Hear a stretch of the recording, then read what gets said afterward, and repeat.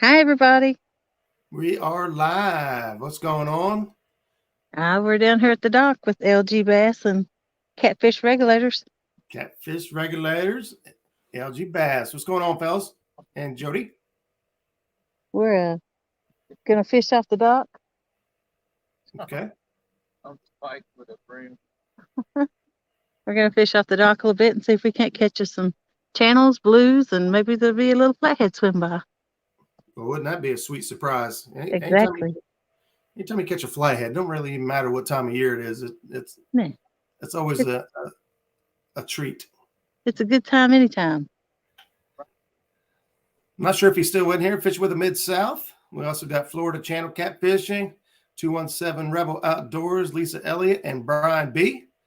Annette Morgan's joining us as well. Hello Howdy. and welcome. Howdy do. I'm going to get some bait and I'm going to throw out.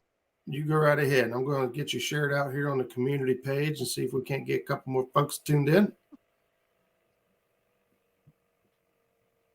Let's see if I can get this over here. There he is. I can't hear anything. I'm out listening to a band. Just wanted to say hello. So thank you, Michael. Van, what's going on? Steve Adams, Chris Everett. I'm going to try to get this shared out real quick on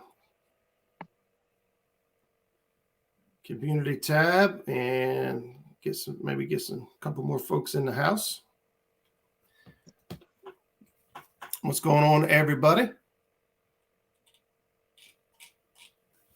Van calls you Sharky. Is it a full moon out? I don't know. I haven't even been outside. Tinkerbell's in the house. What's up, Michael? I'm hanging here, hoping Jody get going. Van, what's up, buddy? Tinkerbell, thank you very much. Got Brian B hanging out with us.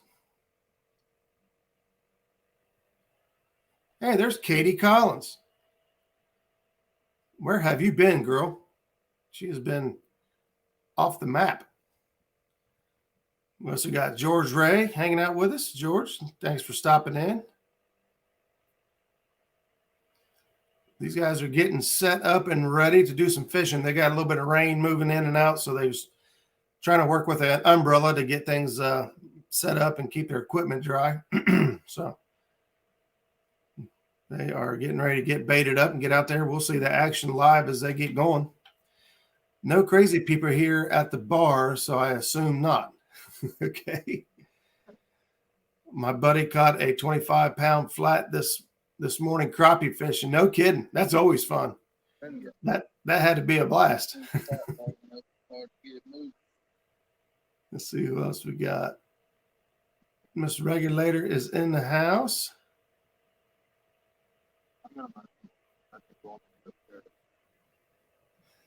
So I've got a big channel cat while crappie fishing. I caught it on an 11-foot ultralight rod, but it was only 13 pounds. I can only imagine what a 25-pound flathead feels like on crappie rods and reels. That had to be awesome. I love fighting them with light tackle.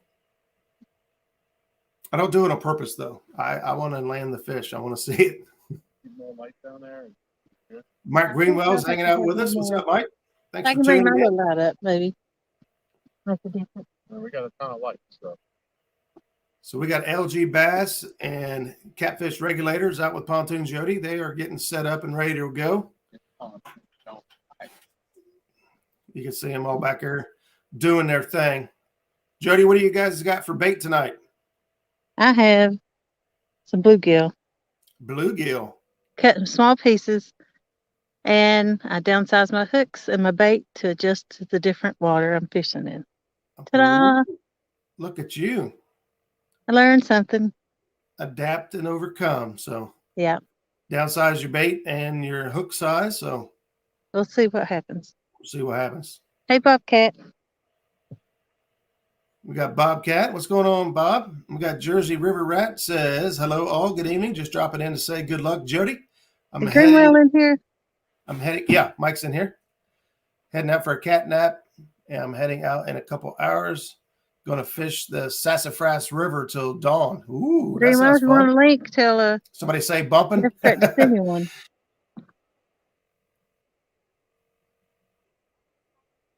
I can send you a link, Mikey, if you want to hop up here and we can talk a little bit while these guys are getting underway. I'll send you the link and you can decide whether you want to use it or not. How's that? I'm going to hang out for a little while, but I won't be. There we go. I won't be in real late. I'm getting up about 4 o'clock in the morning and going to hit the river with Skip and Zach. So we're planning on going live in the morning. So we'll see how that goes. Our dam is cranking out 140,000 cubic feet a second. That's a lot for us. So we'll see how that works out. We got Pork Chop in the house. What's going on? Thanks for stopping in. David Smith, pleasure as always. Thanks for being here. George Ray's already dropping links, helping everybody out. Gotta love it. Love the support and helping each other. We do it in so many ways. We do it through information. We do it through monetary values, and we do it through sharing links and helping each other rise up.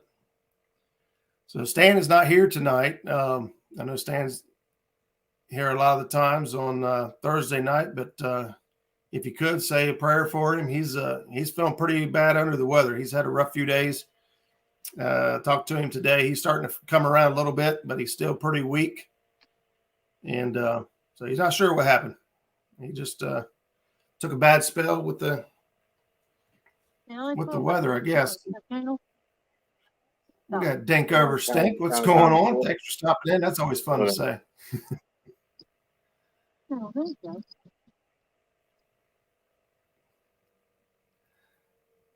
So, Jody, are you the only one throwing rods out tonight?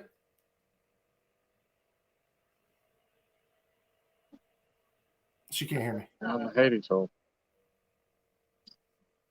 Come loose. Oh, she got hung up already. That big volleyball line. I got to fish with Jody the other day, and she wanted to show off her casting abilities as of late. And so we decided to have a cast off. Who could sling it the farthest? And Jody was pretty tough to beat. I don't think you beat But I think me and J Dog just finally decided we tied. We couldn't decide who was farther. I was farther, but I didn't want to hurt his feelings. Angler of the Ville, what's going on? Bank Fishing Adventures. Thanks for stopping in. I know, but it got dark on us when we were trying to catch bait. I was thinking that as I was sitting there filling the bucket, and I said, I knew you wanted to do that, but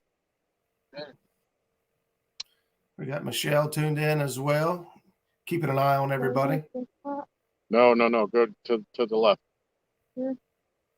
No, your left. Yeah, that way.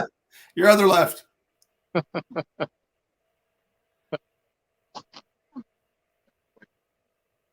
Hurry up, reel it in before you get that cut.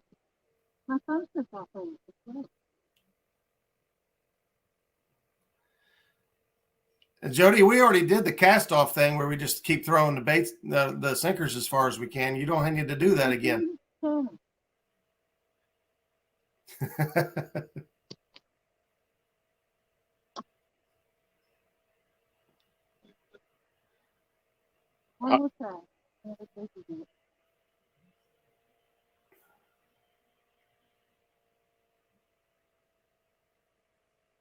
Yeah, David Smith's asking Van, how you feeling? How you feeling, buddy, after the fender bender? That's more than a fender bender. That was a fender pop can crushed. Throw it out. I'll throw it out for you, Let me try one more time. Is there something she's trying to hit out there? That might have done it. Line. Didn't take any? Huh? Huh? You want him to try? You want me to try? I really want to get the fish, but can.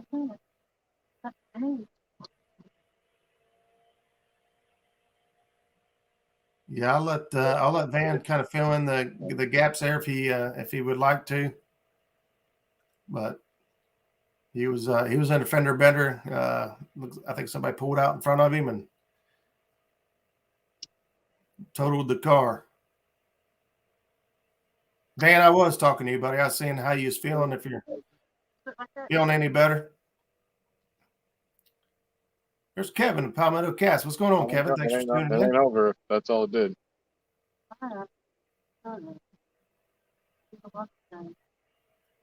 Yeah, Tom's invisible. Did you, is it adjusted right, you think? I don't know 100%. That's the reel she said she was having a little bit of an issue with. And I didn't feel it last night, but I felt it tonight when I first picked it up. We got Kevin B also in the house. What's going on? Let's see. JBT's in the house as well. Thanks for stopping in.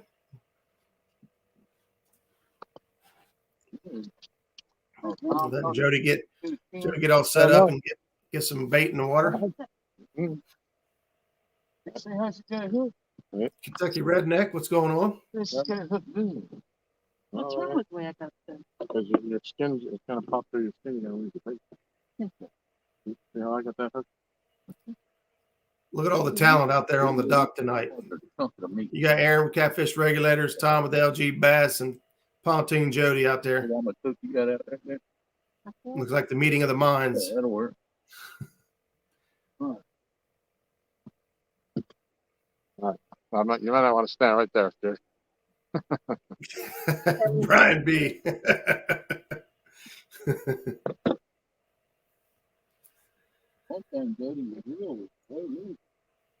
Well, Van, you need to take care of yourself and let your body heal. We only get one of them, so you got to treat it good.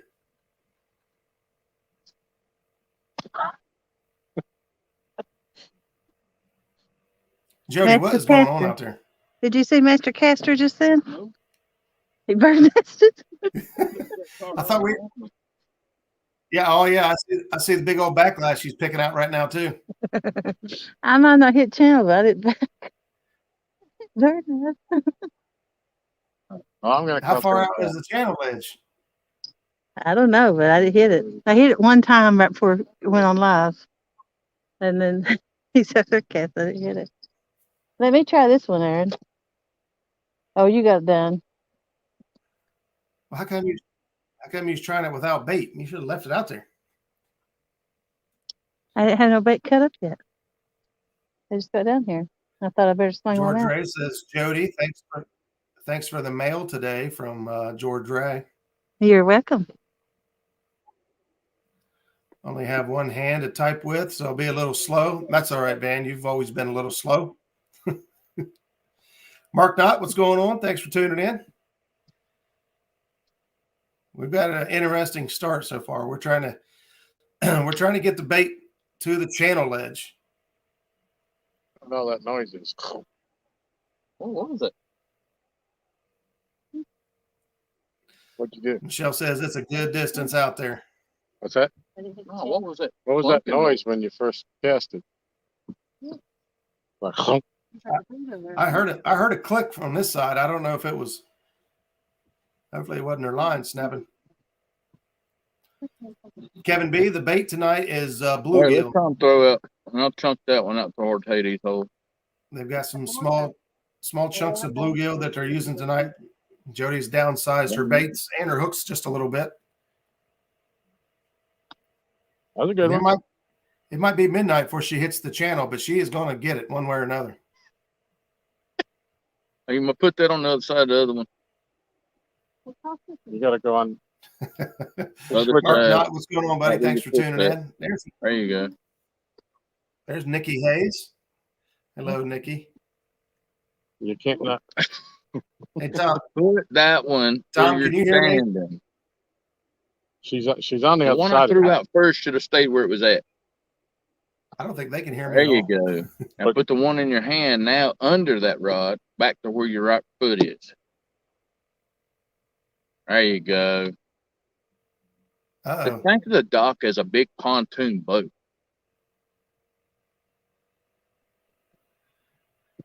No, Oh, boy. up right where your right foot is. Jody's in trouble now. Right. Tinkerbell There you go. done put her foot down. Then you can tighten the slack up on both of them while you're there. What's that? Whiskers and Stripes says if she doesn't hit the channel, does she have to go swimming again? Roger said, if you can't hit the channel, you gotta go swimming again. No, somebody else that question. Enjoy telling me what to do. Is that going to last there? Bossing me around. Do this, do that. Hey, Tom. Michelle told me to ask you how far out is that channel ledge? Apparently farther I can throw, which is 225 feet. 250 feet is about what I can throw. You can throw 250 feet, and that's not to the channel ledge? Nope. Ooh, It's all right. that's rough. Rico. I'm going to have to get you a surf rod to fish off that dock. Hey, Steve Mosley. Nikki Hayes. Michelle. Bobcat. Tom with jokes now. Hello. Katie. My girl Tinkerbell. Whiskers and Stripes. Mark Knott. Tinkerbell's mad at you, by the way. Why? She can't be mad at me. Bank Fishing Adventures. Fishing the Dream. She says she's your number one fan, and you sent George a sticker, and not her. I was I'll in let you there, handle that. buddy. I would have just been asking how many cue cards and takes do we have? Cue cards and takes for what? Casting? You didn't give me no casting lessons, you and LG I yet. thought you said Yeah, you you been should. casting all I've day. been practicing. Hey, Kevin We B. were practicing on the boat the other day. Yeah, from the big rock. Lisa Hilliard. Van. JBT. You should No have started chicken. casting about 9 o'clock. Thanks, Roger, for your, thinking I've got this. 9 o'clock. 9 a.m. or 9 p.m. Well, I was saying 9 p.m., but what I'm seeing so far, there's Don't- Chad. No Fields the Water. Hey, Chad. If you haven't made the switch over to Chad's new channel, and you like the content that Chad kicks out and all of his tournaments and everything, you don't want to miss a thing, and get subscribed and get hooked up on the Fields the Water channel. And I have a There's request. Freddie. I need a couple moderators to drop some links. I've got them in the description. Oh, You got Chad's down there. moderators. His George new- Ray he's definitely been on needs it. dropped. And you got Muskrats. You got Lyles. And you got Marks. And then Steve Mosley is down there. Well, there you go. These And, are all in the description. Yep. And I also got a girl who dropped a video. Her name's Sandra Hillary, Yeah. Florida channel. think you need to look.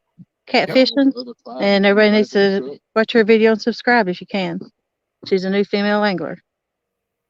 Well, we love to see everyone out there, and there's definitely plenty of room for more female anglers. Yeah. And the more of them that get out there and show that this can be done, and hopefully and encourage other female anglers to follow suit and get out there and throw elbows and get doing what they like to do. There's Eric with Fat Boy Catfishing. What's up, buddy? Thank Heard you, you say you're going Michelle. to be hitting Hoover on Saturday.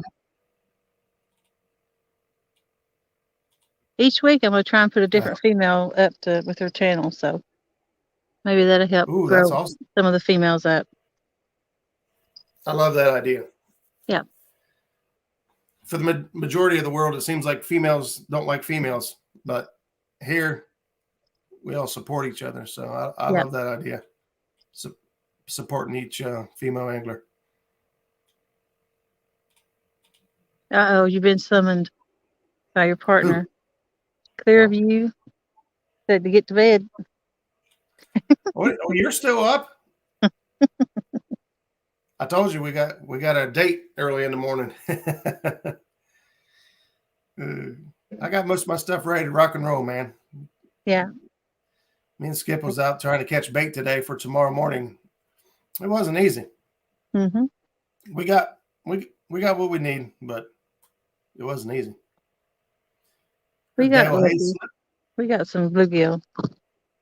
we got bluegill and shad. I think it was like 50-50 Happy mix. birthday, Nina.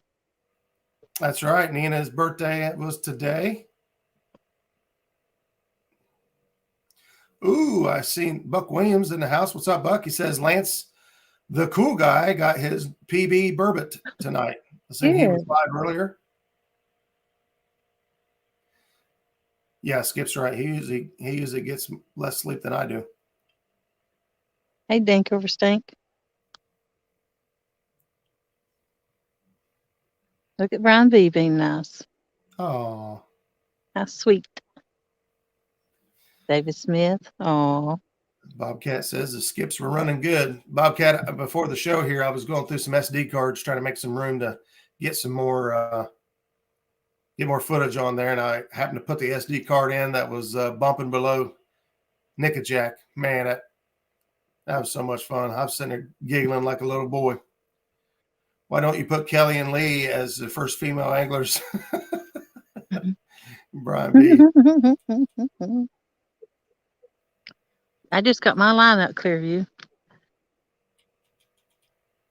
Yeah, we're just getting started. I ain't caught nothing but a hard time yet. Well, you may have caught a bat. A what? A bat or something flying through the air. Your bait spent more time in the air than it did in the water so far. Yeah. There you go, Freddie. Did you hook Nina up for dinner tonight? Did you rub her feet? Treat her good? That whole did I take Justin fishing thing come right back on you. Yay. Happy birthday, Nina.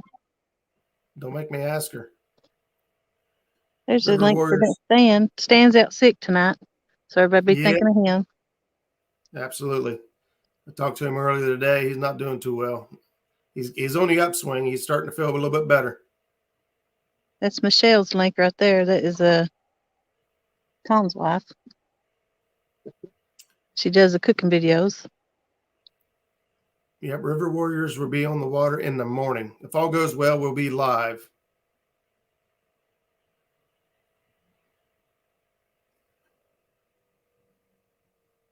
Is this Amy's channel? You don't know. It says Amy in it. I bet it is. It's hard to tell. Yeah. What's up, Kevin Baker? Tag, you're it. Oh! Catfish Regulators, when we started, he only liked 5, hitting 300 or 400. What is it, 400? So he needs 5 people to hook him up.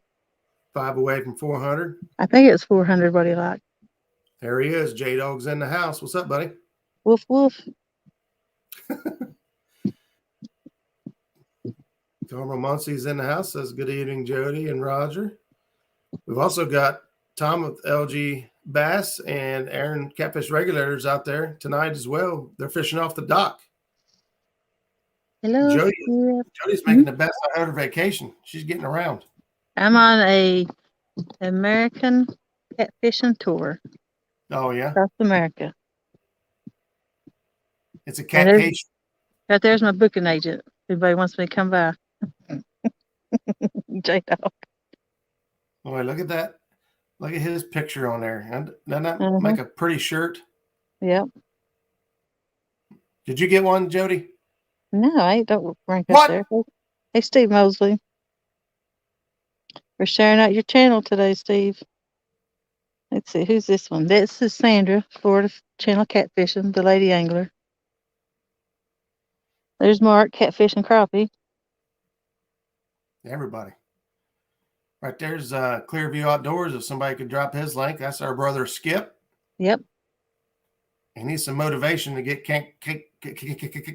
cranking out some new content. He's got plenty of footage. Trust me, I'm in half of it. All the videos where we catch fish, those are the ones I'm in. You're welcome, Steve. Let's see. Here's Brian B. catfishing.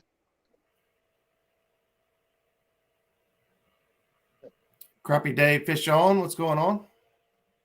Mr. LGBASS, that's his channel. Yes, J-Dog gave me a bubba knife for Christmas. She got a bubba knife and a shirt. I didn't get a shirt. I just asked, did you get a shirt? You said yeah. I said no. I didn't rank up there. So you got the shirt, or he got the shirt, and you got a knife. Yeah. Hey, Becca. I'm out. Hey, Tim Melina.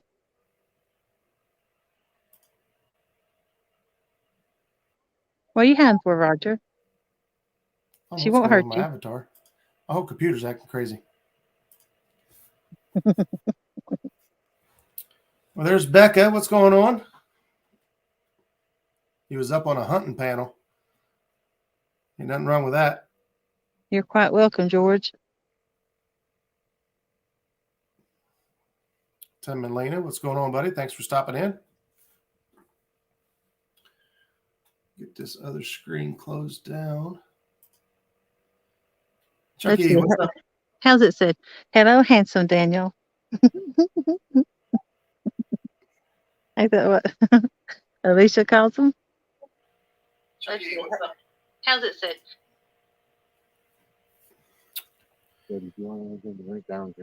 Jody, you got 64 people in the house already. I'm good. I've got your pop down here somewhere too, and my Gatorade.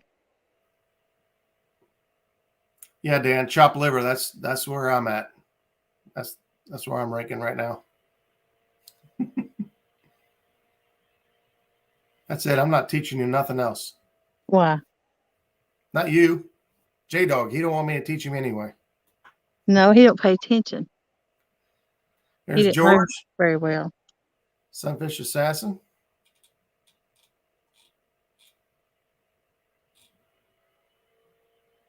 Thank you, Dale, for dropping my link. I appreciate that.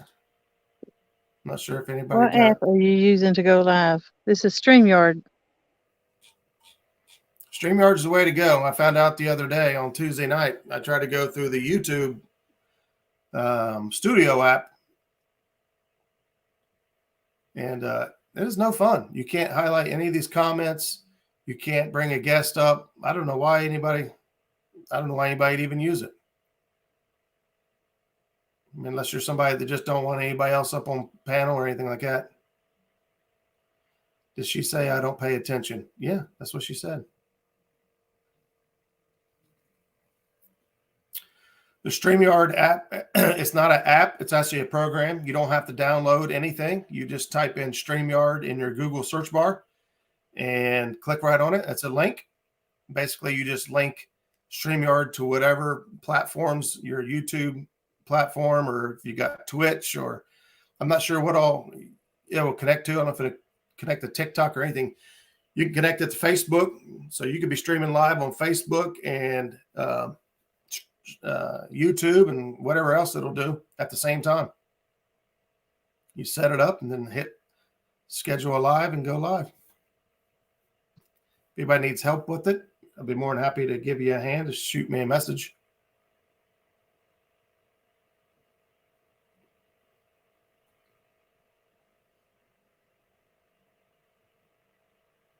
$69 people in the house. Hello, everybody. What are we going to get into tonight? You're going to get into a mess of fish. There's my favorite one of all time.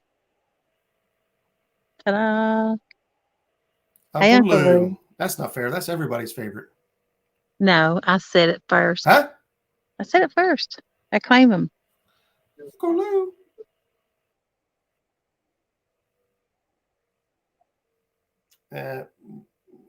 We claimed him long before you even came into catfishing world. Hey, Roger. On you. You have to rewind about a year. What? On you. Call it like it is. I do too, so.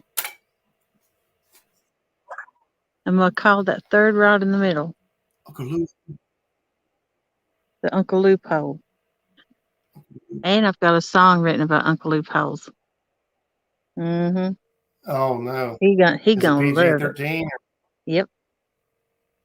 Are you gonna sing it like Becca does? You know, Becca could sing it better than me. Because guess what I wrote it to? I stole the rhythm off The Devil Went Down to Georgia. Oh boy. So yeah, it's a pretty good one. Boy, oh boy. When we get to hear this debut. I didn't say I was going to sing it. Now we talk about hidden talents on a lot of these shows. Singing Does ain't Jody one of have a my hidden hidden talents. Everybody knows that. I sing in the shower and the car, so you got to take your Yep. pick if you want to hear me sing. I sing all day, every day, and I'm told quite frequently to stop.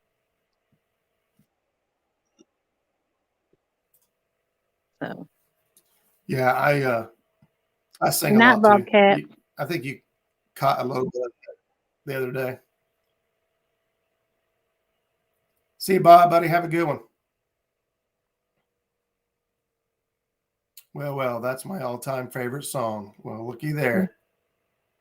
I loved it. I listen to it every morning. Devil Went Down to Georgia. That's how I start my day. Really? Yep. There's something we learned about Jody tonight. It's a good, fun song.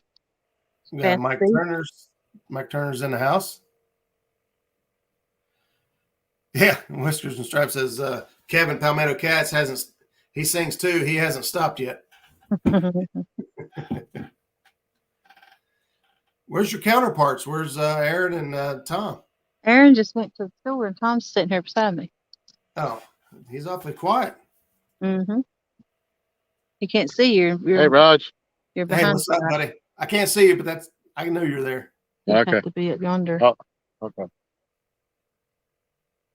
What are you talking about going live? My From concrete last step. shirt. Yep. See his shirt. Oh yeah. Booyah. I see Jody gave me one when I saw her. Yep. Yeah, I got mine last time she was here. Well, I'm happy to have one now. Yep. We were talking about going live. I think somebody was asking about what platforms to use, and I was just sharing my experience with the YouTube Studio. I don't like it. StreamYard seems to be hands down way better, and I was just trying to give somebody a little tidbit of information. You got extra blanket rod holders? J-Dog got a Jody shirt. Yeah. You want those more lines out? He's already put one back there. Okay. We'd have to just see where he put his. There we go. Michelle says there's 71 people watching, 57 thumbs up. Let's see if we can even that out a little bit. I'll pull one of these and you want to put out another one? No. What's going on, Max, the Mad Catter?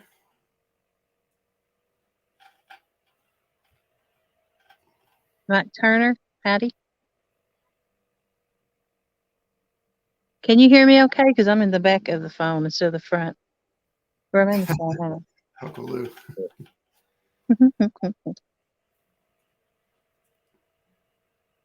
Hey, do you want to go ahead and tell everybody what you're using for bait and what your strategy is tonight, since how a lot of folks weren't here at the very beginning? I'm using cut bluegill tonight. I've got the 2 orange poles in the middle, Uncle Lou poles. One of them Ricky gave to me. The other one my girls give to me.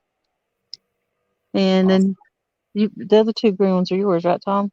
Yeah, the green and the green one on the left is a Mad Cat Surge, and the one on the right is the Mad Cat Bolt. And I also have a brand new Uncle Lou's rod that I got for Christmas, but Jody already had 2 orange ones out, and I figured it'd be hard for us to, in a scramble, if we had some takedowns, it'd be too hard to figure out who's whose. You're expecting some fast action then, huh? If they're orange, they're all mine. I hate to have to hip check her out of the way, you know? Yeah. That happened last time I was here. I got knocked down. Yeah. I tried to switch her rods on the boat. Hers were a lot brighter and newer than mine. I was like, yours are so clean. They ain't caught fish yet. Oh, yeah.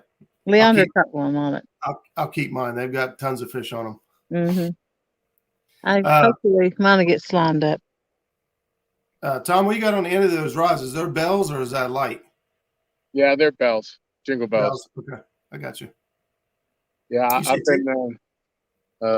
I've been known to kind of nod off, explore the inside of my eyelids down here late at night on many occasions. So the bells help me. now you buying just the clip-on bells, or do you have something in particular? Yeah, they're just the clip-on ones from Amazon. So something I did a couple of years ago, I ordered a whole bag of the round 1-inch Christmas bells, and you can get a whole bag of the bells, but you can also order the clips, and they have a little hook on them on the bottom of each of them that you can hook them. I think you're supposed to like maybe hang wires or Christmas lights or something with them. They clip on things, Right? but you could take that clip and run it right through the bell of the bell and crimp it shut a little bit, and you can have those bells, and they're Christmas bells then that hang on there, and it's super cheap. You buy 100. And like I said, I bought them 2 or 3 years ago, and I've still got 50 left. Yeah, I think these ones were $8 for 40 of them. Oh, that's not bad. Yeah, Not and bad. we have the Amazon Prime, so we didn't have to pay shipping on it. So it come out all right. Yeah, but you go through a few of them obviously you can't cast for them on, but every now and then when you're fighting a fish, if he's really jiggling the rod, one might fall off. But for the most part, they stay on pretty good. Yep, I got you. I forgot who said it. David Smith asked, how many fish are you up to now for the year? We still got one more day left to add to your total. I think it's 385. 385, man, awesome. Yeah, it's been slow since Christmas, or since we hit the 365. We had one more good day after that, and then it's been one here, one there, and the fish are kind of, I think they're in a transition phase. They don't know. It's been so hot here in the afternoons and so cold at night. They haven't really committed to to moving up. The shad die off hasn't started in full force yet, and that's what they follow. So until all that bait bunches up, they're going to be hard to find. So now that you've hit your goal for this year, are you setting a higher goal for next year? I think I'm going to go for a 333-pound sturgeon from the lake.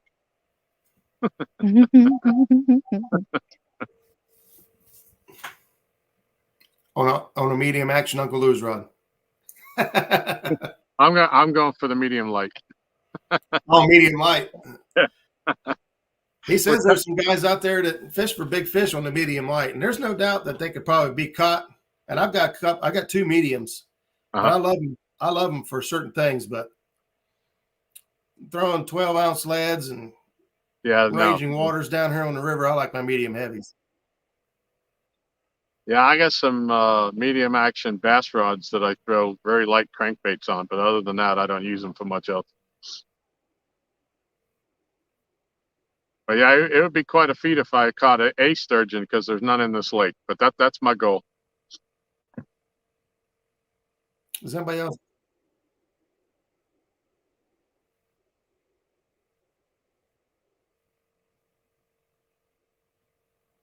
I got you.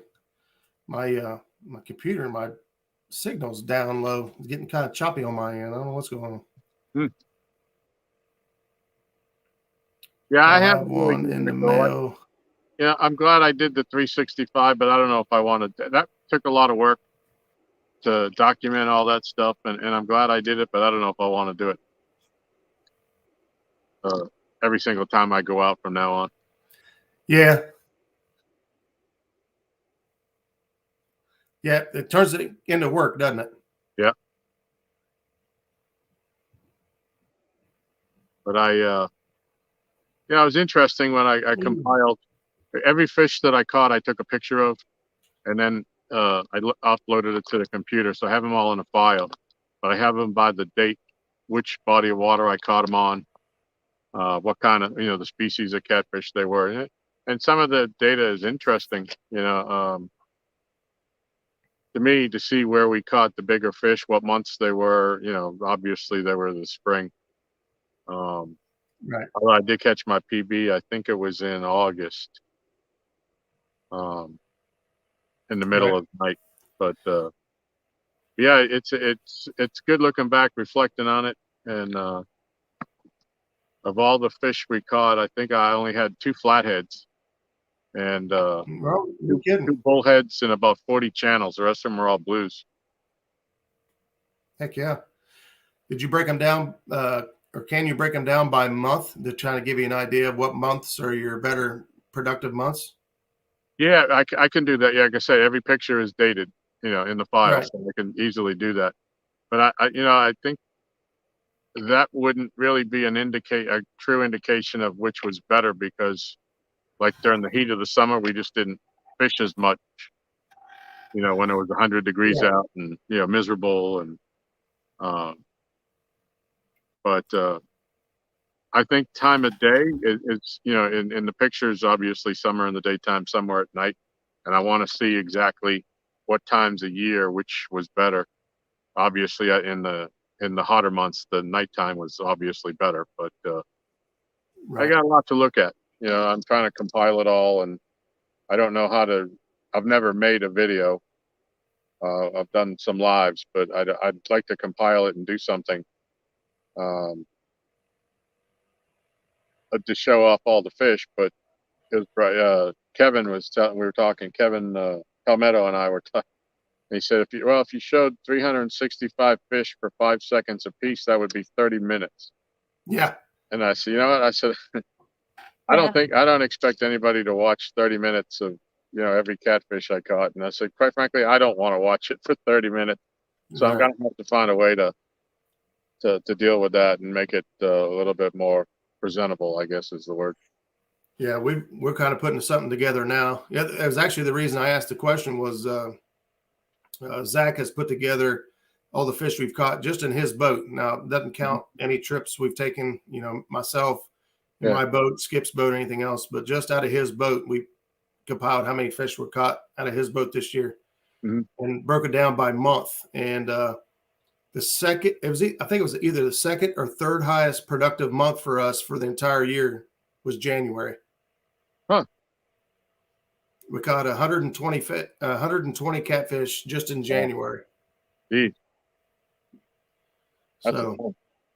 yeah, I think our highest productive month was September, believe it or not. September, Huh. I think we had close to 160 some fish just in September. Wow. Yeah, we don't have the numbers like that here. That's why this was, for some people with 365, well, that's easy, Right. But Yeah. we don't have those. Very seldom did we have a 5 or 10 fish night, and then we're splitting, half. I would catch half, and then Aaron would have half. So, I didn't count, obviously. Those weren't my fish. So Right.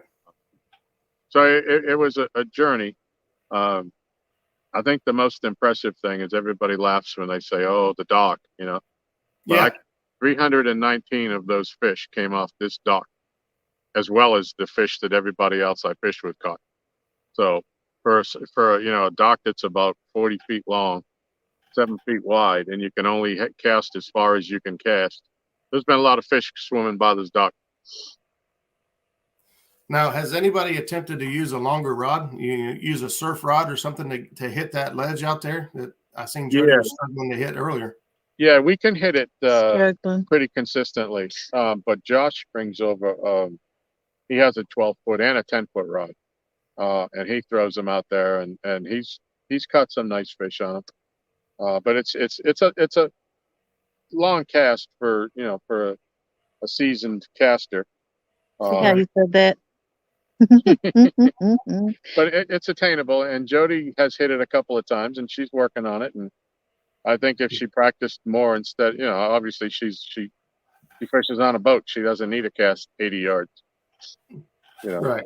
But with a little practice and getting to know her gear, when she came, she was disappointed she couldn't cast out there, but she had boat reels, and you're just not going to cast them that far, no matter what you do to them. Right. You can't tweak them enough. So now she's got some shiny Abus and some Uncle Lou's rods, and she hit it tonight before you all started, and she hit it last time she was here a couple of times too. So But I noticed she's getting much better. She has been practicing, I can tell. Yeah. She's getting much better distance than she did the first time she was here. There we go. 80 yards to the ledge. Michelle told me to ask you earlier, but things were kind of still moving around.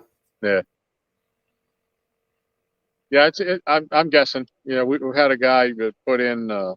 Obviously, you can tell by casting it, but we had a guy put in at the ramp right here at the dock, and we had him go out there and just sit where the drop off was on his graph so we could see it. Uh-huh. And, unfortunately, obviously the closest part is a straight line, and right out in front of the dock, there's a massive line, and there's something out in the water that people kept getting hung up on. And if you throw out there, we call it Hades hole. And if you throw out there, you leave your bait out there all night long, because if you try to reel it in, you're gonna be hung up. And the hope is that a fish will pick it up and swim it out of there for you. But Yeah. we catch enough fish in there that it's a gamble, but it's one we take. Now, have you snagged and broke anything off and brought it in to let you know that there's actually something there, or could it possibly be the ledge itself not be able to clear it? Yeah, this lake was flooded. When they made this lake, they basically chopped down all the trees around the old river ledge and they flooded it. And there's a lot of huge, like, kitchen table size stumps out there, real old growth stuff. And there's mussel beds all around it. And yeah, the biggest thing is once somebody's line gets caught on it and you snap it off, all that line's out there, and everyone that comes behind it just adds more to that pile. Aaron had it he had some of it within like 10 feet of the end of the dock one night when his line snapped. We were going to try to get it in and cut it off and do what we can. And probably in the spring when the water warms, we'll probably try to do that. Go out there and figure out what it is and clean it up a little bit. Because as they run the current, all that line starts to move sideways. And right now, I said, if you throw straight out off the end of the dock, which would be the easiest way to hit the ledge, you're probably going to be hung up. I got you. Hey, Philip, thanks for asking. The neck's feeling a little bit better. Still a little bit sore. Depends on how I move it and what I do, but it'll be all right. I'm getting better. Brian B., are you going to do background singing on Haz's video? Wow.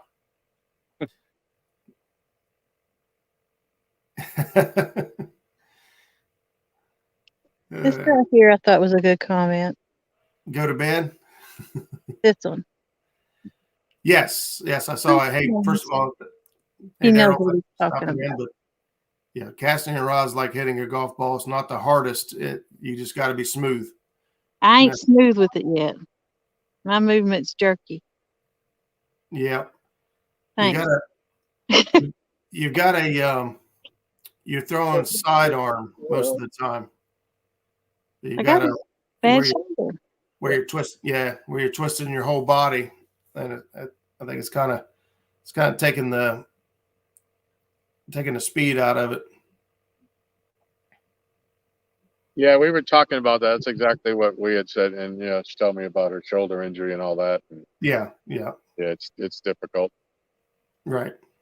Yeah, you got to do the best you can with what you got. Yep. Casting far might be your goal, but tearing your shoulder up and being sore and not be able to fish for a couple of weeks ain't worth it. I will hit that channel. I believe you. There's no doubt about it. There's many nights when, on my if you horizon. can get near the edge of it, up on the flat, there's about 5 or 6 feet of water where it drops off to 25. And a lot of times you can intercept them. They come up out of that channel to feed, come up on the flat. And there's mussel beds all along the edge of it. And we catch a lot of fish, up on top when they're actively feeding. Everybody don't forget to go subscribe to Florida Channel Catfishing. That's Absolutely. Her right there. Sandra, she dropped a video. Watch it. She's a new female angler. And just go show her some support. The link's in the description. That's awesome, Jody. Everybody be sure to go check her out and set the hook and watch the video. and be waiting to see for the new content coming out.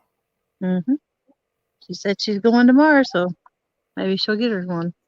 There you go. I'm going to end up popping off here in a few minutes. If anybody else is interested in coming up on screen. I think Mark's fixing to come up. Oh, Mark. Okay. Mm-hmm. I'll wait on him then. Talking about casting. Uh-oh. What you got, Brian? What about it, Brian? I think I'm getting a bite. Get a bite? That left rod? The middle one. They're both in the middle. The second orange one. How do we know which one's the first one? Jax, I don't know. The left orange or the right orange? The right orange. Holy cow, you got me. She walked right in front of the light. The whole left rod disappeared. I thought it was gone. We did lose an Uncle Lou's rod in the river this week, but Oh no. oh yeah. But I was quick, and I was using a good 12-ounce weight and drug it across the bottom on the first cast and snagged it in the very top eye of the rod and got the rod back. That's probably the best catch of the day. It was, because the only other thing we caught was I caught a little blue cat, probably 5 pounds. That was it. Yeah. It was rough. We found the fish. We marked them. We set up on them. We presented fresh bait. The rest was up to them, and they just did not cooperate. Yeah. Well, we came down here for a little bit last night after the show, and we were still setting up. Jody had one rod in the water, and that was it. And by the time we trying to get her second rod set up and get my stuff out, she had a fish on, and we landed it, and we said, "Hey, we've been here like 3 minutes, and we got a fish, and we never got another bite the rest of the night."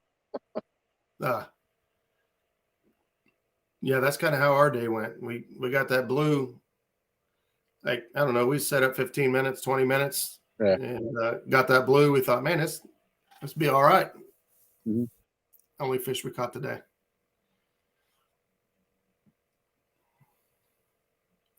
Sampy's in the house. What's going on, buddy? Thanks for stopping in. I'm not sure how many folks we got in here, but it's been pretty 70. steady. I think 70 right now.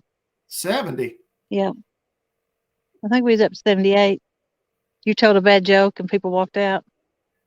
What? Slam the door. You need to work on your material, Roger. Where do catfish keep their money? Where? In the riverbank. Uh-huh. Well, crap, I lost 2 people. It's down to 68. Oh, man. What do you call a slow Jamaican? I don't know. What? I forgot. Nice. Oh, a Pokemon. Very original. Hey, I got little kids that tell me these jokes. Mm-hmm. I can't tell the jokes that. Thank God I got a new guest. Help, Mark. Oh, Brian B.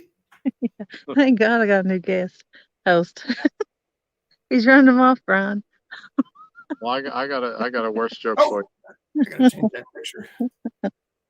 So why are fish so smart? Why?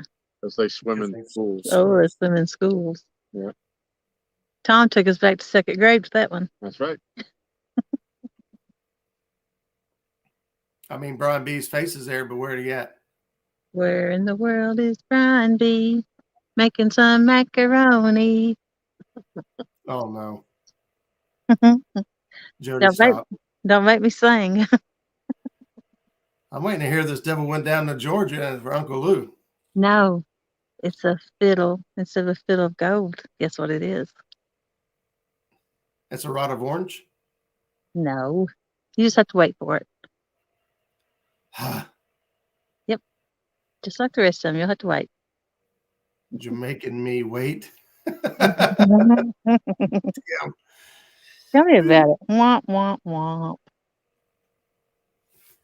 Rough crowd. Uncle Lou here at first. You have to approve it.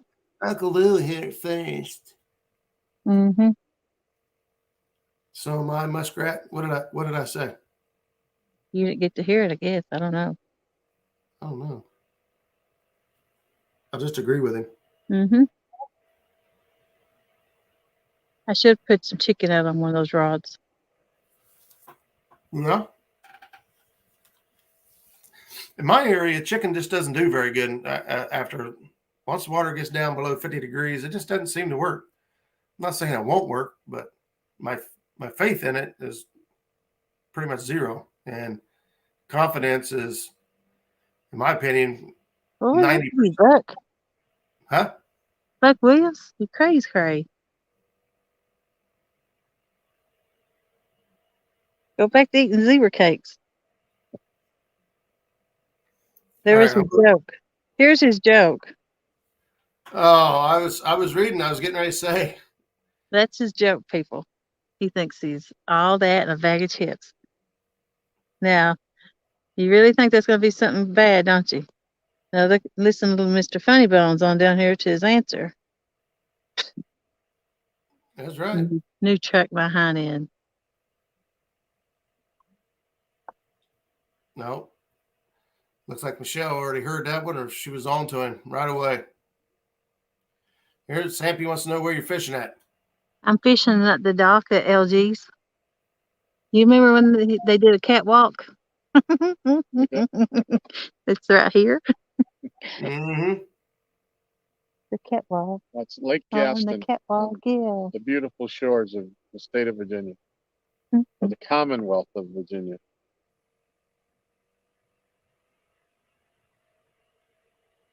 Yep. Uncle Lou approved of your joke. There you go.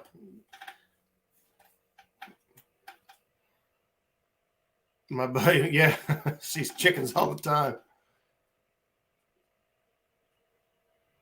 There you go. Oh, thanks, Mr. Strap. Really nice. I forgot about that. So thanks. Appreciate that. Very nice. Not. Let's see. Remove user from stream. What? Are you kicking me out already? That's kicking up whiskers and straps. No, I'm just teasing. Where did Brian go? I wonder if that's really Brian. Maybe it's one of them nasty people. How long did you leave him in the basement? Maybe it's one of them nasty people. Maybe I did kick him out before he shows himself. Yeah, you might want to proofread. You might want to make somebody come on camera before they come up on screen. I don't even know what his picture looked like. I can't see. Well, it looked like he showed up right as you kicked him out. He says spoke.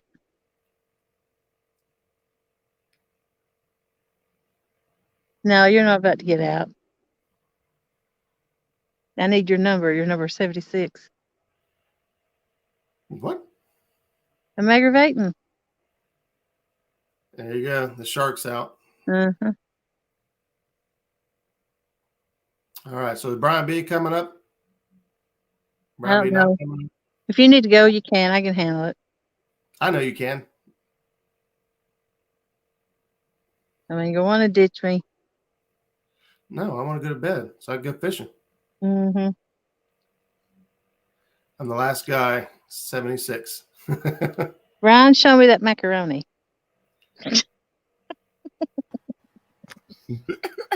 How you trying to put me on screen like that? She was slim, didn't she? She tried to get me. I don't know what happened. I was talking and then I see my the little ring around my name wasn't couldn't hear me. Evidently. Oh. I don't know if I got your address, Dan. I only give them to people who had their address too. That's an important part of the equation. Oh yeah. I got mine on the wall. I sent my address to Brian B. Yep.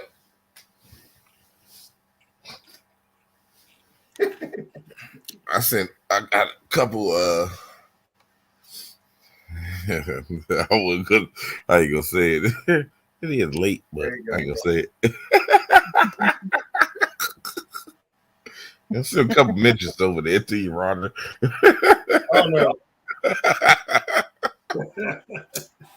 Oh, that's ought to be good. Well, I'll go find it, Dan, and I'll send you a Valentine's card. There you go. What? Don't ask, don't tell. A Valentine's card. He didn't get he said he sent me his email and his address, and I sent him a Christmas card, so I'll send him a Valentine's card. I'm jealous now. Well, Jelly, I'm going to hop out of here. I'm going to hit the hay so I can get up in the morning, get on the river. So good luck, guys. Have fun, and we'll catch you guys next time. Appreciate it. Helping me out. No problem. All right, Roger. See you, everybody. Thanks. Yep. Bye. And then there were two. Yep. Yeah. Literally. He gone. Him gone. Mm-hmm. Let's see if I Won't can come make up here. I was going to bed. And I'm like, you know what? They keep talking trash. Let me come up here for a second. Yeah. I didn't know Van was in chat at the time though.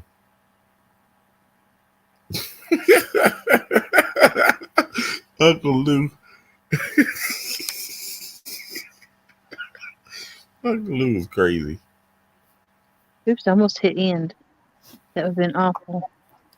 Hey, I did that before. I tried to. I don't know what I. Did I try to hit? I tried to hit leave and hit end and shut the whole live stream down. I think it was on a giveaway. Yeah. Okay, we're gonna try this again.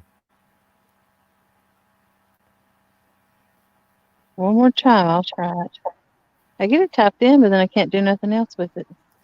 No, I will not, Daryl. We were talking about casting. Said don't be too aggressive trying to cast the rod. Gotta be smooth. Oh Lord, Uncle. There's my email. What is you doing still up? Lietta, get to your room and go to bed right now. Yes. Amy, you should have watched him better than that. There's no excuse for letting him by being out of bed this time of night. Yep. They both probably laying in there on different phones listening to the same thing. Talking about you turn your volume down. No, you turn your volume down. You go to bed. You roll over. Oh man. You too excited to go to sleep. You did. What'd you get, Mike? Tap it in. Yep. I got my record Blue Cat on chicken. I'm fixing to rear one in and put some chicken on. If you ain't got chicken out there, you missing out.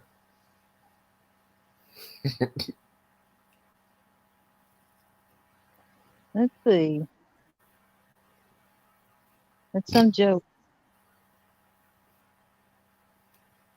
Just looking around. Womp, womp, womp. Lietta.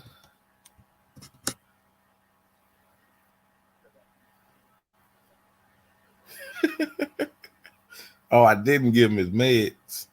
All I did was hit him with the pressure washer and threw another towel on him and told him go to bed. Yep.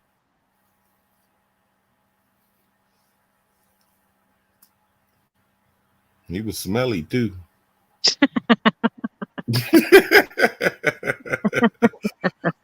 You can't be taking off like that. The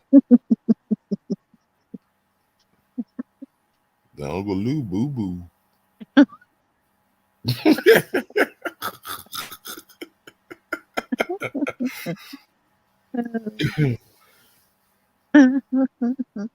Okay, I'll quit laughing and straighten up.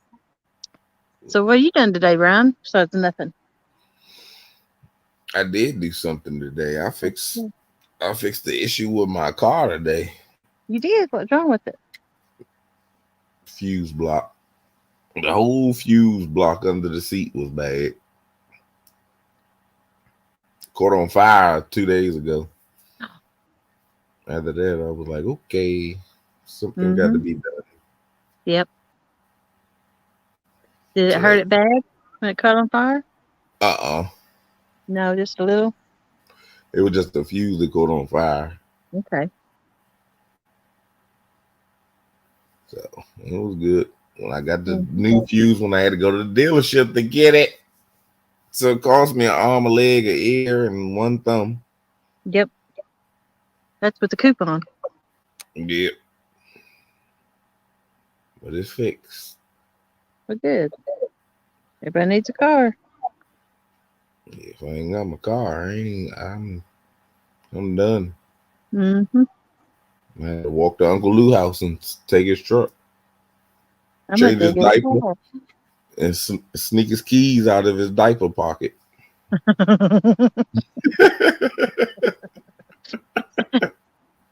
He's probably got one of them big key rings hooked on the side of it to that little tape.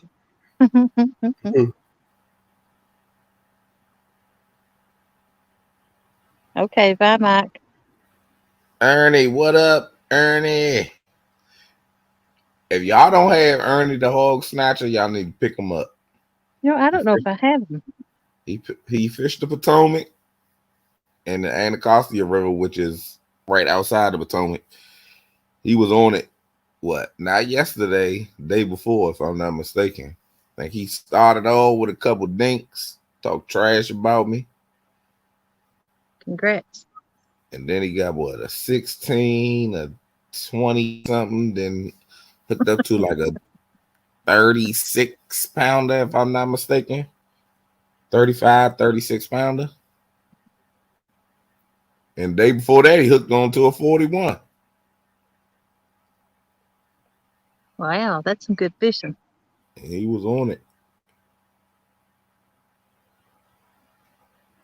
That was nice of him to offer that. What? Uncle Lou, I put a comment up. He didn't mean it, but still nice. He did mean it because he didn't told me that before.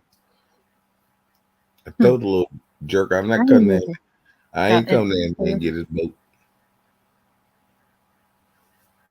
I live too far away from you all. That is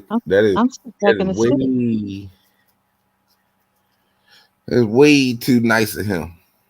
There's you one about stealing his keys. Oh, shut up, Mike Turner. How you know? I know the difference between keys and a key. I wasn't looking for a key.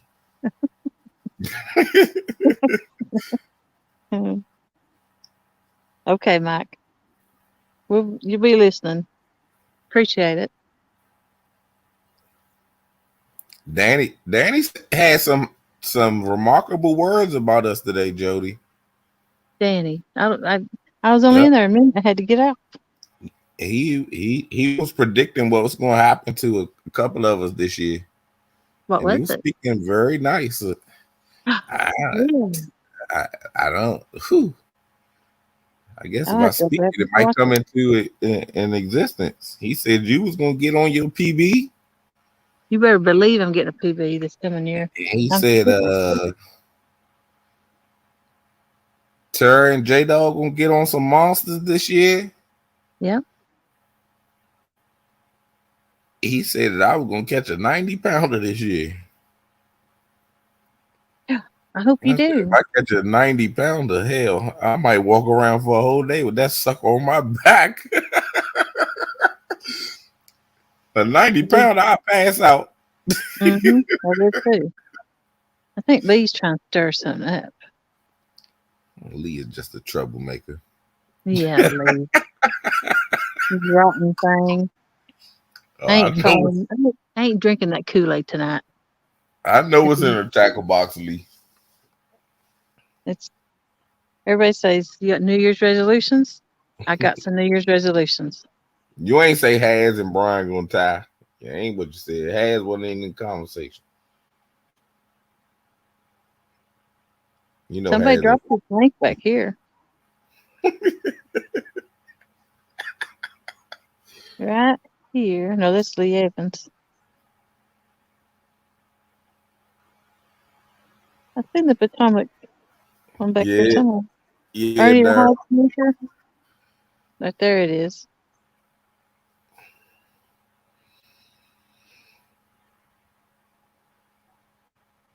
Yeah, Freddie, you'll catch a 25-pounder before the 2022 is over. Mm-hmm. You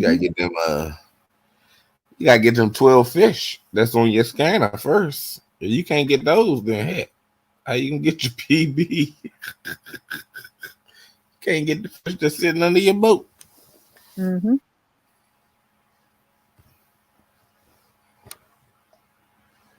That was very nice of you to write that. That was Mike T. That was very nice of you. I don't think I have Hog Snatcher. But I will. Yep. He sit out there and he definitely was on them the other day. Looky there. Michael Murillo. Agent Murillo. Guess what? How they do? I cracked the agent. Guess what? What? This coming week, Muskrat's going to be on Doc Tales, and the week after, ta-da, Mr. Murillo. What? Yes. An exclusive with Michael Murillo. Womp, womp, womp. Oh. Can't wait to hear. Hopefully he has good words of the people that he represents. And not so many good words about the people that he fired. Mm-hmm. Peter Biz. I'm going to go get a piece of chicken. I'll be right back. Hey, give me one too. Okay. And get the hot sauce. Freddie, that ain't nice. That is not nice, Freddie. It's nice to be nice. He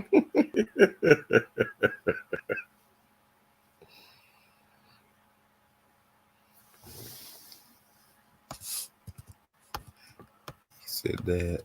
Okay.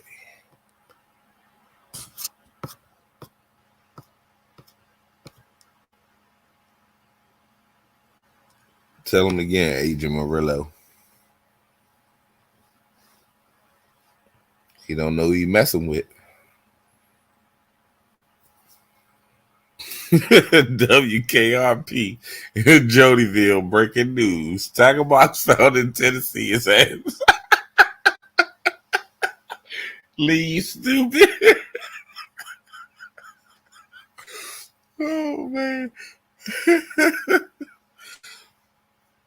I'm gonna beat my PB and you in the winter blues. Freddie, you're suffering from sleep depression. Go to bed, man. Go to bed. Go to bed. You couldn't beat me if I gave you the belt.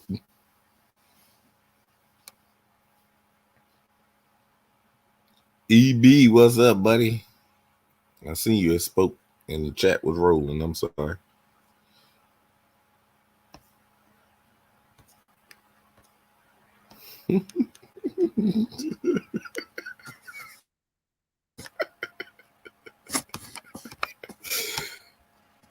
Tell him again, Uncle Lou.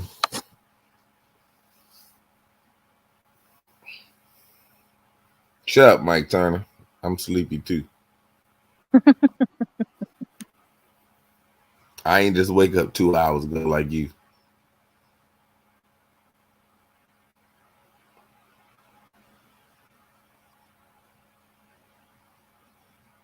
Hello, Chrissy. How you doing?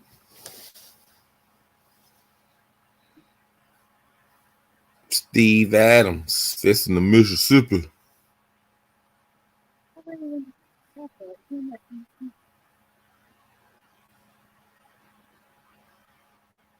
Man, you ain't going fishing. Ain't no point. Ain't no point. Just rest up, man. Get yourself together. Ain't no point in going out there throwing them rods all around for nothing.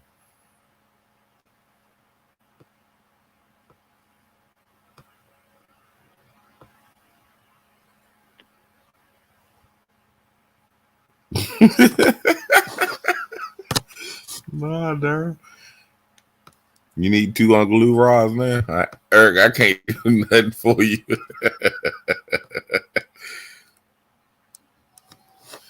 I can't do nothing for you. You got to talk to Uncle Lou. It's PayPal work. I know.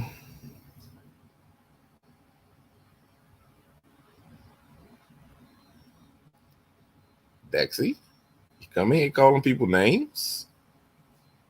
It's not nice.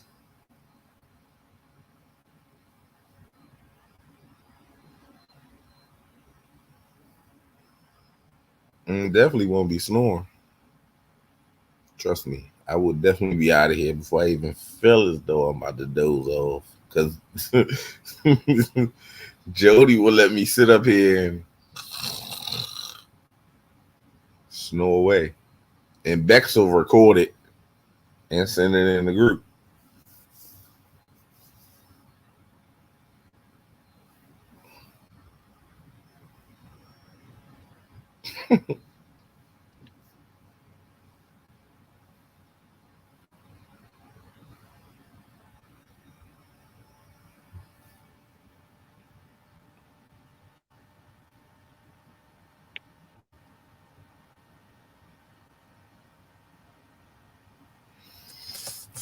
Man, I don't think that's a good idea. You tying rigs with a bad arm. Then you go out there and something happen.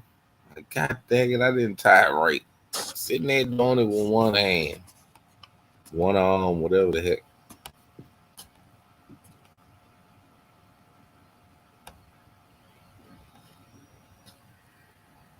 Yeah, David. They got me twice. They won't give me a third time, that's for sure.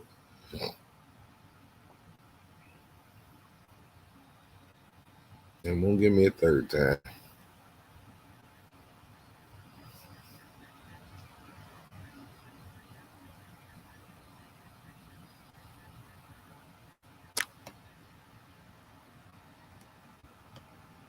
I put chicken on one and I got bluegill on the other.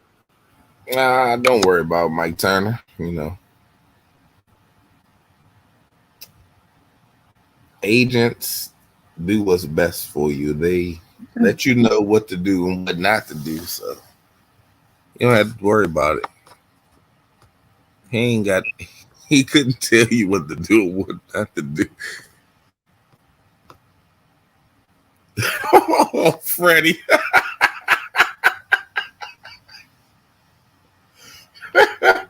Hey.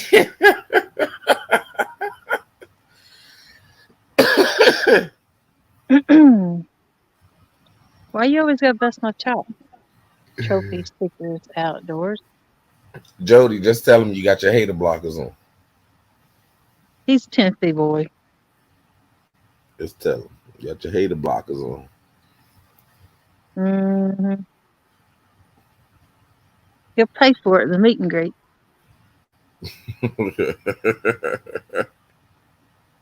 Uh-oh.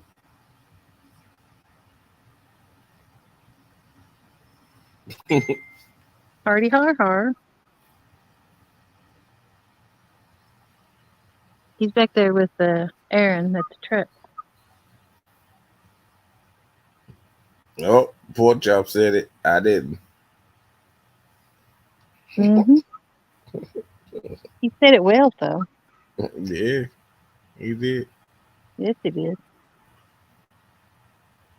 So far, Dominic, I had a bite. That's been it. And we've been out there. Thank you, Kenneth. Glad to see you in chat again. You've been missing for a couple days. I know you were down for a little bit. Glad to see you a little more active, buddy. I lost my float and rattle the other day. Got hung up and lost it, I think, yesterday. Oh, no, you did not. What was that?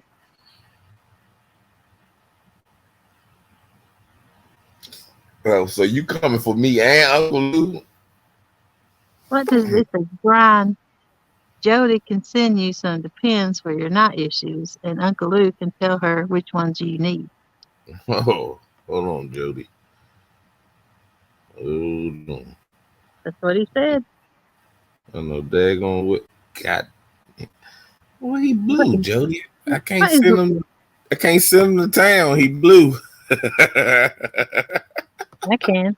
Oh crap! That's my New Year's resolution. Bam! You made me Take run that, myself. little poo-poo beard. That was my New Year's resolution, not to time nobody out. And look how you was a bad influence on me and got me to do that. Year, so. Yeah, it ain't the New Year's. Bounce, Freddie. See you in 5. See you in 5, Freddie. Jody, you need another phone so you can take his wrench. Nah. I can toss him around. I go out of stream, do that, and come back in.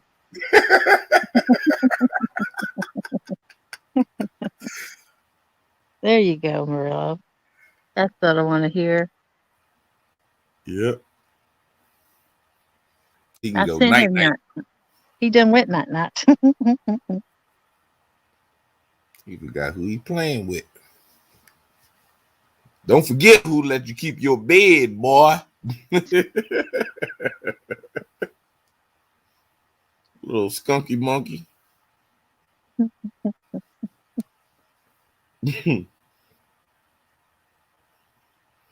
Nah, I ain't gonna bite no more.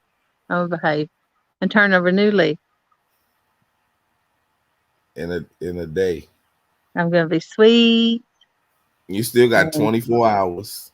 And supportive and not be any mean no more. No, I ain't gonna smack talk. Gotta rest up, Kenneth.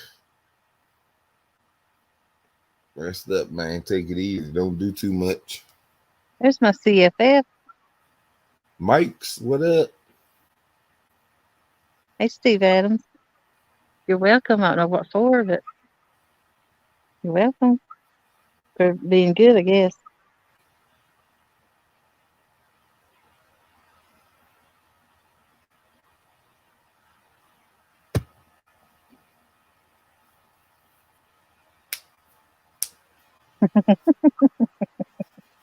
Kinder, gentler, Jody.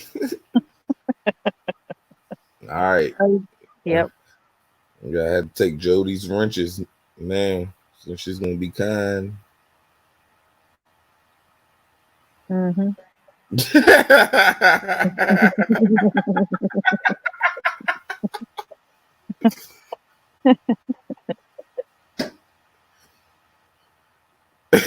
Right, man. Yours has always been accident.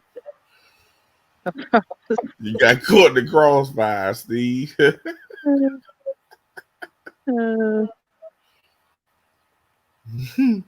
What up, Dale? Y'all understand though. It'd be kind of fun to do that.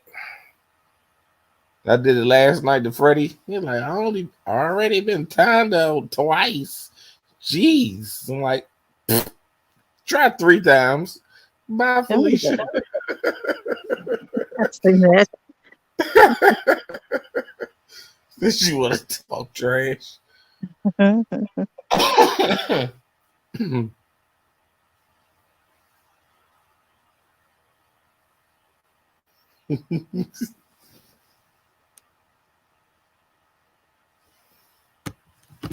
on, kitty. Oh, man. You think we need to put them in different spots? But they're not hour and a half. Yeah, 7:30. That one was hung up when I reeled it in, had a stick on it. Huh. As soon as I pulled on it. Yeah, Yeah, I think I heard that beaver. I think something. George Ray, what up?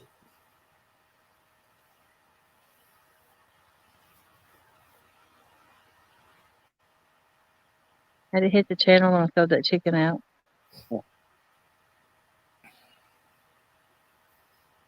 I keep imagining that one pole getting a bite. I don't think it is. I think it's in my head. That's because you keep staring at it. Mm-hmm. That's why I hate bank fishing, because I keep looking like Mm-hmm. from the corner of my eye, like I know I've seen that rod move. Yeah. Like, nah.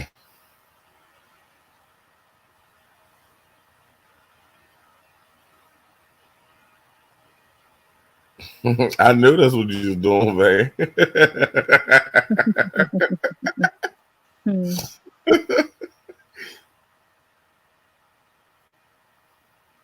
All right, Freddie. Shake the rods and wait 10 minutes. I don't know about that, Kitty Whiskers. How long you been fishing, first off? I got to have an interview process with you. How many years you been fishing? And that tells me if I'm going to listen to you. Stay safe. And have a great night. We had time for You this talking guy. about Mr. Kitty Whiskers? Yes. He just started fishing last month. Did not. Good night, Uncle Lou. Who's taking care of you with the van out of commission? He on his own. Auntie Mindy gonna have to take care of him. God, he's going to have a rash. Nah, it's cold out there, so he'll be all right. Yeah. 35 years? That's how long you've been fishing? I might listen to you then.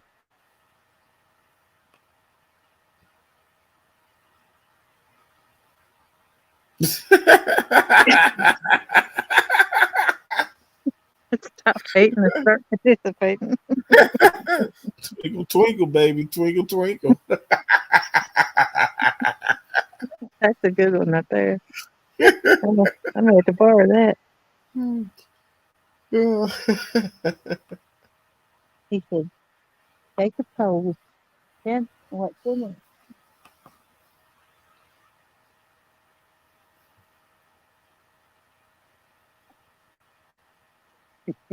I can't believe she said that without that.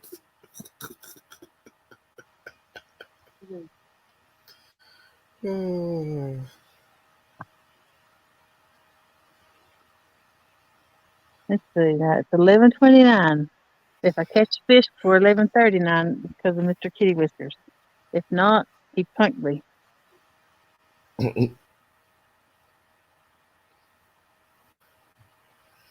Man. You're not his agent, Turner. Man, I did not agree to that. You agreed to it. You got stuck with it. Y'all tried to put my name in it, but I tossed it over to Lee.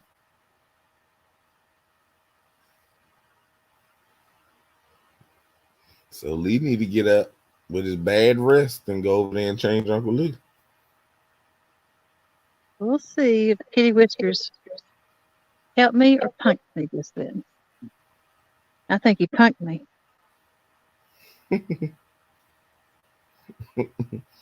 Howdy, Kenneth. You went up there and did it.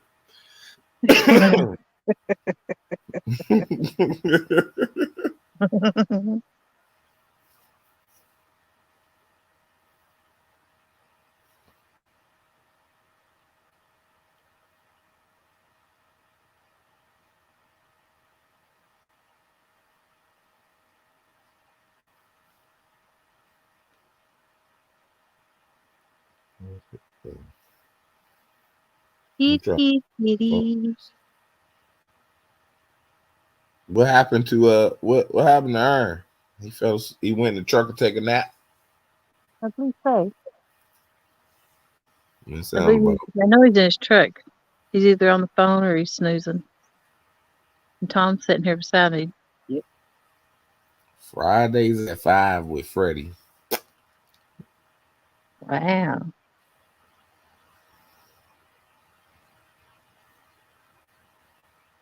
Fridays at 5? Really, Freddie? I've got you beat, Mr. Kitty Whiskers. When I was born, they put a pole in my hand. That's how long I've been fishing. Yeah, you're right. Lee does forget to change his own diaper. I wonder why there's flies going around in the house. Little stinky booty little boy. Thanks for stopping by, Danny. Appreciate it. You know, I feel like I ain't talked to none of these people in forever. Seems like I've been busy. You've been moving around the world, Jody. Yeah, but I miss everybody. I miss chatting with them and watching their shows. Sound good, Freddie.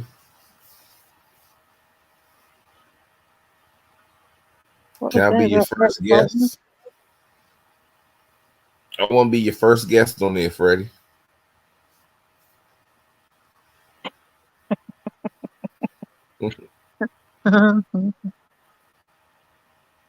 Fire in the hole. Happy hour with Freddie. Yep. What's up, Chris Flores? Howdy do. How are you tonight? You big time now, Jody. What? You got Chris in your chat. Now I got the pressure to catch a cat. Thanks, Flores. Thanks for putting that pressure on.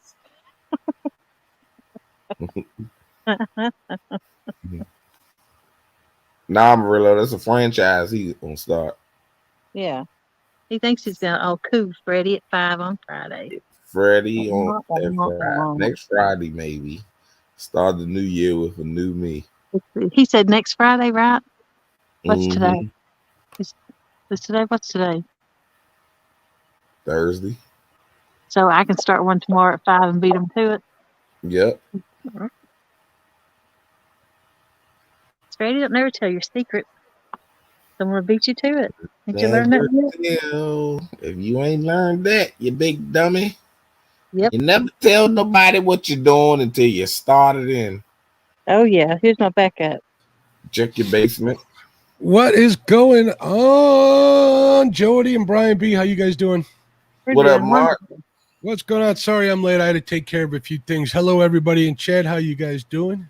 I hope you weren't listening because you heard the things Jody said about you. That's okay. It's better to be talked about than forgotten. So God bless her either way. That's right. That's a good way to put it. Right?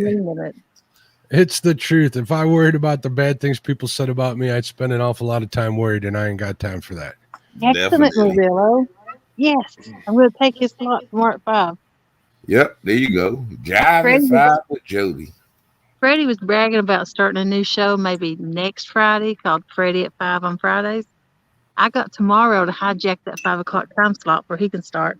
And there's my name. Jive at 5 with Jody. Yeah. And we have to behave because Chris Flores is in here. Hello, everybody. Hello, Chris. I see.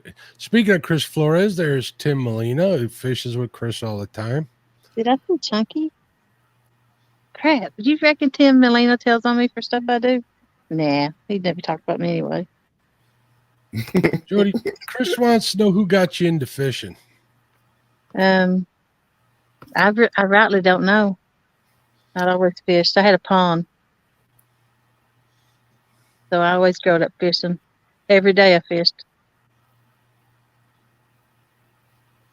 And then I had a creek.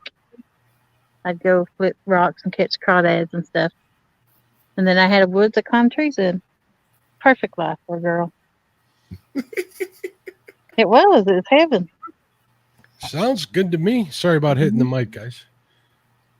But yeah, I always had cane poles and stuff. You know, I got a couple of cane poles I need to take out of retirement. I got them up on the roof in the garage. I haven't done that in a while. It sounds like fun, especially with all the ponds and stuff we got here. I'm sure I can get onto some panfish and stuff. Maybe find a little channel cat or something. That's always exciting when you get a 1 or 2 pound channel cat on 4 pound test and a cane pole. That's always a good time. Yeah, I was actually going to do a video this summer about going in the field and cutting a cane pole at the creek, tying it up. Nice. But somebody went down there and cut the cane poles for the garden before I got down there. Oh no! So it knocked me out of my video.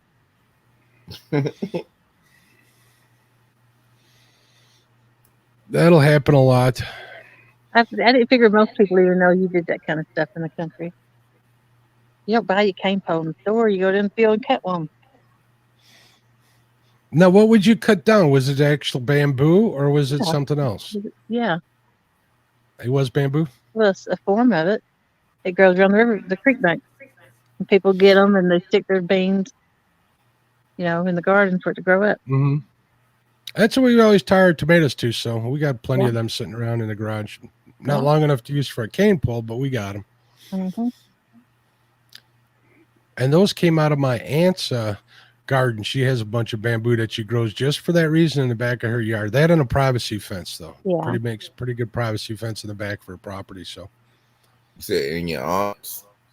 Yeah, my aunt. She lives like on the way far south suburbs, a suburb called Derry, and she's got like a 2-acre lot that's pretty much all garden. She's a garden fanatic. She's not my real aunt, but I call her auntie anyway. So because I've known her since I was born. I was messing with you because you said your aunt. Oh, my auntie.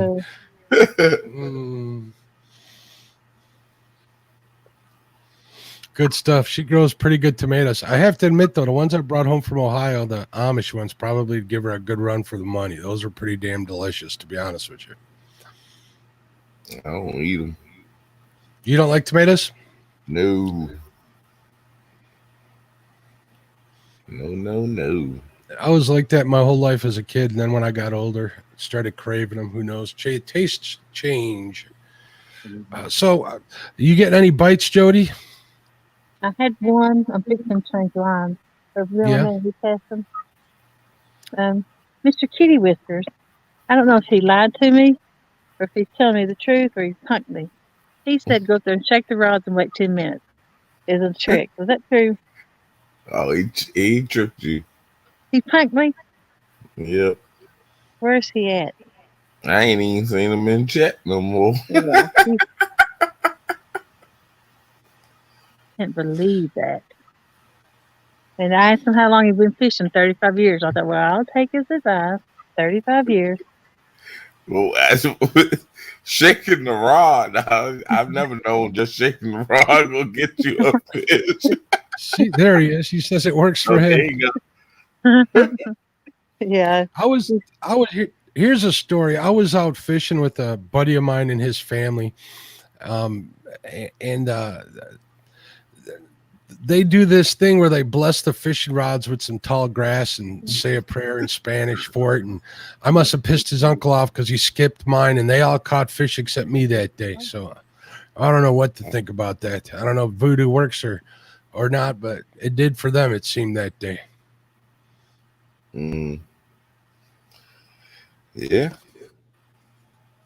What Freddie said. Oh, look, she's going out there to check it again. I guess she wants to make sure that she wasn't mistaken.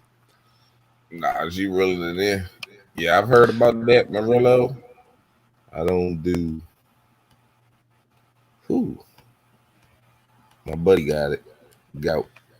He be walking around like he can't walk around. He be hopping sometimes because his toe hurt. Yeah, I heard that too, Marilla. Bumblebee Junction in the house. What's going on? Richard Summers. Buck Williams. Matt wants to be outdoors. Whisker Strips. I see Mr. Chavez out there. What's going on, Mike? How you doing? So you still on that high from catching that big fish? Nah, I'm over it now. Yeah. I'm ready to catch a bigger one. There you go. And see, I got my hopes up high now because somebody done predicted a fish for me. So I'm going out there. Right now is the time to get them. So I'm gonna be trying to get a bigger one. We got some nasty storms coming this weekend. They're saying 6 inches of snow, 30 to 40 mile an hour winds. Say negative degree temperatures on Sunday, so I think everything's going to get locked up. It should have been locked up weeks ago, so I can't really complain. I managed to get out and do that perch fishing yesterday. That was a lot of fun. I got a ton of dinks, nothing to write home about, but at least I got out and fished. I was getting awfully crabby waiting on that ice. Hey, fishing is fishing. Exactly.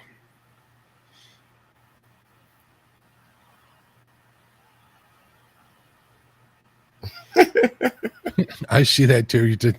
Marilla says the doctor always says to avoid seafood and steak and beer. Ha. See why they can't always listen, doctor. Yeah, no kidding. Yeah, those are good foods right there. Uh-huh. I don't know if I can go without seafood. I can deal without no beer. Seafood and steak. Just right my wheel. Some of my favorites. Matt says he's got snow coming to Arkansas and he's psyched. Are you stoked for it? Good for. Well, I'm glad you enjoy it. I told him earlier, I wish we could get some snow. I don't care. Give me 2 inches. Well, give me 2 inches. I'm satisfied. I'm going to work. It ain't that bad. It is what it is. It's when it's in a really long winter. That's when it gets really old quick. No. In the winter, we don't get the swings in temperature are like from 40 to lower. So it's not like we get too many 60-degree days or anything like that to brighten it up. And it gets a little gloomy here during the winter. We get some sunny days, but less than more. So could be worse. I could live on the south side of the lake. They get all that lake effect snow where it's crazy. We'll get like 2 inches here and they'll get 18 inches, not 30 miles away from me. Wow. Yeah, a little different. I just want 2 inches so I can get out there and throw some salt. Yeah, that don't hurt. When I was plowing snow, yeah, that was good, man. It would snow and I could hear the cash register ringing. Yep. Just shoot. I'll take it. Give me about 3 days of that snow and sleet. I'll be good to go. Covers Christmas expenses. That's the way I'd look at it. Right.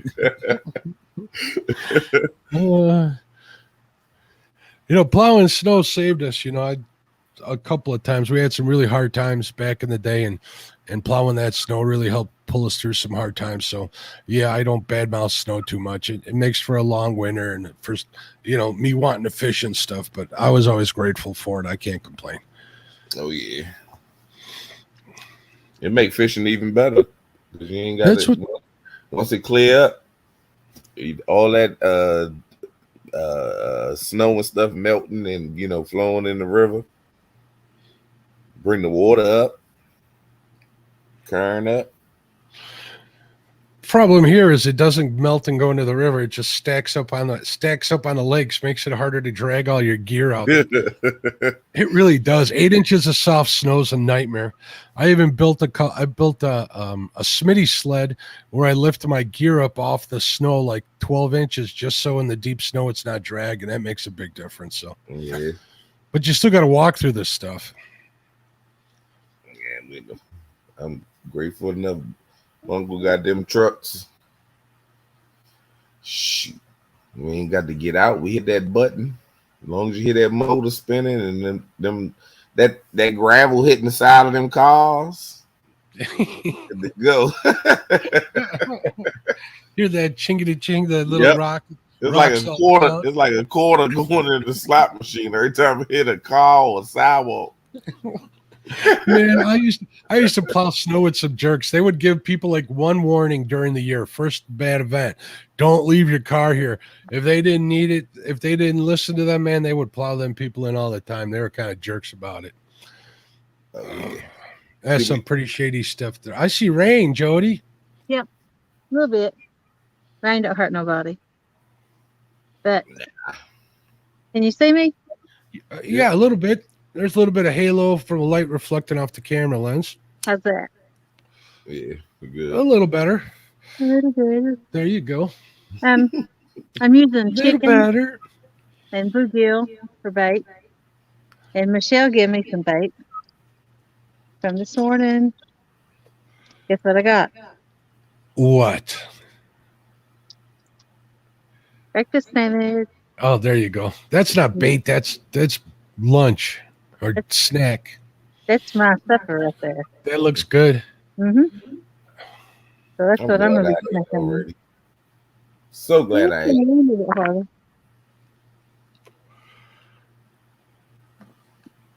I was on the phone with somebody taking care of some stuff before I come on here, and I cracked open a can of this Planters Holiday Nut Crunch. Pretty good stuff. If you like raisins. No. Well, right don't bother me. Yeah, they don't bother me. From Some people. I'm done pretty good, ain't it? Yeah, you need to think. So you got any big plans for tomorrow, Brian?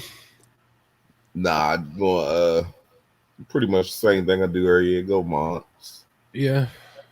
Well, at least you're spending it with some family. I think we're just going to hang out at home tomorrow and be on Josh's show for a little bit tomorrow night since I'll be around. So, yeah. Go out there tomorrow with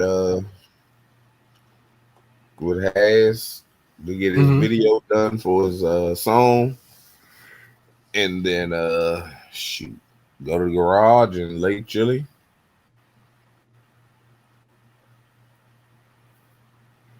go to the garage and what? I missed that one. Just Lake Chili.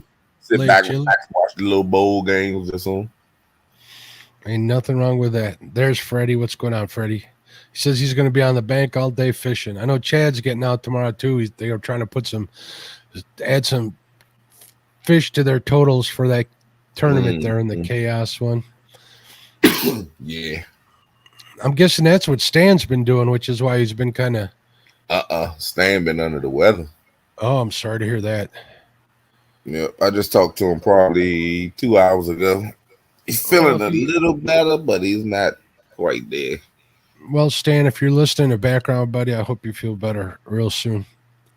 We went out there the other day, and at night, that cold weather, temperature up here been going up and down. So, hey, Jacob, if you want one, go to my website, catfishandcrappie.com, and fill out the contact form. Just make sure you in the message, make sure you include your shipping address. I'll ship stickers on Mondays usually. I'll send you a couple. Anybody else wants one, you do the same.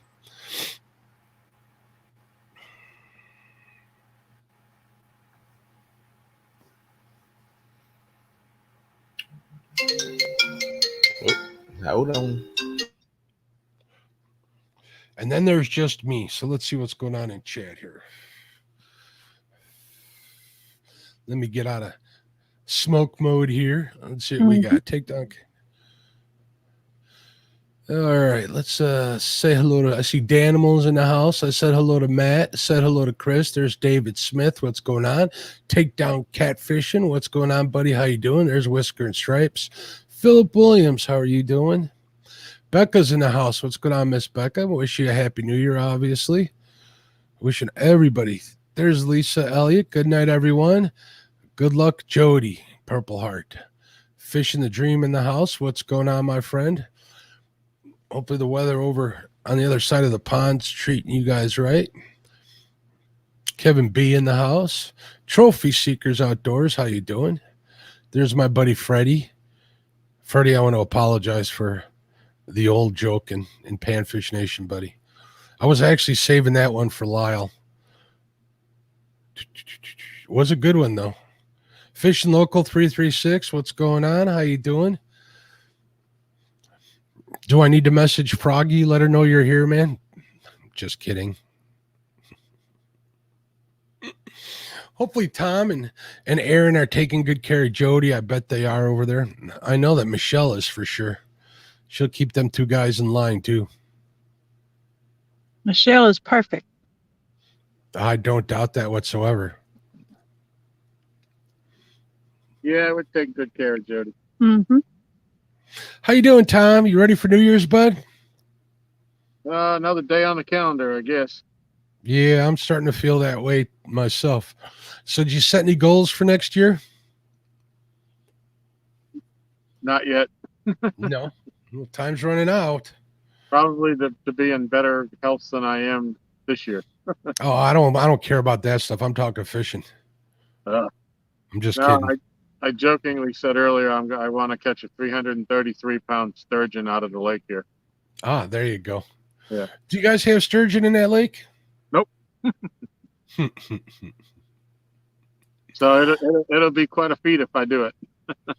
Yes, it would. One of my fishing goals is I'm thinking about resetting my PB crappie since it's been so long since I caught that one. I mean, I was literally a kid when I caught it. Yeah. I was fortunate enough to catch it on private property where the guy had I want to say a shipping scale, and he weighed it. It was like 2 pounds, 4 ounces, but that was a long time ago.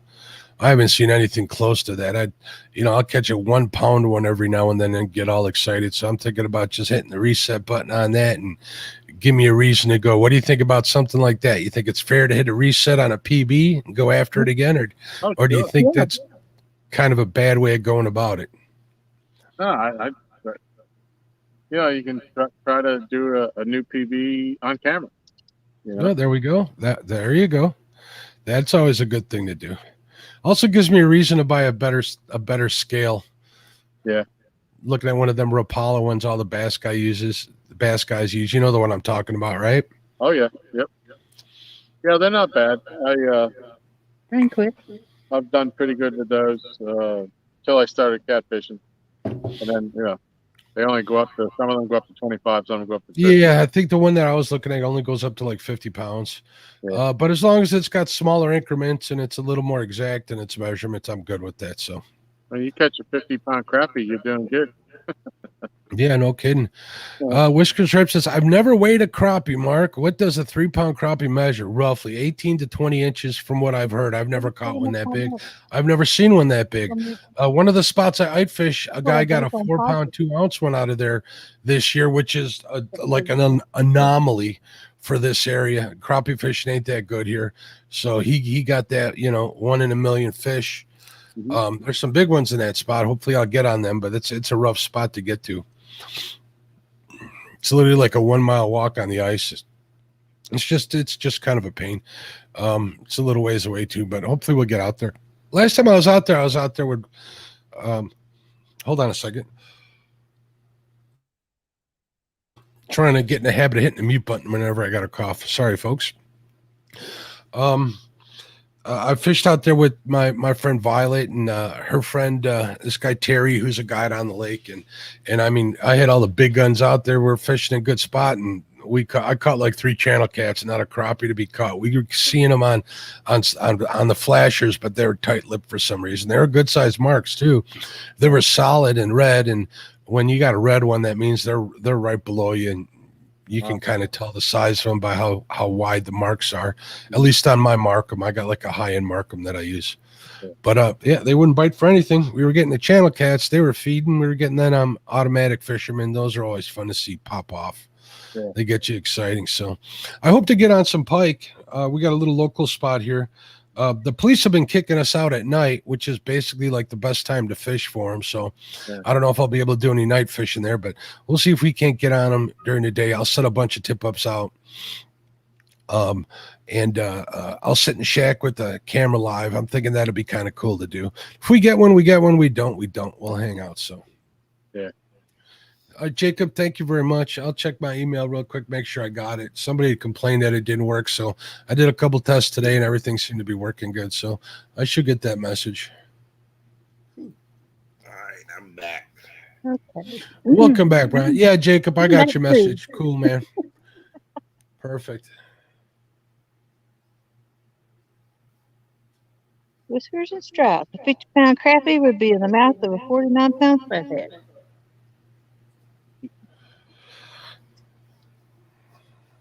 Yeah, probably. You ain't kidding. What's up, Don? Steve? You guys should have seen the size of the perch I was catching yesterday. They're just a little bigger than the size of the minnows. It was incredible how many I was getting, though. There were no jumbos in yet, but still, it was fun. That's what I was catching today, bluegill. Yeah, a lot of little ones. Mm-hmm. Tom You caught some still big ones. swimming They caught good, little man. ones. Van, what's going on? Van had surgery today, and he's still amped up off that med. There you go. Well, I hope you recover quick, Van. Yeah. Yeah, they forgot to do the Steve. fix his face.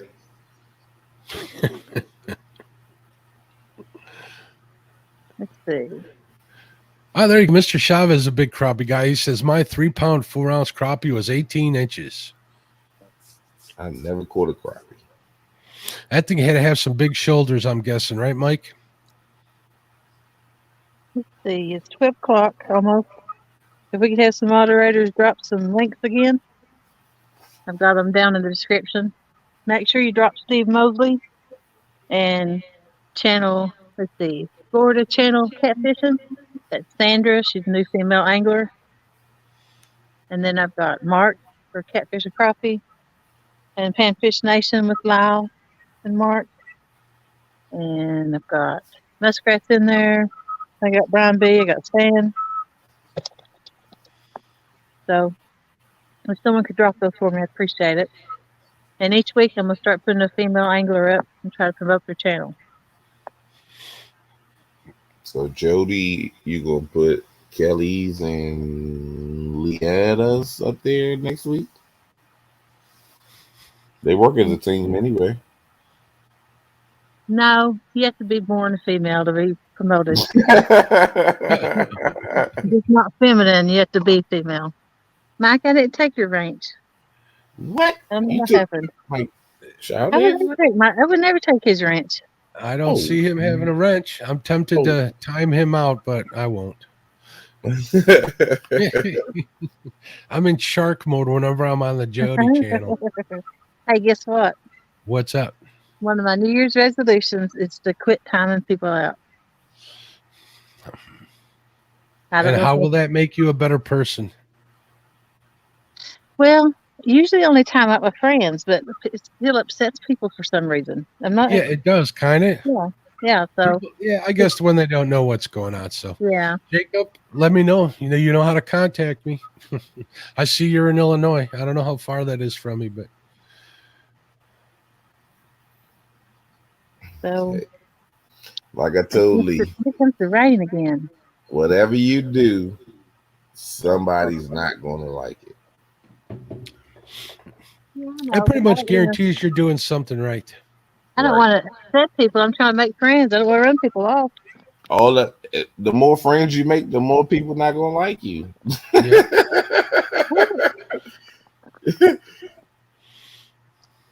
it go hand in hand. Yeah, Jacob, I heard that about Kincaid. I really want to fish. I want to fish in Springfield for some blues. I want to get on some fake news, Jody. Hey, Freddie. It's not the end of the year yet. Let me tell him, Jody. Freddie, see you in 5 minutes, buddy. Forgive me, Lord, and people in chat.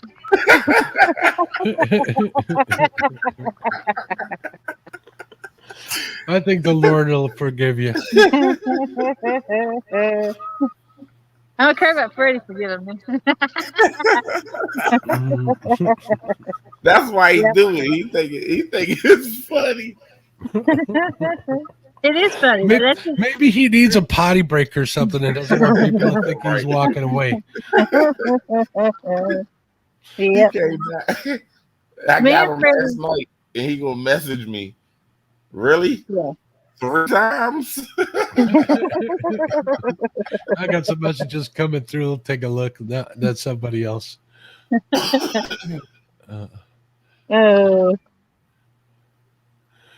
Yeah, if you guys sent me a message on Facebook, I haven't been checking them for a little while. Like I said, I was a little busy, which is why I was a little bit late. So Freddie asked for it. He kind of did indirectly. Yeah, he did. He did it. He wants everybody to feel sorry for him to start the new year off. I'm Freddie. Freddie at 5 on Fridays. Look. He just messaged me. Gone again.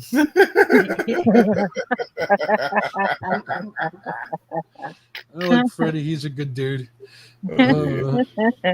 See everybody in chat. Don't get upset. This is what happens around here once in a while. That's to show It's you all that fun we and can. games. That's right, Kevin B. He said that wasn't fake news. That's why he said it. Mm-hmm. I'm surprised Freddie doesn't have more logins. I'm surprised Freddie doesn't have more logins to come back in. He's not that bright. Oh. I think Freddie's in competition with Chad for who gets picked on the most, to be honest with you. Mm-hmm. Yeah. Yep. See, Chad to get it though. He'll come in and fill the waters and don't have a wrench in certain spots, but then he can come back as Chad. No, yeah, he'll be coming back as fishing as the Chad after we hit on him a couple of times. Right. Yeah. Thank you, Whisker and Stripes, for posting that up. I appreciate you, bud. There's Aaron's. Oh man. That's truth. Right there. Yeah, he definitely in his own category. Yeah, Chad's going to be out fishing tomorrow. He may go live. I don't know which channel he's going to go on live. I told him he should go live on his new one, so make sure you're subbed. There he is. How long do you have to wait tonight, Lyle? Just a second. That's right. I'm on the Johnny on the spot today. You are Johnny on the spot. That is That's actually a porta potty, so I should have said that.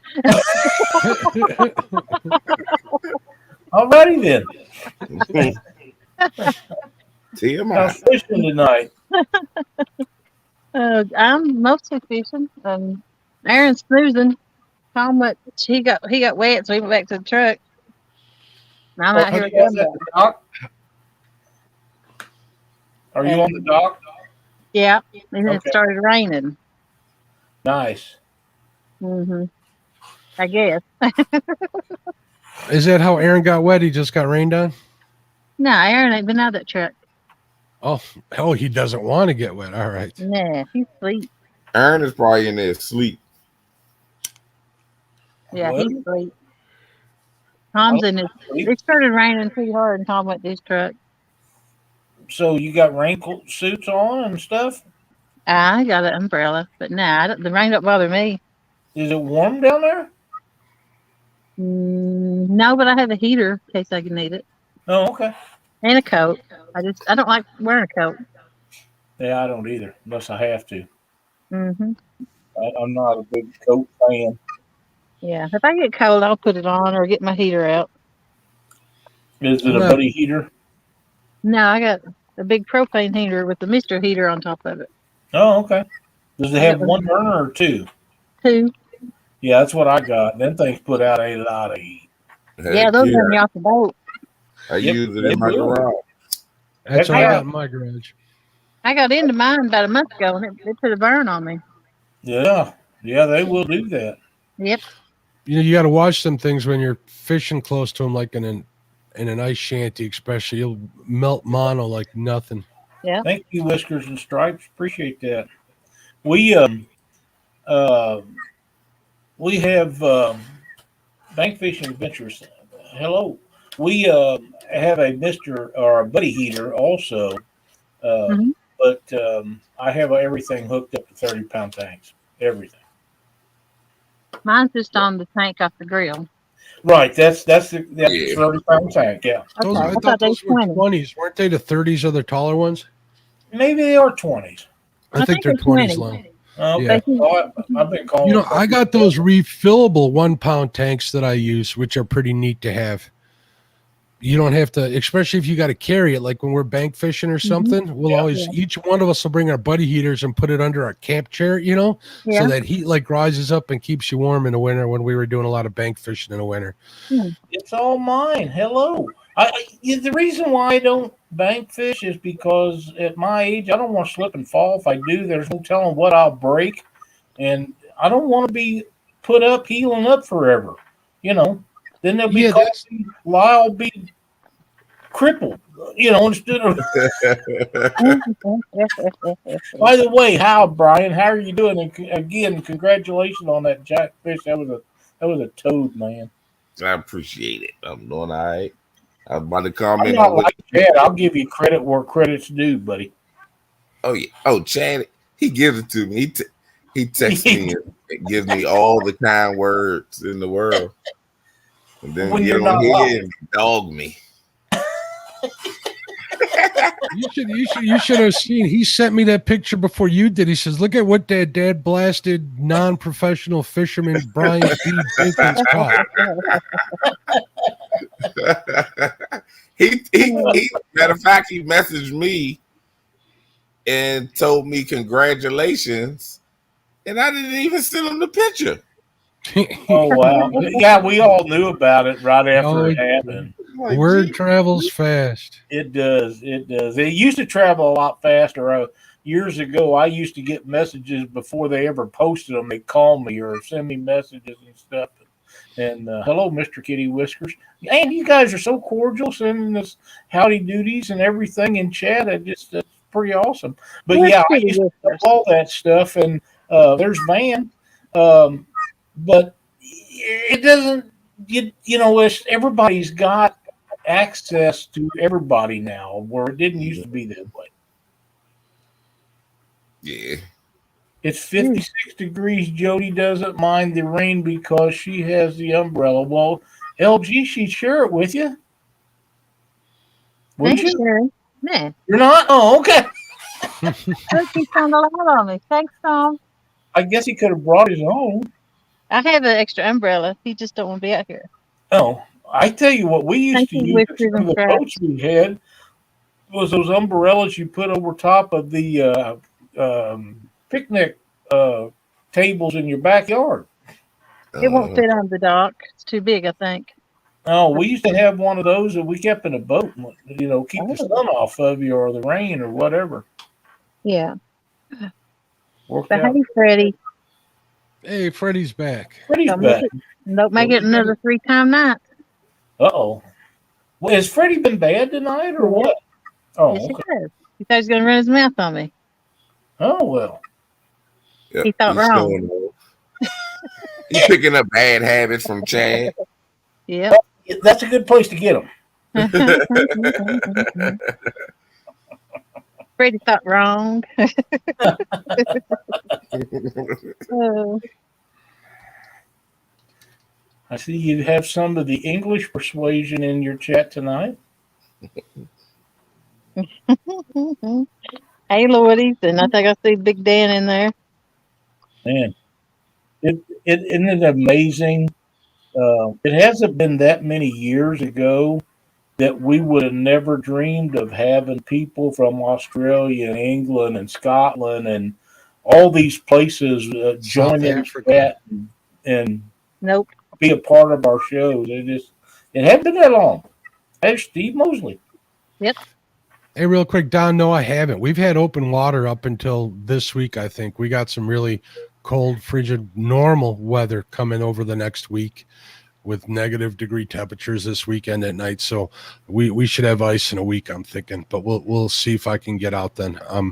The places I want to fish are a little bigger bodies of water this year, so I might have to wait an additional week. Hopefully the weather doesn't change for the worse. The problem is if we get a lot of snow on top of the ice, it insulates the ice, so the ice grows slower. So that's kind of the issues we're dealing with now. We'll get a 1/4 inch and then it'll melt. 1/4 inch, then it'll melt. But I think we're going to get a good amount this year, and we'll see what happens. I have to say, Mark, I wanted to let you know I just come in from taking Gidget outside. It is 41 degrees and clear here in Southwest Missouri. I think it's like that up here too, actually, Lyle, because the snow's melting, which is good. It'll clear the rest of the snow. Well, actually, it's 33, which We don't is have pretty any warm. snow. 0 snow. We got just a dusting, so it ain't that bad yet, but it's going to get bad this weekend. Yes, it is, and I hate it that you're getting it, but if it has to be one of us, I'd much rather be you I know. than me. Been dealing with this my whole life. It's nothing new, Lyle. I'm expecting it. I was just telling everybody in chat that it makes for a long winter when you got to wait to fish, especially when you're waiting on them first flatheads in, middle April, end of April. Yeah. Well, hopefully everything will go right, and I can send you some pictures of some before you even get the ice off up there. The LG's got my back. Thanks, buddy. Hate to tell y'all, but it's 52 here. Wow, and you're well, I guess you're not any really that much further north than we are. Kind of on the same plane, aren't you?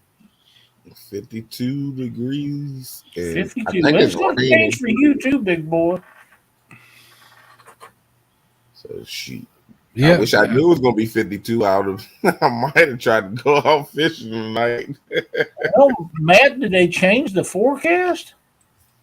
Last I knew, it wasn't supposed to snow. I'm hoping you're wrong. Yeah, I think. Yeah, I heard that Arkansas is going to get some snow. That's okay. Not Southwest Missouri though.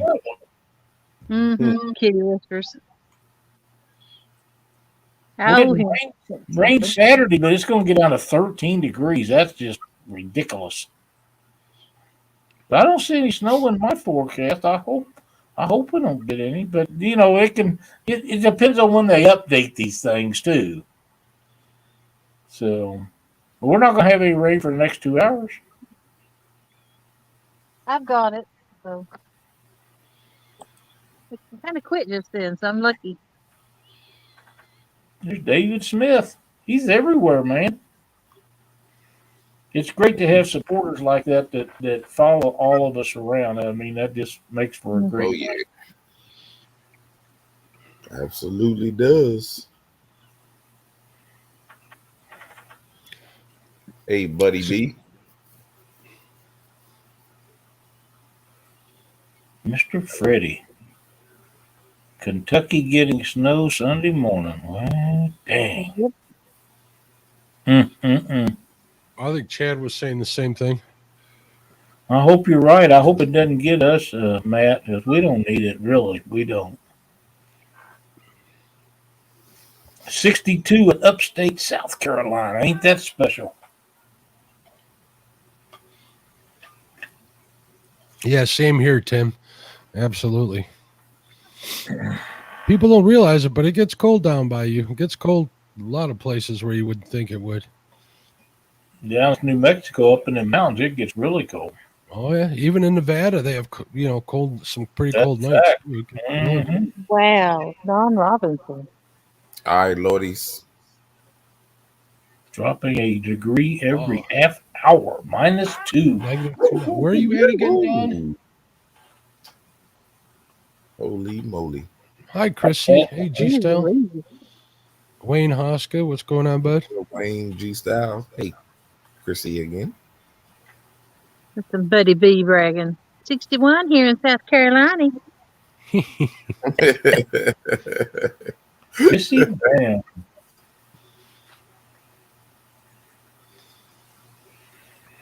I need to catch a fish. I am not getting skunked tonight on live. What kind of bait are you using? I got chicken on one and cut up bluegill on the other. I even downsized my hook and downsized my bait, trying to catch a fish down here.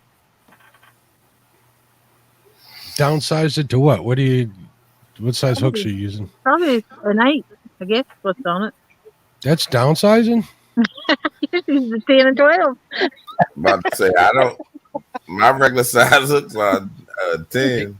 Yeah, 8's the standard for me. I use 5s for channel cats.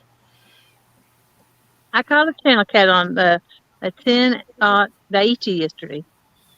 Yeah, I'll catch them on those 8-aughts, and I'll knock their eyes out all the time. So if you're catching them out by me one eye, that's probably me that did it. Yeah. Yeah. A lot of mine go to their brain. Yeah. Well, top of the head, be like, good gracious. Their brains are further back. You'd need a really big hook to do that, because I used to think the same thing. You'd figure, like, why isn't this thing dead? It's like smack dab to the middle of their head. Yeah. Them Daiichi hooks are hard to get out.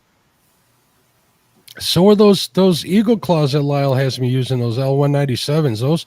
Those got big barbs on them, man. So usually if I get hooked into one, I'm not really too worried about getting to that rod as fast as I normally am, you know? Right. I Yeah. gotta barely have pliers to get There goes the the. beaver.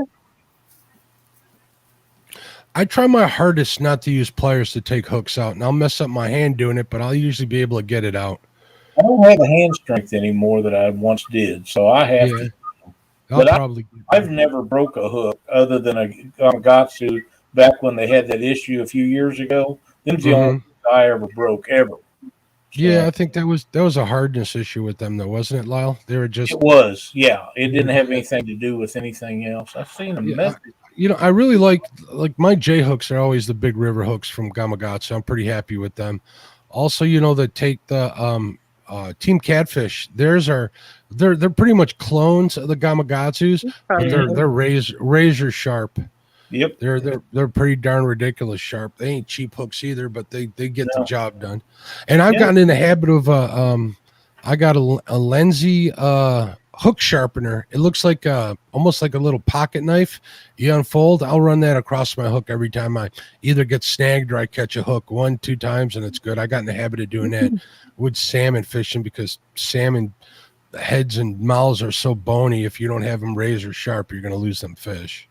Mm. I've lost enough to know. I rarely sharpen the hook. I usually just change them out if I'm concerned about it. Yeah, that's what I do. Them Uncle Lou hooks. I got a lot of war wounds on my hands just for taking the hook out. Or Yep. Mm-hmm. So catching the fish, I don't go jumping with my rod tap. Yeah, Whiskers and Stripes. I'm Yeah. talking about their J hooks. They look like the Gamakatsu big rivers, kind of that pyramid shape or that triangle shape at the bottom, where they got almost like a sickle hook looking type hook. Like a wide gap. Wide, yeah. Mm-hmm. Backwoods mindset. What's up, Backwoods? Yeah, I'm gonna get a hold of some Uncle Lou hooks this year and give them a shot. I got some. I have to disagree with Tim Molina. I ain't caught none with them yet. Ah, I rarely disagree with Tim, but I'm not a fan. For one thing, the red on them, it doesn't make any difference. That's attracting fishermen and not fish. mm-hmm. Um, I gotta admit, I think it looks good, but that's just me. I don't think it makes a difference either, but I like the way it looks. That's cool. Cindy and It I looks good in my hook box. It really had a salesman talk us into buying some hooks. We got 2 bites all night. Never got either one of them to the boat. I threw one package of them in the Missouri River, and the other package laid in the bottom of my boat until I ended up throwing them away here a couple of years ago. So I'm not a fan. If I hook a fish and it comes unhooked, I say, well, that could have happened. But when it happens twice in one night with the same hook, Yep. I'm done with it. I'm done. I had and I call me crazy. You wouldn't be the first one that did that. Like I said, you wouldn't be the half century catfish, and I resemble that username. How you doing, bud? I really think I'm a braid user, and braid there's no stretch. That's and I know right. guys that do really well with those double action hooks, no matter what brand they are, and they're all mono users. I think that really has something to do with it. I think you're right about that. And when I switched over to braid, I left Cindy's rods hooked up for years with monofilament because I was so afraid she would get cut because braid will slice you to the bone. And I love braid because if you let the drag on your reel and the action of your rod do its job, there's no reason to ever have stretch and fishing line. The problem is most people don't look at it that way. And that's okay that they don't, but that's the way I look at it. So when I went to braid, I could never go back to monofilament other than for leaders. But when I felt that Cindy wasn't going to get cut, and you always have that opportunity, then we switched everything over to braid. And I use braid for everything, including panfish. Now, not all my panfish rods have braid on them, but most of them have 10-pound braid. and suffixes mod braid. Yeah, I was always a mono user for smaller fish, like the perch fishing I was doing. And I happened to have 2 rods with me out there today, or I mean yesterday, I should say. And one had 10-pound braid on there, and one had 4-pound mono. And I was catching more fish on the braid because I was able to see those. I told you they were dinks. It broadcasted the bite to the tip of that rod a heck of a lot better. So I'm gonna do like SK has been telling me for a while now, is you need that sensitivity when you're fishing for fish like that. So I think I'm gonna try and make the try. I don't like light pound test mono. I'm not a big fan, but we'll see if I can't get used to it this year. I'm gonna keep a couple of rods set up with mono, and I got that new dock shooting rod I'm really excited about. We'll get that set up on mono. But other than that, on my long line rods and my ACCs, I think I'm gonna make the switch over to braid and see how it goes. And I'm also starting to trust my double uni knots, and I've been using fluoro leaders for fish other than crappie on that, so it should work out pretty good. I'm a recast. Sounds good, Jody. I mean, we'll be here. Crap, I ain't catching nothing. Might as well. Maybe they're in another spot. Nah, G-Style. Can't hang that picture beside the sturgeon. The sturgeon is over there by itself because nobody wants to talk about it. I just got I got an image from Van. His arm looks a little rough. His hand, wrist, whatever it is. Man. He got surgery on his elbow today. Oh, he's all bandaged up. And he sent me a message that says, "Yes, Lyle, healing up after 40 sucks." Yes, it does. Yeah, he got surgery on his elbow today. Doctor tried. I hope everything works out for best for him. They tried to do something with his face, but then the insurance people called back. He ain't got the right policy for that. Oh, you're cruel. Cruel. Is that why they gave some of those painkillers to Sandy to help her with that whole face issue? Guys are brutal. Look at that, Jody casting like a boss.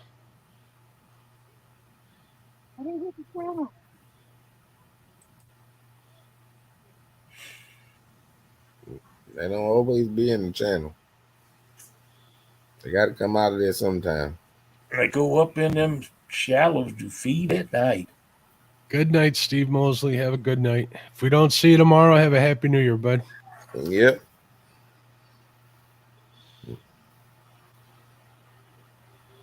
See, that's one of the things I got against mono is the memory policy.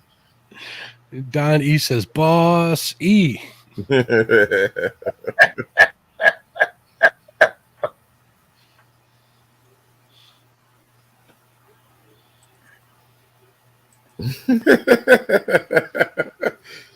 Right, whiskers and stripes. That's what we're here for.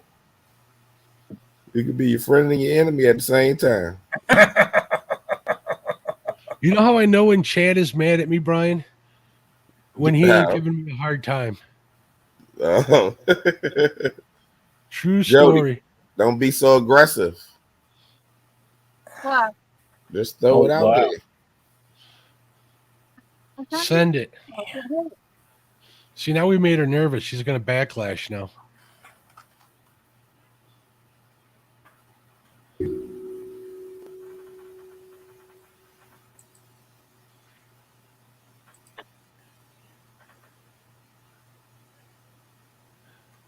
G-Style says, question, with those Abu Garcia reels, when do you do maintenance on them? Well, I'm going to tell you the truth here. I do maintenance on them when they break or they start making noise. I do on mine every spring. That's what people say you should do. I'm not doing that. Do like Chunky, just spray them with WD-40. Chunky believes in that. That's a good way of messing them up because that WD-40's got a little too much solvent in there for them. He don't take them apart. He just spray them. Spray them down. Hope it gets down in there. Well, they've proved that WD-40 won't. It's not. They tried using it as a fish attractant. I remember seeing a video or reading some article. I think it was an fisherman, and it doesn't scare the fish away. It doesn't necessarily attract them, but it definitely doesn't keep them from biting. So. Tried it. Yep. I saw a TikTok the other day where the guy was saying, "Man, I love this new WD-50." He had all these people looking for WD-50 at the stores and stuff.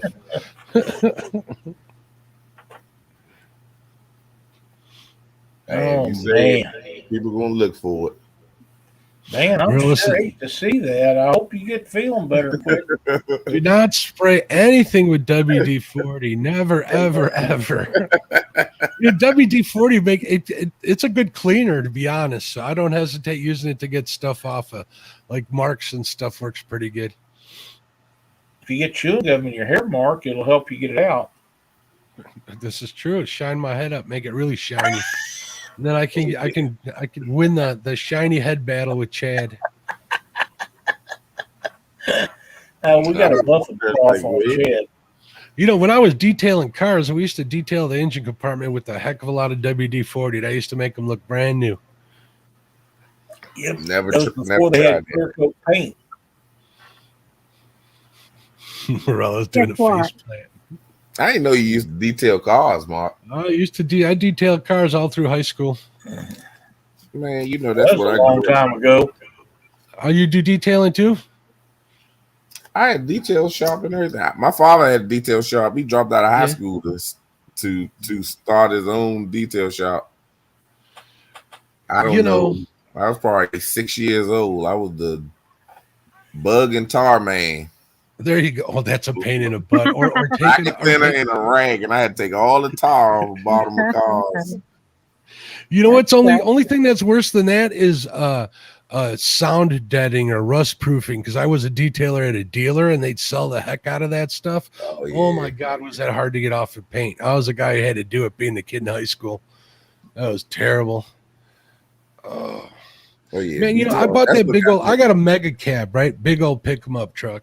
And I always kept my stuff detailed straight, get the either the orbital or the rotary buffer out there where every time I'd wax and stuff. Man, I did that big old truck once. I says, I'm done. I ain't doing this no more. But there ain't nothing like a brand new detail, like a fresh detail on a car, man. That stuff looks straight. I like that. Oh, yeah. Van says, how hard is it to detail a Model A, Mark? Listen here, Mr. Intoxicated. Why are you laughing, Lyle? You're the one that still owes Jesus money as well. Because he's not on me. I don't know how you feel awake. I found that very humorous. He took a nap, Jody. He did one of your numbers. Yep. Man, I tried to nap today, Jody, and I've been feeling sick today. I'm feeling better now. I don't know what was bugging me, but I couldn't even get to sleep. It was a long day for me, so I just did some work and did some running around, and here we are. I took a nap for almost an hour. So I feel pretty good. You only got timed out for 5 minutes. I got some bad news. Oh, I'm sorry to hear that. I did all that practicing, bought them new Abus, and I still can't hit the channel. Oh. When did you get new Abus? I bought them.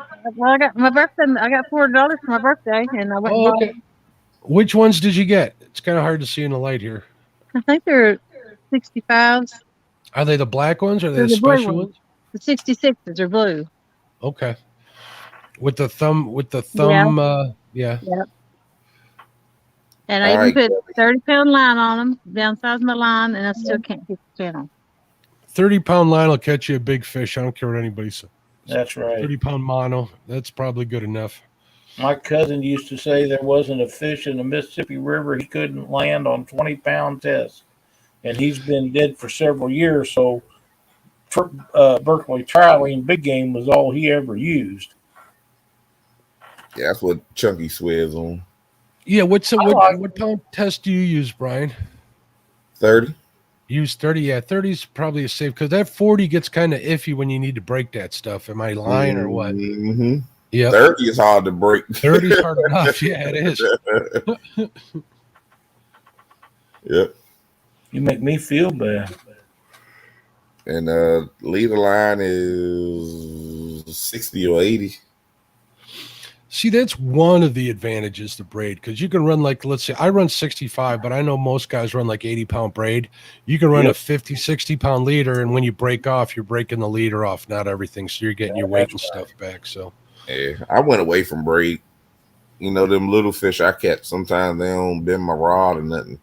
And they be on there for who knows when until I reel it in and change bait or something. And then I got a little jerk on there wrapped all up, and I got to cut the line like, I can't. Oh yeah, that if you'll knit a sweater with braid if you're not careful. I've had some biscuit. I had this big old like 32-pound flathead swim across 4 lines, man. Yeah. Oh my God, that was a mess. I just cut it all up and started from scratch. I was happy to get the fish in. I ain't gonna lie, but still, I spent half an hour retying everything.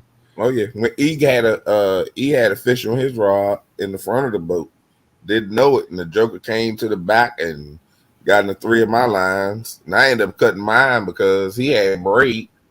Yeah. Like, man, I'm not going through all this. We tried to get out. I said, ain't no way. I said, I'm just gonna cut my 3 and retime. Start over.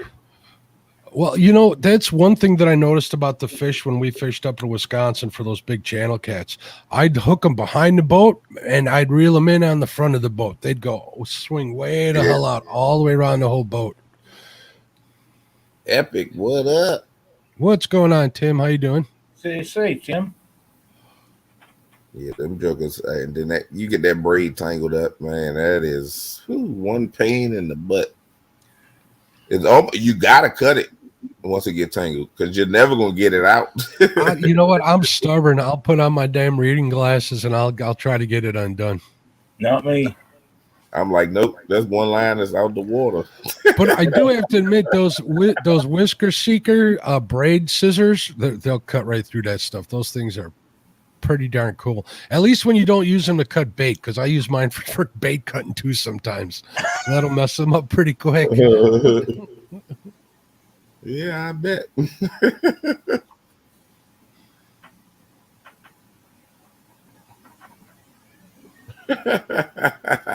Rillo said you guys stop talking bad about braids. See how quiet Mr. Lau gets? I'm just trying to teach him his braid. I don't use anything else. I'm sold Some people on like it, some people don't.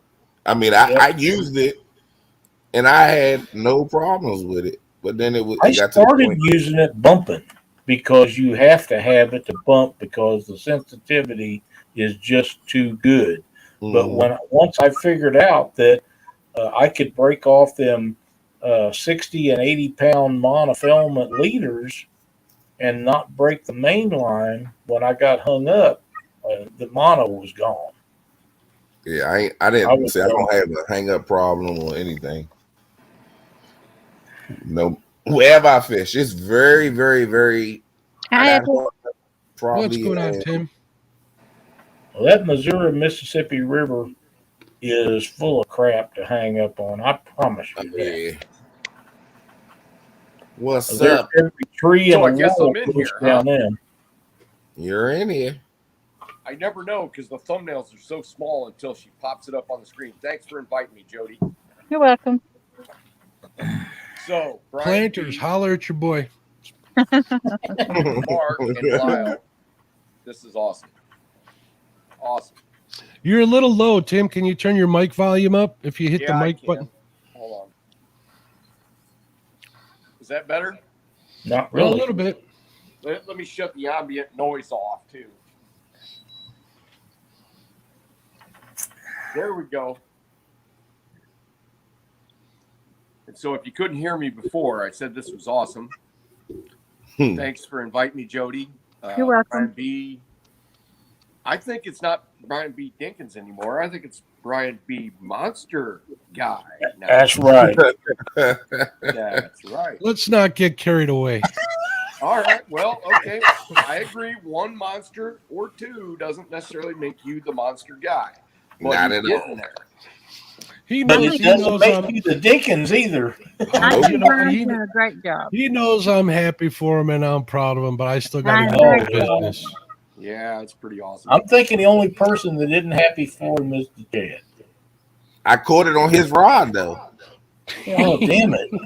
That even makes it worse. and he lost his rod.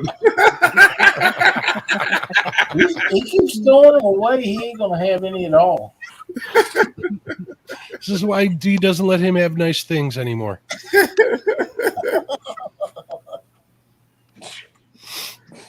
So you got any plans for the new year, Tim?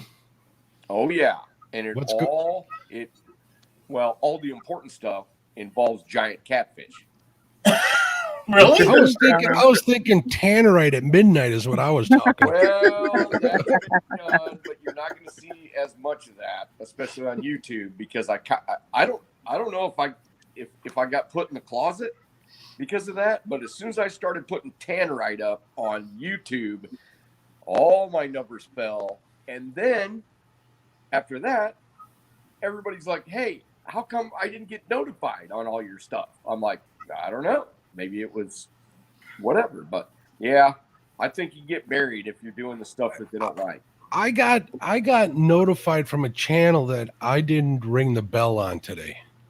And I don't get notified on other ones. Now this is a slow time of the year. I'm pretty sure everybody will agree with me.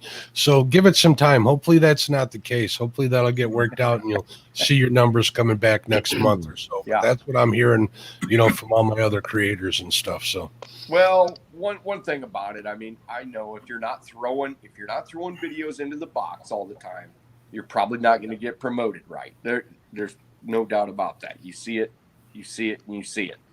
But there's been some stuff that I didn't hit the notification bell for, and they're just promoting the snot out of it. Yeah. I'm not even interested. I have to hit not interested like 20 times before it quits showing up in my feed. I mean, I'm interested in catfish. That's what I'm interested in. I'm especially interested in those guys that catch giant catfish or are entertaining and knowledgeable. I don't need to see some of the stuff that they're throwing my way. I don't know what's going on. all it does is get in the way of the good stuff that matters to me, I think. Yeah. And I like to follow everybody, and I like to see a lot of stuff. But when my feed's 9 miles long and I'm just getting stuff I don't care about, not even catfish and stuff. I mean, Yep. I got shorts that are full of girls with their, Yeah. stuff, and you know what I'm talking about. I don't get it. Just keep scrolling. That's all I've been doing. Scroll see, right past that here garbage. I sound like a complainer. I'm really not a complainer. But No, but it's the truth. It's they claim YouTube used to do a lot of better job when they would run their algorithm off your actual view history and your watch time. Once they started messing with it to promote who they wanted to promote, that kind of threw a wrench in the whole mix, and it messed it all up. It's kind of like messing with a good thing, and they do it purely for their profit reasons, which is understandable, but hopefully it doesn't hurt more people than it should as far as income and view time and exposure. So right.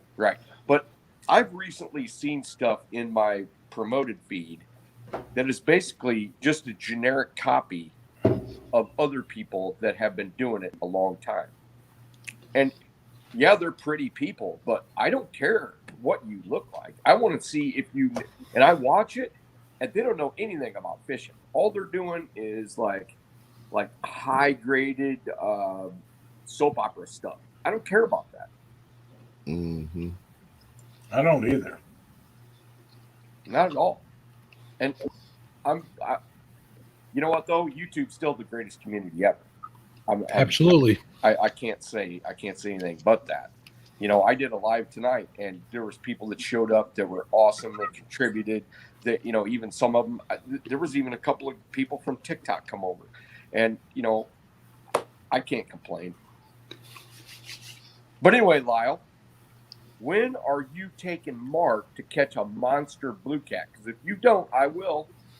Hey, I invited him down. He snubbed me like I had. I need to step away for a minute here. I'm done. I would love to take him down and take him to Lake of the Ozarks or Truman and put him on some of these. Don't mind me, Brian. I'm just here enjoying my planters. Holler at you. Fish, and then take him up to the Mississippi and Missouri and put him on some really good ones. But we'll see what the weather does now. But he had some things come up, and we were supposed to fish Kansas City at a tournament this summer. Okay. And something come up, and he didn't get to make it, and I was a little disappointed. But it is what it is. You know, you got to take care of what you got to take care of. But hopefully this year he'll come down, and I've invited him to come down and stay with Cindy and I, and we'll take some time and go to the lakes and go to the rivers and just have a good time. Are you going to? I can't get away to fish locally. I had plans to go fish tomorrow. I got bait in the garage and everything, and some stuff came up, and it kind of put the kibosh on the whole plan. So it's just been one of them years for me. I'd rather do nothing more than fish with you two fine young gentlemen. Even after you guys are giving me shit, I'm still being nice to both of you guys. It's just the way the cards have been dealt, and I'm dealing with it the best I can. But I appreciate you both for keeping me in your thoughts. But yeah, we're gonna make that happen. See this thing right here? Mm-hmm. Just keep in mind, I catch fish that can eat this one. There we go. That'll work. I don't know about Lyle on Truman and all that. Well, there's not no giants. You know, there's some 80-pound fish down there, but they're few and far between. Most of the stuff we catch down there is 30, 40 pounds, but for big fish. 80-pound fish are few and far between anywhere you fish, except for maybe if you're on the Tennessee. Or Wheeler, right? I don't know. I think there's a lot of them around the St. Louis area. I've seen some big ones come out. SLC Catfishing's put some big ones on the boat, too, from what I understand. I got some pictures from my buddy Brandon Ishkar, who's in a location that's not to be disclosed. I wasn't supposed to give any information out, but he pinned a 110-pound scale and aired it out. The fish was so darn big. It was the size of Eric B. I'm pretty sure you know who Eric is. Yeah. It looked like he was holding Eric B in his darn arms, and that was like the third 70-pound fish he got in 3 days. He's doing pretty good down that ways too, I believe. Good. But just remember, those fish are transient.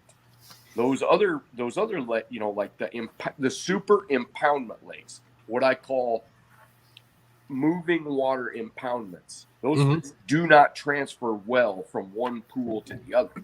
But if you get at the bottom of St. Louis, those fish are very transient. Now, sometimes people catch them and sometimes people don't. When they're not there, they don't catch them.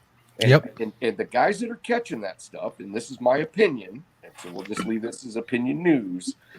The guys that are catching them, they know how to pinpoint. That's big water down there. Oh, yeah. You can't just go anywhere and catch an 80.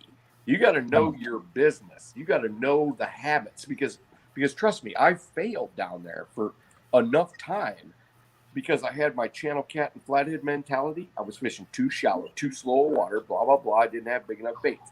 All that stuff rings true. So if STL is catching giant fish, if the other guys are catching giant fish, but I've seen entire seasons where no one's catching giant fish down there because they're not there. Agreed. Or they're, you know, the guys that are consistent. They're not consistent because they're good, which they are. They're consistent because they're even putting in more time. Using their, you know, their knowledge base and stuff. There's an element to being at the right place at the right time. Definitely. Absolutely. You know, and you can up your odds doing that stuff. At least I believe in there. But you know, there's times where you're marking that Volkswagen underneath there, and it just doesn't want to cooperate, and it's gone the next day when it's eaten somewhere else. It's just the way it happens, you know. That's right. And you know, Sean and I went through this thing where we marked plenty of donkeys for like a week and a half. Not a week and a half straight, but we went like every weekend for like almost 2 weeks, and we marked lots of fish, but they were not. We didn't get on the bite cycle right. I mean, we were putting it in front of their face. We were hanging it in front of them. We were casting out to them. We were doing the bottom of the ledge, the things that always consistently work. And we couldn't get any of the monsters to bite. We'd get 50s and 60s to bite, but we couldn't get 70s, 80s, 90s, and 100s. And I know we marked several of them. And it's that weird cycle. And I talked about it in my live tonight. And the guys that are guides, and I used to be a guide, I know exactly what that's about. If a guy wants to catch a number of, let's just say you want to catch several 70-pound flatheads in a year, you're going to have to beat that water, because you're not going to be at the right place at the right time most of the time, unless you can fish Monday, Tuesday, Wednesday, take the day off Thursday, fish Friday, Saturday, Sunday. Then you're going to boat a lot of them. But I haven't had that kind of success with giant flatheads, but I know it's possible because I've done it. You know, I've spotted or recognized areas where I fish that I know there's big fish in, and the best way to go about them, of all people that have given me, that I've taken advice from, it was Catfish Dave. He says, you got to fish those spots consistently and not give up on them, because you got to catch them when they're feeding, after or before they fed already. You're not. Yep. I mean, after they fed, you're not going to get them. They're gonna lay there. They're not going to spend the energy. I hate to say that he is correct about anything. He's correct about that. Yes, and remember one thing: with a flathead, you have one shot to catch him. If he misses that bait, and this is the weirdest thing about flatheads. Flatheads are so sedentary, even when they're active, they will literally strike at a bait and miss it and then not come back for it. That's the one goofy thing about flatheads. You can throw in on them, you can do this, do that, and because I've fished enough consecutive days for enough consecutive hours to know all that stuff. Tom, you got a fish? Nope. Tom's got a fish.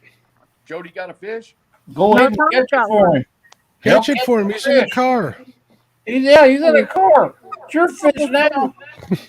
He's right there.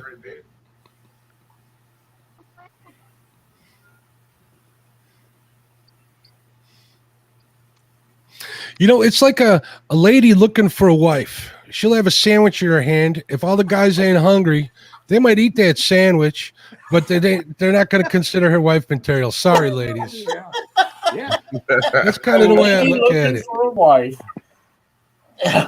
Hey, Mark, you watched my TikTok video, and I put that same one. Oh, it's not as good a quality of that flathead eating that sucker. I can't count how many times when a flathead, not all that active, but yet he's interested. You put a bait in there, sooner or later he strikes at it, but I can't count. I don't have enough fingers and toes to count how many times he just said, you know what, I gave up on it.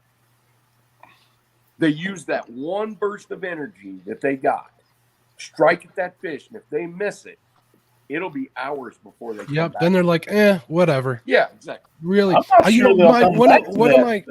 One of my highest viewed TikToks is exactly that. You got all the keyboard warriors saying, oh, that's not a flathead, that's not a flathead.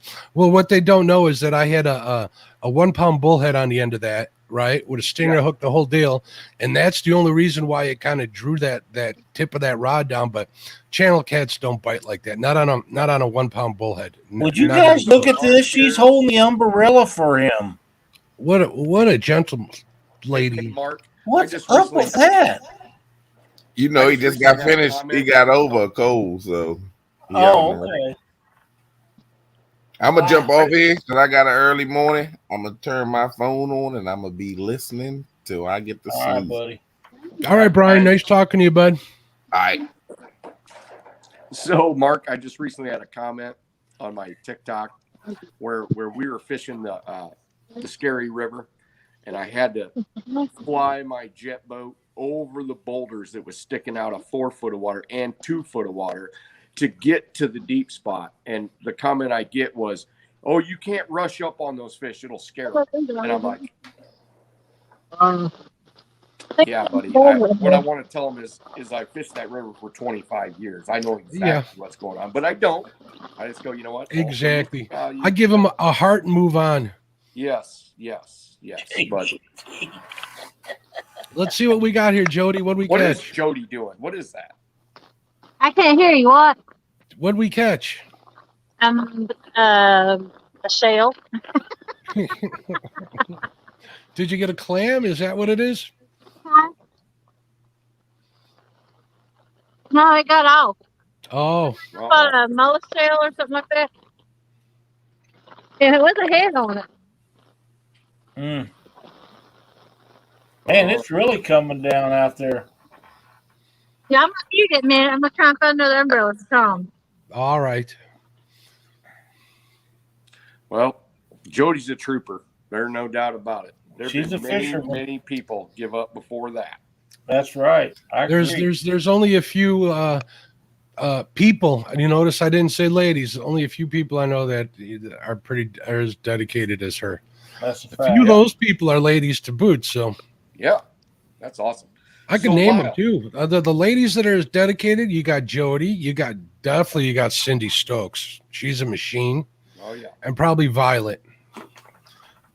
You guys would have liked my mom. My mom would sit on the bank on the Kaskaskia River for hours, literally hours. She once battled a flathead that was hung on a rock, and you could tell with 20-pound tests until she basically just wore the line out. Yeah. One of the toughest women I can think of is Vicky Mathena. You've told me stories of her, and I definitely sounds like it. Yeah, she's tough old gal. And I'll be right back, fellas. We'll be here. Hooked her up with Bill Dance. She spent a day bumping on the Mississippi River in Memphis with Bill Dance. He says that's the toughest woman he ever met. Women definitely have a drive. If they got it, they got it. That's a fact. Man, it's coming down there. Wowzer.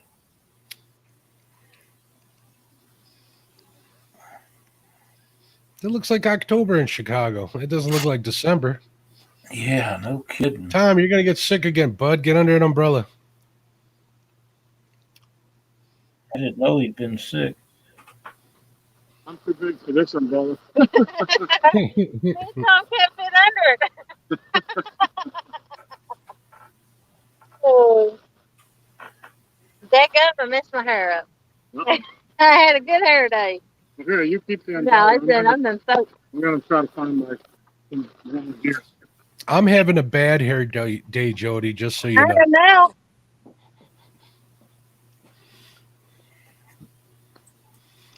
Hey, we got Dink over Stink catfishing.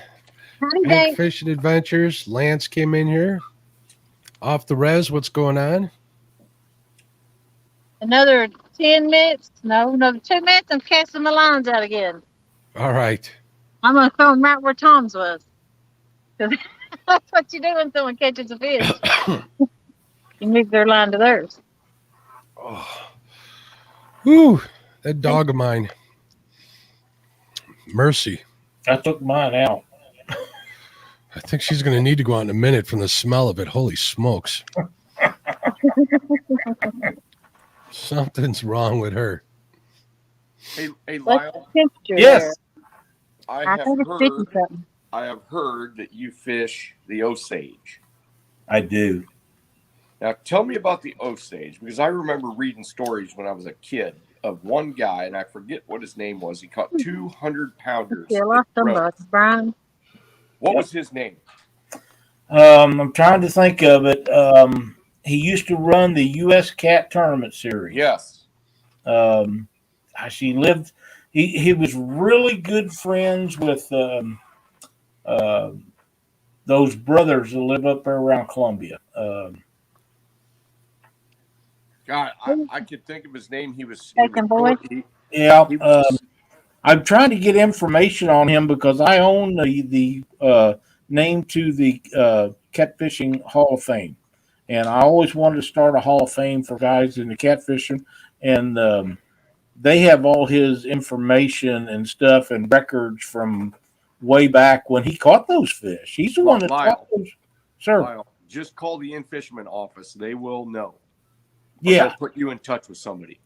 Cindy, what's the name of the brothers up there in Columbia? Cindy? Marty and Roger Gerloff. Okay. He's the one that taught them how to fish Okay. the rivers. And what is his name? Damn. But anyhow, him and his wife, they used to run the U.S. Cat tournaments. That's how I got to know him, and he got real bad health. I think he passed away here recently. Oh, yeah. But he's the only person I know that caught 200-pound fish on the Missouri River. Well, is Jim Moyer even still alive? Yeah, last I knew he was. Okay. Denny Yep. Holgren's not. No, I don't think so. No. No. Yeah, there's been Great, a I lot of can't find your cat last comment. legends Just that are retap like, it. they've expired already. What's that? Freddie's want me to post his last comment, but I can't find it. He'll just retap it. I'll look for it. I'll read it out loud if I can. I didn't find hear it. what you said, Tim. I said a lot of catfish legends have expired. That's true. So many of the greats. There was a couple of guys over in the Nebraska, Kansas areas that was huge. Are you talking about the guys that first started drifting the blood? Yeah. What's gone. Doc? Doc used to run the tournaments up on the Missouri River up there. He had 2 tournaments a year. We spent a week with him up in the Cat's Incredible tournament in North Dakota. Oh boy. Are you you're not talking about Stu Mackay, are you? No. This guy was a veterinary. Him and his brother was up there, and Brent Riddle and a bunch of us was eating dinner one night. And they introduced me to him, and he told me about using blood for bait and how you don't cast it, you just kind of drop it out there, and the hook stays in the plasma and goes to the bottom and sits there. And you can lob it. I've used every kind of blood you could imagine, from rabbit to deer to pig to cow to all that stuff, and the grates and everything, and you put it outside, you let the right amount of air, I mean, all that stuff. Can you use like one of those coagulants, like they use the meat glues, they call it in the butcher industry? Yeah. Well, it has to coagulate to be able to use it, is the way this guy explained it to me. Hey, you're talking to a boy who eats blood sausage, so I know all about how that stuff goes. So okay. And real quick, Freddie's last comment was, Jody, hopefully you can hear this. Freddie said, water temp has been between 48 to 52 degrees this week. Nothing caught in deeper water than 40 plus feet. Everything I have gotten has been 10 to 20 feet. Thoughts? That guy's name was Doc Yao. I think that was for you guys. YOWL. And he lived up around between Kansas City and Columbia. Nice. And he had 2 tournaments a year. They was big tournaments, and he turned them over to Brad Kilpatrick. And I think they're completely gone now after Brad quit having tournaments and stuff. Yeah. But yeah, he was a great guy. Him and his brother both, and we had great conversations eating dinner with them guys, and he was a wealth of knowledge. He knew everything old school, and all the old guys that I heard about, talked about, read about when I was coming up. You know, he was quite a bit older than me. Yeah. So I guess Freddie's question is, why is he catching fish at 10 to 20 feet this time with 48 to 52 degree water temps? Thanks for the hat. I forgot to. Okay. Cindy says, thanks for the hat, Mark. Oh, you're very welcome, Cindy. Mark, I just went over this in my live. And the blue cats act differently in the center part of the country a lot of times than they do on the fringes. And for some reason, a blue cat itself, as opposed to flatheads and channel cats, have more of a cold water range than the other two. And for some reason, they will get these heavy activity periods and then go back to doldrums. Well, you had mentioned their metabolism being pretty darn high, that lends itself to cold temperatures. I'm imagining, right? It is. Now, my suspicion, and I can't prove this, and I probably shouldn't even say it out loud. But you know how they kind of, proved that great white sharks can maintain a slightly higher than the water temperature, body temperature. I did not, but I'll take your word on it. It would not surprise me if out of the 3 catfish that a blue cat is possible. It's possibly, because there's no other explanation for it, why a blue cat acts so different in cold water than flatheads and channel cats. If they can maintain even a half a degree, they need to feed that half a degree. Yep. Now, I do know that they only need about 25% of the calories in cold water that they do in hot water. Just like the flatheads need almost nothing, and they won't even lose weight. I've actually had them in my outdoor tanks, and they've lost literally no weight over the winter. Channel cats will lose some. I have not kept blue cats over the winter, and if I was still a young man, I would bring some blue cats up here and keep them outside in my 1,000-gallon tank. But I just never got around to it. Yeah, metabolism in any living creature, it's pretty much a furnace. It's how metabolism works. They say burn calories and stuff, but that's technical or non-technical jargon for that chemical reaction that happens, and the product of that is definitely heat, which causes a rise in body temperature, which is like when you go for a jog and you take your temperature afterwards, you're going to have a higher temperature because you've boosted your metabolism. Your body's burning so-called calories, energy, doing that chemical conversion, and so on. So I could definitely see how a half a degree in a cold water creature would make that big a difference in its feeding habits and its actions, and figure with the multiplier, the temperature, even at a slower rate, if there's a difference in it, it's going to be the same kind of reaction, just maybe not as fast. And I'm talking about their physical and their actual, habit reaction to temperatures and stuff. So, but they're still going to eat. I mean, all these guys say that this is the time of year to catch the big fish, right? Right. Well, and that's true, and then it's not true.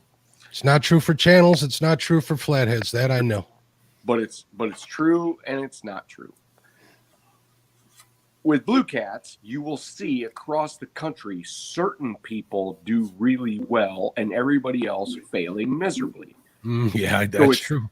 It's not that blue cats are it's not that winter's the best time for big blue cats. It's those that are in the area and have applied the actual groupings, because I just explained that on the whiteboard earlier, where you have a long stretch of river or a big lake, and all of a sudden that whole population, well, 80% of the population gets compressed, okay, because they don't need that much food. They don't need to war or fight with each other. They only need to eat maybe an hour and a half a day. So all of a sudden, it's like a feeding party at certain times, and it may only last an hour and a half. And some guys across the country, they're privy to that. And then other people are fishing water that there hasn't been a blue cat in it for 2 weeks, and there won't be another blue cat in it because they're just not traveling through. Mm-hmm. So they're going from and Lyle knows this because he fishes the upper stretch in a lake situation where there's areas that they don't even summertime. They're finding fish in these areas, but they fish those same areas in the winter and there's nothing there. But yet you go 5 miles across on the lake, maybe to where it's got a shallow flat where the sun's hitting on it, and then it dumps down into deep water like this. And it's so when it's cold at night, they move down into deep water. When it's nice, the sun comes out, they go up into 3-4 foot. And actually Lyle's in a situation where his lakes are fairly clear in the wintertime, especially. And I was very impressed 20 years ago when I had no idea that these blues went up to 3-4 foot of water, ate like freaks for an hour and a half, and then dumped back down into deep water. And matter of fact, I can't tell Lyle exactly where I was, but I could explain it. He probably even knows where it is. I mean, we had a rough time until until we started putting that together, where the stone wall is sucking up a little bit of heat.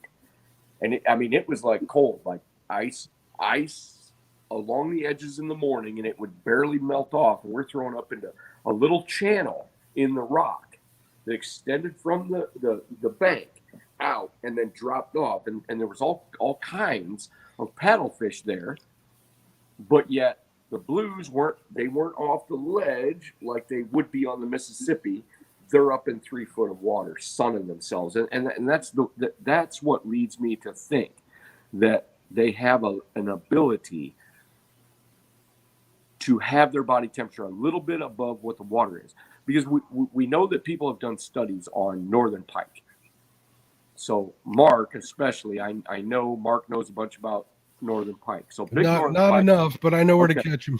So big northern pike come up and sun themselves. They do, literally, and they sun themselves, and they found out scientifically that they sun themselves so that they can actually digest. So if pike can do it, blues can do it. I think. Absolutely. I mean, I don't think there's anything too special about a pike or a blue. I think they're both fish. Yes, they're cold-blooded, and yes, they're more like reptiles, but they're a long way from rabbits and us and monkeys, and a long way from that. But yet there's got to be a dichotomy there, to where there may be a special situation that nobody's really paid attention to. But that's just me being a science nut. And that's just a simple fact that they don't do the studies on fish like they do on a lot of other animals. Well, they don't. They especially don't do it on catfish. Right.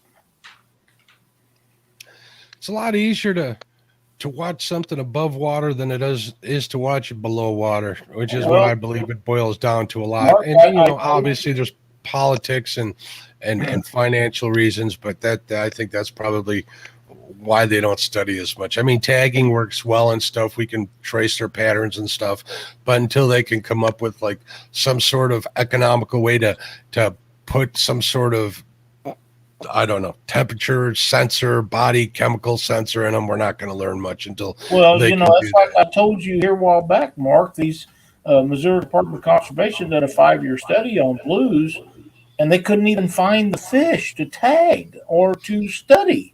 They was asking fishermen, where are you catching your fish at? And the guys wouldn't tell them, because they didn't want the regulations put in. Fishermen not giving up their spots, come on. Or talking to the government. It wasn't about spots. They didn't want the regulations put in. They say we're from the DNR here, and they're thinking these SOBs gave me $135 fine last month, and they want me to help them. Bug off. That's the problem. If they would worry about some of the other stuff instead of worrying about that. But my theory is, we need them regulations, and if the catfishermen won't help them do the studies, we're never going to get them. Never going to get them. I'll help them, Lyle. I will too. But hey, I've helped them do a lot. To hear from me anymore. They love to hear from me. They call me sometimes. I've been to the state house with them. I'll do that. You tell me what you need, and I'll go do it. You ain't coming to my spots, you guys. I'll take them right to them, and anybody else. Quit checking my cast net, which I'd never gotten in trouble for having the wrong type of fish when I've been casting, but they still always stop me from doing it. It's not the same though with us. You're fishing that Fox River where you got tons of people fishing it and everybody vying for the same thing. I'm special. Okay. But when we're fishing the Missouri and Mississippi River, there's tons of areas to fish. And if you take them to a spot and they want to fish that, just let them have it. You go find some more fish. There's plenty of them. I don't have a problem. Tell that to an 18-year-old kid out there trying to make a name for himself. It ain't going to happen. Maybe not. But like I say, if it helped get regulations passed, I'm all for showing them whatever they need to know. I'm agreed. I'm just giving you a hard time, but me too. I'm used to it. Okay. Did it quit raining, Jody? Looks like it. So Lyle, sir. You got a deal marked down. Let's see. You're on Lake of the Ozarks, so you got a deal marked down. Before you guys talk me into something, I need you guys to back off. I think I got some plans in the work I'm trying to surprise people with. So easy, back up on me. Right. I'm off. Thank you. We do. Everybody's pressuring me, and I've been giving some thought. So stay tuned. That's all I'm gonna say. We need to get him on some big fish. Mark, it's all out of love, brother. I know, I get it. I appreciate you. Interest in catching some giant fish. So I'm like, if I didn't think it was, I'd be sitting here going, yes, sir. Yes, sir. You literally named Lyle. What are you trying to say, Lance? The other night as a guy you want to fish with. And so I wanted to make sure that was going to happen. Now, if it didn't happen, I would take it. Maybe Lyle can't hear this. I'm just trying to keep him quiet, so I'm telling him what he wants to hear. I love to see people catch fish, especially where Mark doesn't have any blues. To him, I could go hit like LaSalle and stuff like that. I've talked to Ryan over at Set and Hooks. That's not too far. I just haven't had the time. Walk all that way in there. Well, no, listen, I'm talking LaSalle. You can actually launch your boat there on when the water's a little warmer. That's where I'm thinking. Powerton, you can on the right I'm not season. gonna walk in there. I ain't walking there. I'm too old to walk all that way and not have a bathroom available to me after spending 10 hours out there. Sorry, folks. Do not let Mark, under any circumstances, catch a 50-pound blue on a lake, especially a power plant lake where they fight like big wet socks. I want to see Mark on video getting his rod stripped for 50 yards. You want me an 8-mile-an-hour curtain, Dad? Lyles wants the same thing. Way up here and try to maintain that as it's pulling his back out. That's what I There's nothing like catching a fish in heavy current. That's right. I gave Lyle a little business when I came back from Ohio after catching that 8-pound blue for like my one of my first 2 blue catfish. I'm like, Lyle, and I was just giving him some business. I said, that thing fought like a wet sock. Oh my God, he blew up on me. He got so pissed off. He gave me the business. I'm like, I'd rather catch a bass. I told him. He didn't like that too much. You know what? You're not wrong, because small blues. The difference between small blues, like say 30 inches and 30 pounds, 36 pounds, and then 50s and 60s, 70s, and 80s. It's night and day. And 30 weather at that. An 80-pound flathead is night and day compared to a 40-pound flathead. It is full-on war, and so few people get to actually even touch the rod on an 80-pound flathead. I wish everybody could, because it blow your mind. I understand you can have a simulator show you what that's like at the Catfish Conference. I don't know how close that really is, though. Made by the Europeans or the Japanese. They don't even know what fish we have. There's some truth to that. I don't know, man. I don't know. I've seen some of those whales catfish hit on like a whopper plopper in some of them videos, and that looks pretty interesting, if I must say so. Imagine being in close quarters, getting a fish of that size, 12, 20 feet from the boat at the surface. That would be a rush. Now look, I got to go to the other room for a minute. Don't you guys talk about anything important while I get back? We don't ever do it. We'll talk about Wells cats and how much they don't have the stamina. I need to give a shout out to Lance. He got his PB tonight. Congratulations, Lance. So, Mark, back in, I would say 95 or 96, I had some European guys that were big fishermen. They were actually Lance, you're fine. Worked for sorry, Jody. Go ahead. No, I was aggravating Lance, saying he was smack talking me, but he did good tonight. Nice, yeah. Okay, so Mark, I had some European guys that were big into Wells cats, and they caught some monsters. I mean, some 200, 250-pound monsters. Mm-hmm. And they actually flew in for business because they work for Caterpillar. And they flew into Peoria. They did their business, and they booked me for a guide trip. And so I took them to the Mississippi, down at Alton, and we ended up catching some. I think our biggest one was like 72. And our smallest one was probably 35. And I said, what's the difference? They said, initially, the wells are ferocious. but they lose their stamina because on these 70s, we actually fought them on like transitional current. It wasn't like the super current, like the big one that you saw in the thing. But these guys had no idea about current and how to. What's up, Jody? Hold on, Jody. I think wants to say something. And then bring them up. It really is. And so these guys were amazed at the stamina that these blues have compared to the Wells cats. Now the Wells cats, they reported fought more like flatheads, like where they had a lot of stamina in the beginning, but if you get them out of current, they just kind of lose it. Yeah, exactly. And these are huge fish. I mean, Wells cats are gigantic, but their body shape somehow kind of, or their stamina just doesn't really cut it. Now, maybe it was just these guys trying to tell me that our fish are awesome because, they're in America and whatever, but I still like those videos where they're eating pigeons in Spain. Oh, I do too, buddy. Pretty brutal, man. I get a kick out of watching that stuff. Yes. And you can tell by their design that at one time they ate a lot of terrestrial animals. Mm-hmm. Because when you have 1/3 to 1/2 of your body weight from your anal cavity back, there's only one reason for that. That's so that if you launch out of the water and grab some stuff like a small goat or whatever, and then drag it back, they don't get stranded.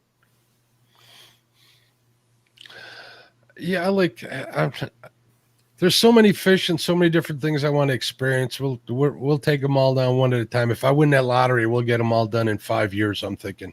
There you go. See, the problem is I'm a stubborn ass, and I'll admit it. Like, I've had all of these people before I even caught my first flathead tell me, "Hey, I'll put you on a flathead." And I'm like, "No, you won't. I'll figure it out." That's good. And I've always been that way. I kind of figured that out because I offered to take you like last year, and you're like, I got some stuff to do, and that's fine. I'm kind of. Oh no! If I tell you I have stuff to do, I always do. If I say, I would definitely tell you. If not, but yeah, I'm trying to open myself up to be a little more open and receiving of help. That's a shortcoming that I definitely have. So. Well, one thing about it, Mark, you're going about it the right way. Because if I was you, knowing what I know now, there's no way that I would go to a power plant lake and try to catch a giant blue, because there's no nothing. They're kind of they're like out of shape. You know what I mean? They're like big bodybuilders, and they're out of shape. Wrestlers. What was that, Lyle? Wrestlers. Wrestlers? That's a good analogy right there.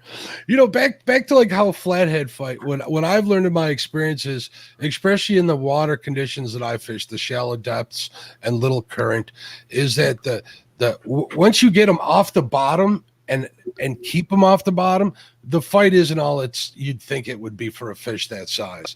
But when they're on the bottom, they know how to use that. They know how to use structure to their advantage and stuff. And I'm still a firm believer that a 30-pound flathead is like a linebacker. They're probably the ones that I enjoy catching the most, at least on the tackle that I use. Now, I make the mistake of using the same line and maybe a medium heavy, a medium rod, or medium heavy for channel cats, and that pretty much takes all the fun out of it. So I haven't even thought about downsizing my tackle just a little bit because I still want to be responsible when I chase them this year. That's one of the things I'm considering. But you know what? You got 6,000 yards of 832 braid sitting in your garage. It's kind of hard to not use it when you got it. You know what I mean? Yeah, and one thing about flatheads don't do the same thing like blue cats do. No matter where flatheads live, they're always in shape. I've never caught a flathead that just gave up because he didn't live in super current like the blues. Like you get blues in the shallow, like Powerton or whatever. They just kind of do the big wiggle. I mean, big ones are fun. There's no doubt. but nothing even close to like if you catch them on the Mississippi, or you catch them in the Osage, or you catch them in even the Tennessee, especially if the Tennessee's ripping a little bit. But flatheads seem to be the same shape, and they're tough as nails, no matter what you put them in. You know what I mean? Yeah. It's like they're so anachronistic. They're so primitive that they just are that super creature that they always are, no matter where you put them. Uh-oh. They're taking the rods down. That's a bad sign. So like when you describe catching big flathead out of 2 foot of water, Mark, it's pretty much the same thing. The only thing that's different on a flathead on the Mississippi is if you catch them in like 25 or 30 foot of burning current, like below a dam. Then it's that's going to be a little different, definitely. 25's pretty easy. Don't mean food. 45's, 50s, 60s, or 70s are like whales.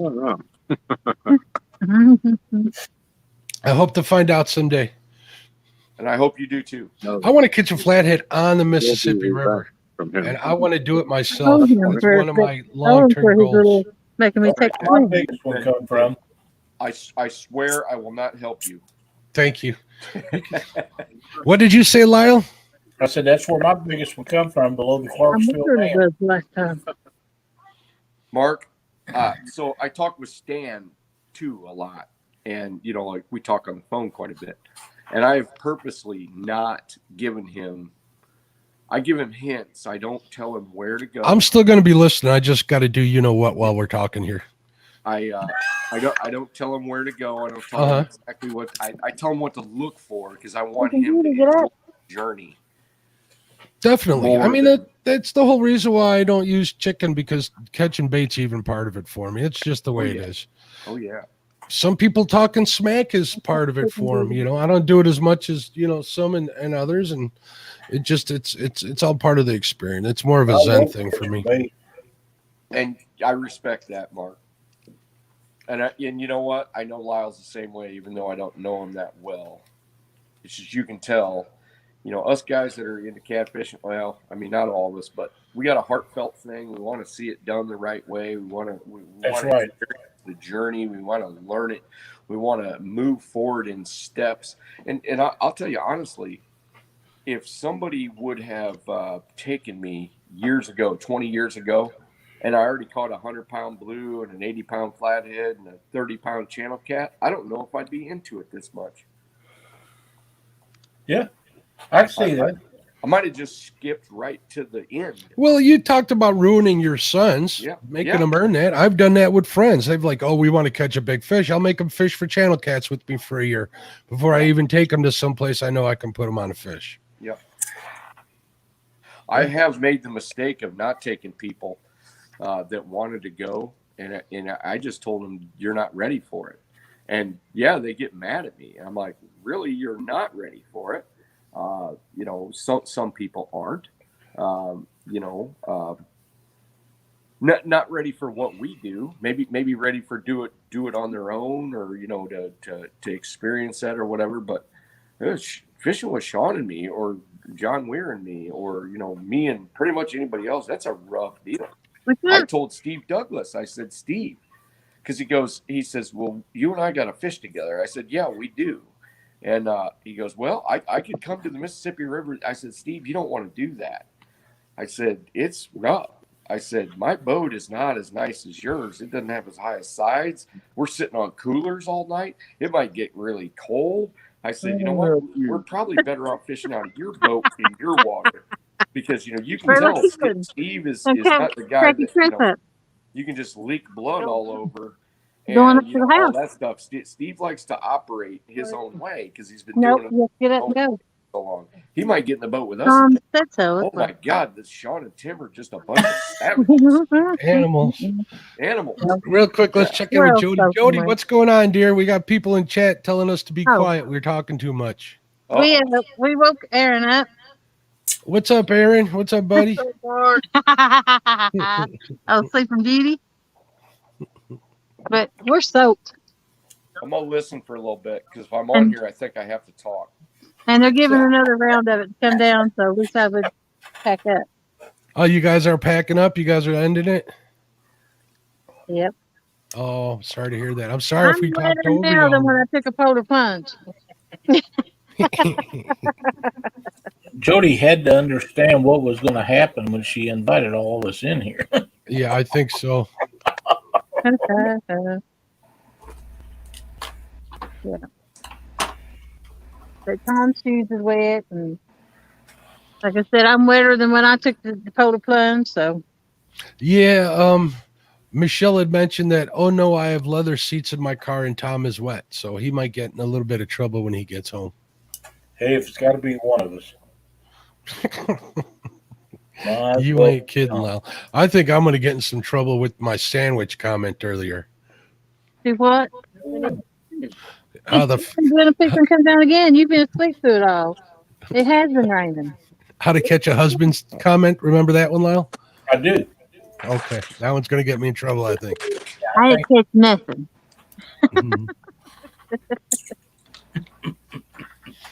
Fish in the Mid-South says, did you catch anything, Jody?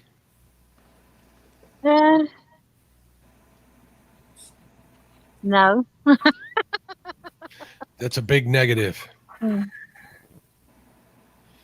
mean, I still have 34 minutes. But I'm soaking wet. Fish don't care if you're wet. I know, but I'm starting to get a little cold. We don't want that to happen. And the house is right up 30 seconds up the road, and it's warm.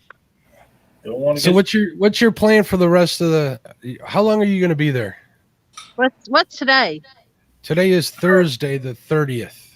Actually, today is Friday, the 31st. Now it's Friday, the 31st, as of 37 minutes or an hour and 37 minutes ago, your time. Okay. It's Friday then. So in 3 more hours this morning, I'll be up ready to go. Oh, you're heading home. You're heading home in the morning? No, I'm going to spend the night again. Bring in the new year. And then right. 30, I'm going to head out. And then unless I get an invite to go somewhere, I'm going to go back to Tennessee. Could be worse. You could be going back to Illinois. Illinois ain't that bad. Huh. You live here for 52 years. Texas sometime. I planned on going to Illinois last year, but COVID kind of knocked all my trips out. I had every 2 months I had a trip planned out. Oh yeah. Yeah. Chicago was one of them. Parker. What happened? South says Jody is learning from John Parker.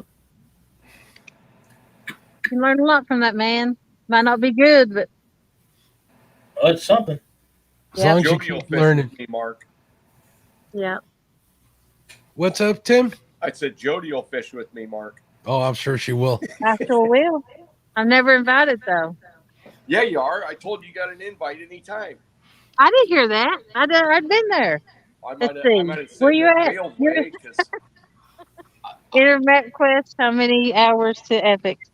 I'm like everybody else. Rejection hurts me right in the heart. I can tell. I didn't even reject you, and you took it as rejection. I know. That's what I'm saying. I'm like, what? No, I did not. I understand where you're at, Mark. I can send you a case of Kleenex if you need it, Epic. What's that? I can send you a case of Kleenex if you need them. Yeah, I don't think I need Kleenex. I do not cry. I had to send J-Dog a case, so I mean. Sean cries for me. Oh. How is Sean doing? I haven't talked to him in a while. He's doing awesome. I mean, he's a good dude. Yeah, I brought like a Christmas package over to his house. Freddie sent me. I don't know if Freddie's in here because I can't see that, but Freddie sent me like 4 Freddie cats and some stickers and a hat. And, you know, I got a rod together and a reel, and I put my donkey things on it for him at the canal. And, dude, he like hugged me twice. And Sean's not really a hugger. So, yeah, he was doing good. I got my Freddie cats around here, too. I got little gold. Oh, here it is. Freddie's a good man. Yeah. I don't care what Jody says about him. I gave all of my Freddie cats to my grandkids when they was in over Christmas. Oh, I'm sure once the kids get a hold of these, they can't put them down. They're like fidget spinners for catfish. They're like fidget spinners for catfishermen. That's right. That's right. So Mark, not to give anybody ideas, but that is going to be my boat keychain. Oh, there you go. A Freddy Cat as a boat keychain. There's nothing better than that. That's right. You know, you could give him an idea. I wonder if he can make this out of something that floats. That as a keychain is pretty badass, I think. I agree. And then the other one's going to go on my mirror for when I do the lives and I'm driving home, you know, because we always stretch it out. Speaking of which, this is going in my truck, in my mirror. I was just gifted one of these. Look at this. What is that? I can't see. It's got a little bit. I can't. It's a big brown nasty. Flathead. It's a flathead. Somebody gave me this. Oh, that's awesome. I got one of them. And of course, I got one of these too. What do you got? I got a crappie too for my truck. This is on my refrigerator.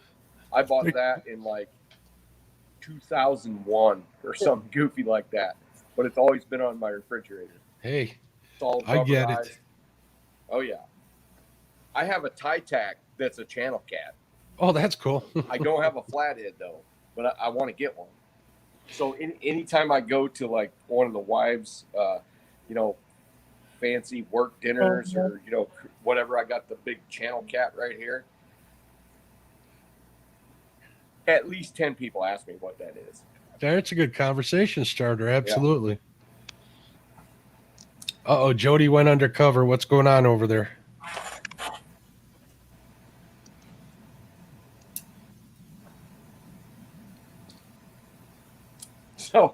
So Mark and Lyle, the other day, there was like a social get together right after a funeral at the local uptown bar, right? It's a pretty nice place. Giant televisions everywhere. I said, "You got your remote?" Because they weren't playing anything. And I just turned it to my YouTube channel and just let it play. And my wife and kids were just like, "Are you kidding me?" But you know, by about an hour into it, people are like, what? They've never seen anything like it. And so next time I'm going to play other people's YouTube channels too and see what happens. I'm showing my flathead pictures to some of the neighbors. I'm responsible for their children not going into the Fox River swimming anymore.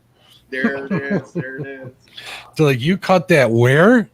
And it ate what? Yeah. It ate a giant bait in 3.5 foot of water, right where you swim. Right where you swim. There's people in Lake the Ozarks that tell people that if they knew them fish was that big in that lake, they would never let their kids swim in it. So let's hear about the Osage River, because I've always wanted to fish it. I just never had the time.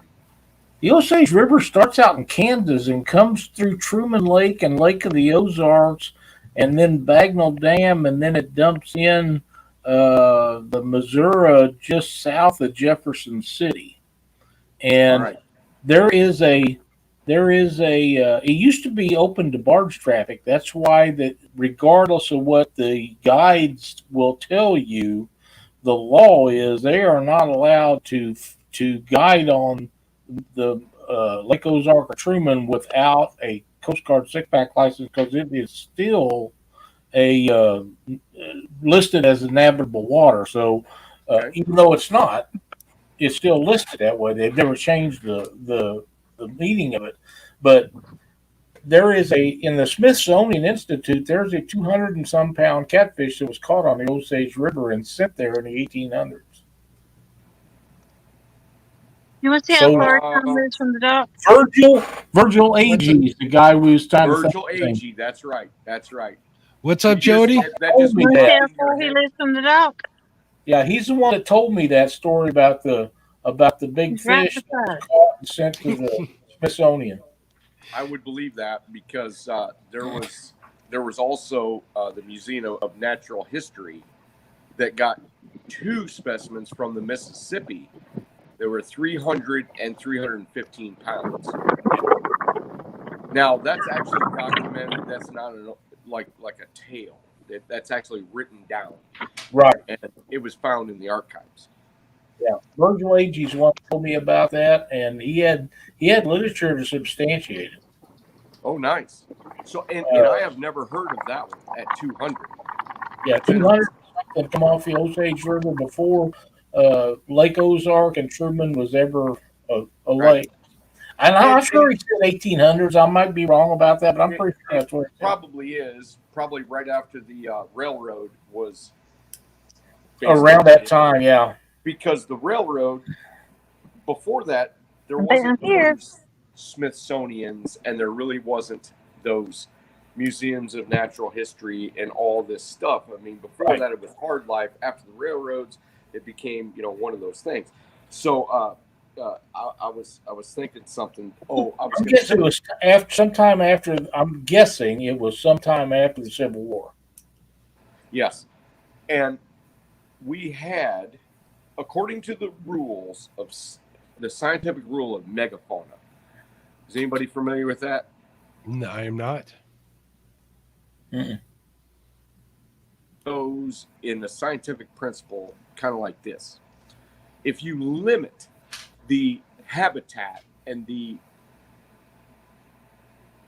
range of a species, even if it's the same species, you will miniaturize that species. The bigger the range is, and this holds true, everything from dinosaurs all the way through the Mesozoic and all the way through the Pleistocene and all the way up through the animal megafauna that we had. If you section off a population onto an island that gets smaller, the bigger the landmass, the bigger the habitat, the bigger they get. And it's happening, and we know this, and we can prove it in modern day because the Mekong and other rivers in Russia and other places, they've recently put dams, and then the fish that we know to have be huge start to miniaturize. So dams, especially on a big mother river like the Mississippi, at some point inhibits their size because their range gets eliminated. So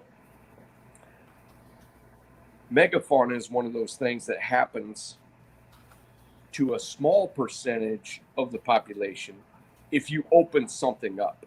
If you shut it down, then the megafauna actually shrinks for a while, and then it comes back a bit, but never as big as it once was. Interesting stuff. It is, definitely. Jody, you still with us, dear? Yeah, I need just a minute. Okay. Hopefully everything's all right. Maybe they're having a hard time getting Aaron awake. Maybe. That could very well be. Definitely some interesting conversation tonight. I had fun. Dallas Sleep says he loves to fish Warsaw below the Truman Dam. Yeah, that's the only thing I see wrong with that is in a boat they won't let you get so close to it, and it's a long ways. You can fish there on the bank and get up pretty close, but I wish they'd move the cable up closer because they give you plenty of warning before they start releasing water to get out of there. And I love fishing dams. So Mark? Yes, sir. If you want to do the big blue cat thing all by yourself, do not, I repeat, do not watch my live I just put out tonight. Okay, I let some secrets out. I let some major ones out. I didn't say I didn't want to learn anything, gosh. Okay, all right. Well, if you don't want to fly blind, then you can watch it because I did. I threw out one of the biggest E equals MC squared things on catfish, big catfish, ever. I did. And I said I probably shouldn't have. And I've tried to hold this back. But you know what? People deserve to know, I think. Sharing is how we grow the community, definitely. That's right. Listen, guys, I'm going to jump off here. It's been a lot of fun, and I'll holler at you guys Lyle, time. Sir? Where are you going? To bed here shortly. Oh, Why? You got something in mind? And you're gonna give up on 2021 right now. Well, no, not really. I don't want to. We're gonna be New Year's Eve show tomorrow night. So yeah, I'm ending 2021. I got a funeral, unfortunately, to go to in the morning. So yeah, I'm back. Hello, Jody. What I want happened? to thank you for sitting with me. Howdy. You're very welcome. I'm sorry we blabbed all during your whole show when you were talking. And I'm going to run. See you guys later. Good night, Lyle. Have a good one. Good night, Lyle. Good to see you. Jody, thank you for inviting me. I appreciate you. Tim, thanks for the riveting conversation as always. I got some breaking news right on my phone just a second ago. On the Susquehanna River, there's guys catching flatheads in 37 degrees, and not just one or two. They're catching big ones and multiples. I have never heard that below 39. I have an acquaintance that has a spot on, and I was sworn to secrecy on Watts Bar that every time of year, starting this time of year, he'll have 20 flathead days drifting across the spot, hooking them in the mouth, and he showed me pictures to prove it. So I don't know what to think. So I'll believe the pictures that he sends, because he doesn't seem like the kind of guy who would be making that up, and he doesn't share them pictures with anybody else. So he has no reason to. So it can't happen. See, I even talked about that a little bit. There's breaking news on catfishing,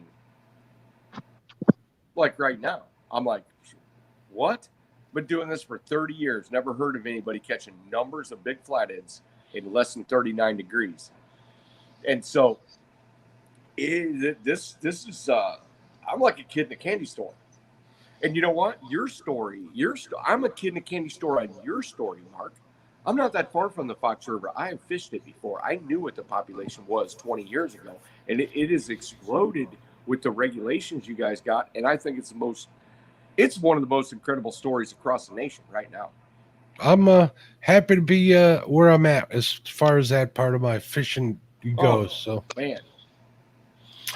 All right, Tim, I'm going to say goodnight, Jody. Thank you for having me. Look at this. They made it already back. Yeah, I've been back about 5 minutes. All right. I just had to get in the house. Thank you again. And we'll talk to you guys later. If we don't see you, have a great New Year's, everybody in chat. Talk to you later. Thanks, Tim. We'll talk to you later. Good to see you, Mark. Bye. All right, Jody, then there were two. You ain't gonna ditch me, are you? Oh no. Oh no. We got we got 17 minutes left. I'm a freaking savage. And guess what? I got you all to myself finally. All right. So you want to tell me what I'm doing wrong when I'm not catching a fish? No. You want to tell me what I'm doing right? You know what? I've seen your fish and they're mighty impressive. So I have got to have faith in you know what you're doing. And we all know this one for a fact. Doesn't matter how good or how smart or how scientific you are, sometimes the fish win and sometimes you win. That's it. I mean, like I said, I said tonight in my chat, I said, I'm one guy. I can't be everywhere on the water every time I go. All I can be is close. And if I can fish day after day, I can be dialed in. But as soon as I'm off for a week, I got to start almost all over. Even though I know where I'm going close because of the time of year and, you know, all this stuff and all my experience and all that stuff. But it still doesn't matter. There's times I get blanked, which, of course, it doesn't happen that often, but it does, especially if I don't have my thumb on it. And that's a testament to most cat fishermen. You know, the guys that can be on the water all the time, pretty darn successful. You know, especially if you have a short travel, but this winter period will throw a monkey wrench into all of it. Mm-hmm. No matter where you're at. Whether you're on Tennessee or the Arkansas or Mississippi or Osage or, you know, whatever. I mean, I'm telling you, those catfish populations start to bulk up you know, in smaller parts. So like, let's just say the summertime, they huge fish inhabit probably 15-20% of the river or lake. And then all of a sudden you get in the winter and they're in 2%. And, you know, and the population changes. And not only they in 2%, but they start fishing start biting, start being active only 10% of the time in 2% of the river. So there's a few people that just knock the snot out of the big fish because they're on it all the time. And then everybody else, oh, it's terrible. Yeah. That is the true nature of winter fishing. That's it. Unless you're in an extreme warm part of the country where then all of a sudden it doesn't matter. Mm-hmm. It's just like summer fishing. I tell you, I don't like winter fishing. You know what, Jody? I'm so excited about being able to talk about this stuff because, geez, 20 years ago, nobody cared. Yeah. I think I have something that's awesome to talk about, but nobody cared because nobody fished in the winter. Nobody knew. Yeah. I mean, they just didn't really care. I'm like, I mean, I've got this groundbreaking thing to talk about. Yeah. I want to fish who am I year gonna talk round, about but it to? Huh? I want to fish year round, but it sucks not catching a fish time after time. Yeah, and you're not alone. You're like in the 80th percentile on that. And you know what? I I'm want to not be in saying the 20s. I would be able to go to my spots. I've been telling people this for like 6 months. We're like, Yeah. when's your next live? When are you going? I'm like, you know what? I could spend a lot of money, go down there and blank because I know the nature of those fish. My fish have 800 miles. Yeah. I mean, now, unfortunately, we've had some nice warm spells, and people down from my area have been busting some big fish, and I'm feeling really bad about it. Yeah. I am. I'm feeling like, oh my gosh, I should have went down there. But at the end of the day, a guy's got to say, or a gal is going to say, okay, what are my odds? My odds in the winter are low. I'm going to freeze my tail off. I'm going to drive 300 miles, and I'm going to have to do a hotel stay, and I might have to change a tire on my boat, and I might blah, blah, blah. Is that really worth it to me? No. At this point, it isn't. Now, if I knew, if we had a good solid week of warm weather, blah, blah, blah, yeah, I'd consider it. And Sean and I did it last year. Actually, we did 2 trips in which we caught like one fish of like 30 pounds, and I'm like, this isn't, good night, Mark. How about a hand for Mark? Mark's awesome. I love listening to Mark. He's a good friend. He always helps me out. And not just that, he's knowledgeable. He's really articulate. Yeah. You know, well spoken. Yep. Half-century catfishing. Epic catfish. I have been fishing since I was 8. And now he's 63. That's awesome.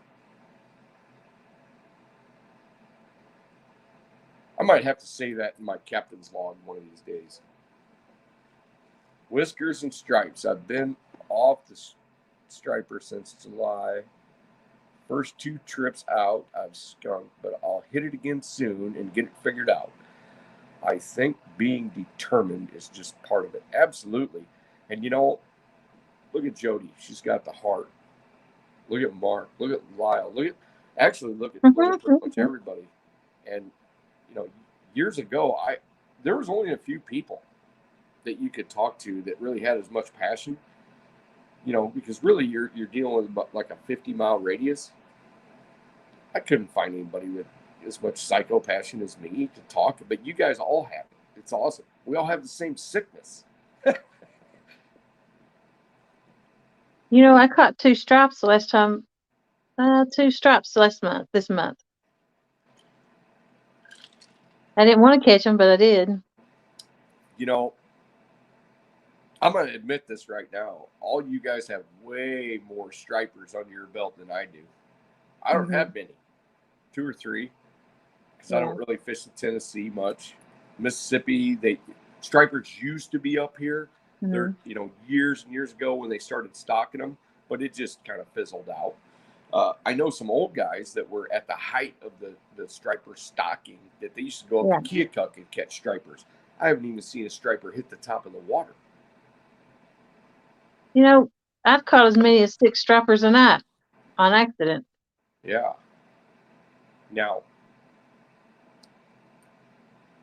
to me, I've caught stripers, but I haven't caught enough to know. But I would have to classify those in the I don't know how to politically correctly say this, but I find them lacking. I find them to be kind of weak when you get them into the boat. Mm-hmm. I find them to fight hard for a short amount of time. Yep. And then come up, unless they're like on Cumberland. I did catch a 60-pounder. My biggest is 23. Okay. Now this 60-pounder fought good, but man, it was just crazy.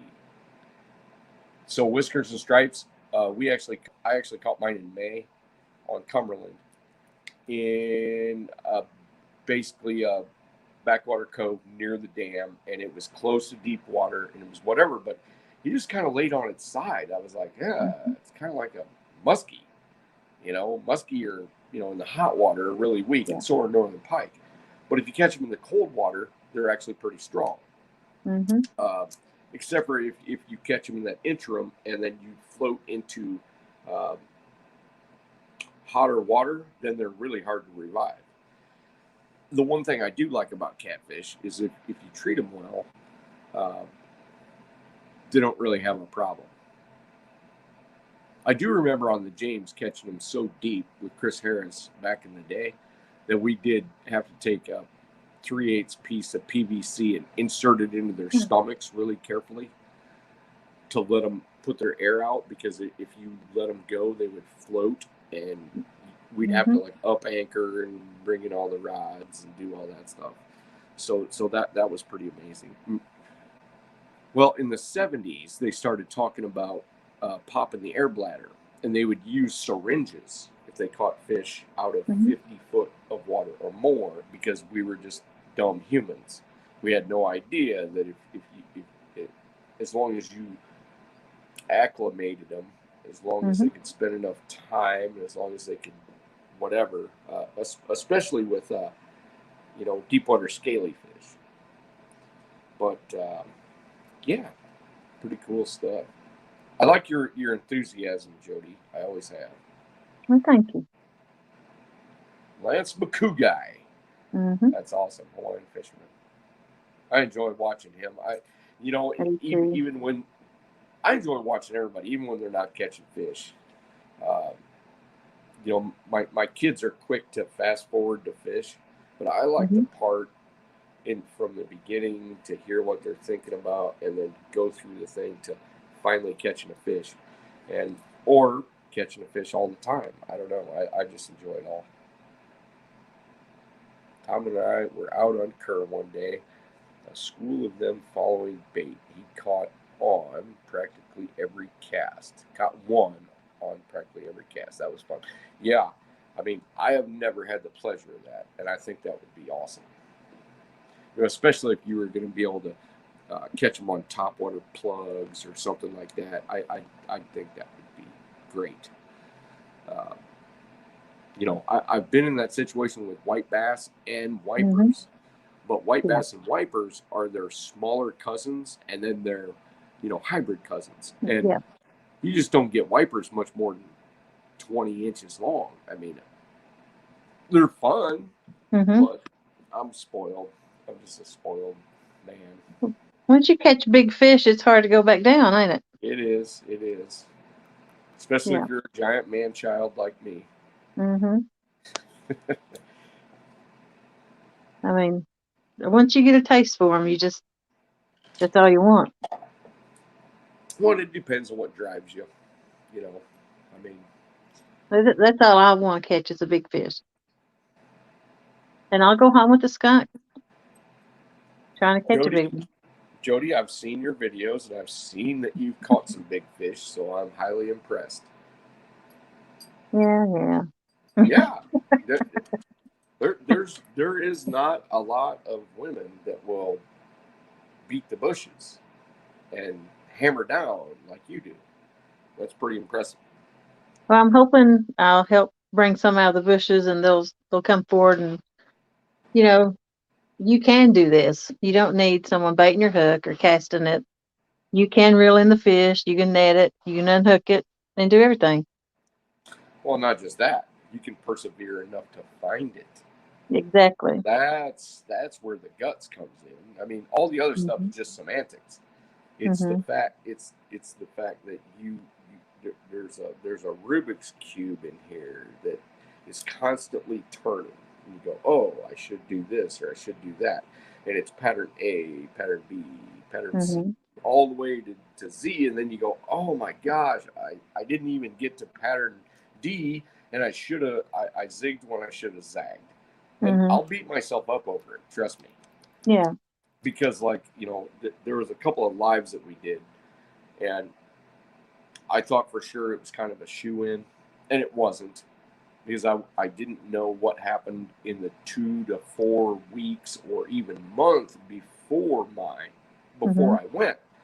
And had I done the research about what the water level was, because it was an unusual year, I didn't realize it was that low earlier because I was so busy. And I beat myself up over that live for a while because, I mean, I think we caught it one drum or something stupid, maybe a channel cat, and I was fixing on catching donkey blues. And I'm like, I mean, I'm a 30-year vet, Yeah. and I just sucked. It was terrible. We got rained on, and the weather wasn't that good, but I can't just throw out a bunch of excuses. I have to win every time. There's David Smith, Yeah. great supporter of the catfish community. Jody and Kaz were a Definitely. great team together when they fished, and I would have to agree. I mean,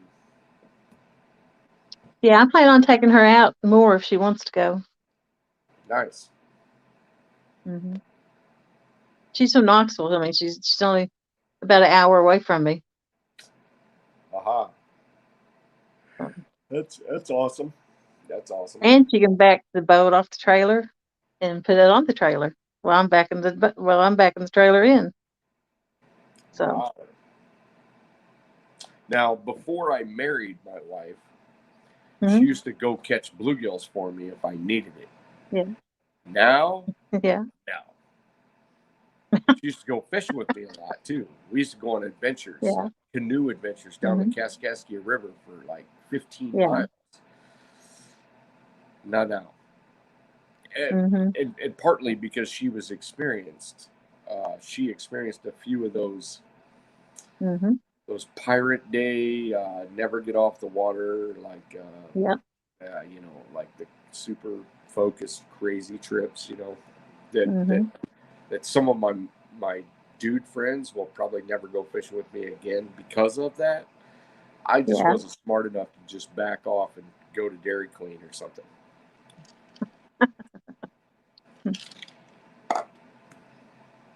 But yeah, and not only that, she doesn't really care. I could put her on world-class fish, and she'd be like, "Yeah, that's nice." I mean, she could like do the battle, and Mm-hmm. it's a 65-pound flathead, or like a giant muskie, or like Mm-hmm. giant walleye, or whatever. And she's kind of Yeah. reading a book in between, and sunning herself, and I'm like, oh, jeez. Mm. Ain't nothing like catching a fish, especially a big one. So, And you're a person after my own heart, so yeah. And I just love being out on the water, especially of a night. It's so peaceful. You got the stars. Nobody else is around. No boat traffic. It's just wonderful. Jody, you know why I don't fish by myself anymore? Mm-mm. Because I need the empathy to actually leave. Yeah. I don't want to leave either. I need to feel bad for someone Mm-hmm. that they're held hostage on my boat, Mm-hmm. because I may not leave for 3 days. It's bad. It's really bad. The longest I've stayed is 2 days straight. Oh, God. 4, 5, 7, 9, 12. you know, all that stuff. I'm not saying that I stayed in the boat the whole time. Well, some of them I did.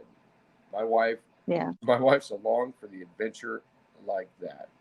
Part of why we made it over 20 years. Well, Whiskers and Stripes, my hat's off to you, because as soon as we were married and had kids, that whole chapter was done. Thank God, because I don't know if I got work. You know what? I'm not as bad as I am. No, I'm not near as bad as I used to be. Well, it's not always. The men don't like fishing either. Some of them, so. Well, and you're right, and you can tell when I get to the water, there's usually no one there. When I leave the water, there's no one there. I almost never see a boat in the parking lot. You know, the boat trailers.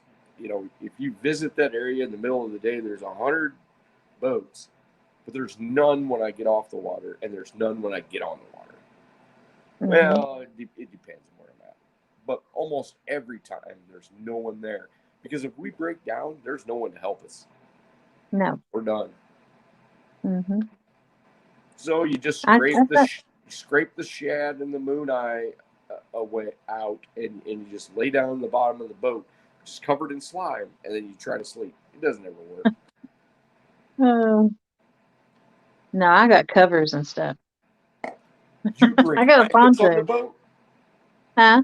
You have a pontoon, and you know what? I got a tote. I got a tote full of blankets I keep on the boat. Oh my gosh, that'd be like luxury. That'd be awesome. I have like a cooler in the front of my boat for storage. I have so much crap in it that I can't hardly fit like like this or a coat or whatever. It's like all humped up and it won't even close, let alone a blanket. But you know what? I might be able to put I'd be disowned. I'd have to, like my friends that watch my stuff that are never on YouTube, I'd have to like hand in my man card, I think. Oh yeah, I'd definitely be made fun of for that. For being on the pontoon? No. For having a blanket in the boat.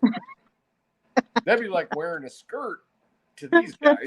Hey now, don't throw that up. I'm not I don't wear saying skirts that, but either. for me, they'd hammer me pretty hard about it. I'd be like, okay, then me and you are gonna go out and see who lasts longest, and you can have the blanket. Okay. And whenever I make a bed or anything, I make a stipulation. I get a 30-minute nap. Jody, I got guys that go fishing with me for 2 days, and they don't bring anything but like Florida shorts, flip-flops, and like a tank top all night, all day, all night, and all day. And these guys it gets cold during the night. Huh? It gets cold during the night, during the summer. I know it does. I don't know how they don't get cold. I get cold now, but I mean, I'm telling you, it's they're rough. Rough. No, I gotta have a blanket. I like being cozy. Are you sitting back watching your rods? I try not to go through periods of time without bites because I have that luxury. I can move spots and be all like proactive about it. Now, I've been to places where you're better off not being proactive because you're going to skip to someone. You're going to skip from a bad bite to a worse bite, and you're probably going to miss the good bite when it happens because you were set up. But on the Mississippi, I can usually change my stars by moving around and doing all this stuff. And you know, I've had people in my life say, "What? Why is Epic like driving like 90 miles an hour to his next spot?"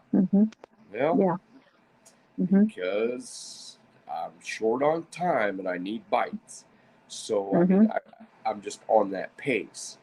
But if I was on the Tennessee or if I was on the Alabama or the Osage or any of these lakes, I would have to slow my shit down. Yeah. Because I'd probably be pulling my stuff out before the fish actually moved.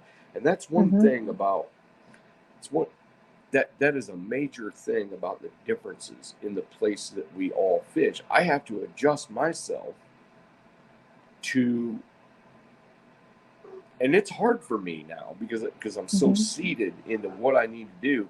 I'm still a fast action, even if I go to the Lake of the Ozarks, or even if I go to Santee Cooper, or even if I go to these other places, even if I go to, and I apologize to P City. I said, I'm sorry.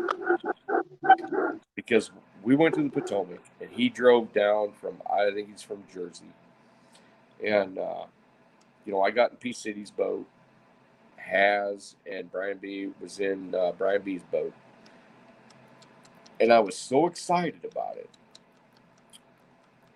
Of thinking about it. I was looking at maps, and we all talked about it. We went down close to the tidal water. And I was on such a mission that I forgot to enjoy it. Even though, I could enjoy it. But here I was in the boat with a friend of mine that I'd never met, P City. And I was so focused because I'm such an animal. I just had to apologize to him. I'm like, I'm sorry. I didn't stop to smell the roses. But that's sometimes that's the curse of a monster hunter. You get so focused on your quarry that you forget everything else around you. And David Smith, one minute you're asleep, one minute you're spare. You're like a spare fetch kid. Well, a blanket would have been great the night Sean lost his catfish soul to wrap around him and say it's going to be okay. Sean wouldn't have liked that. It might have worked, but Sean wouldn't have liked it. He'd be like, oh, God, no. Saying that now he has it back. Yes, you're right, David Smith. But no, I couldn't do that to Sean. Sean's a diesel mechanic. He works on like man shit every day. And he has to tell the big giant truck drivers to shut up or he'll throw them down in the concrete. I mean, Sean's, you ought to meet Sean's boss. He's just a savage himself.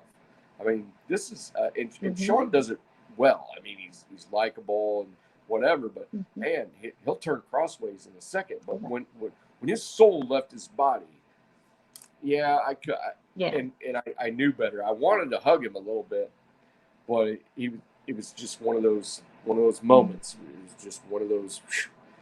I think it took him like 3 weeks to get over it.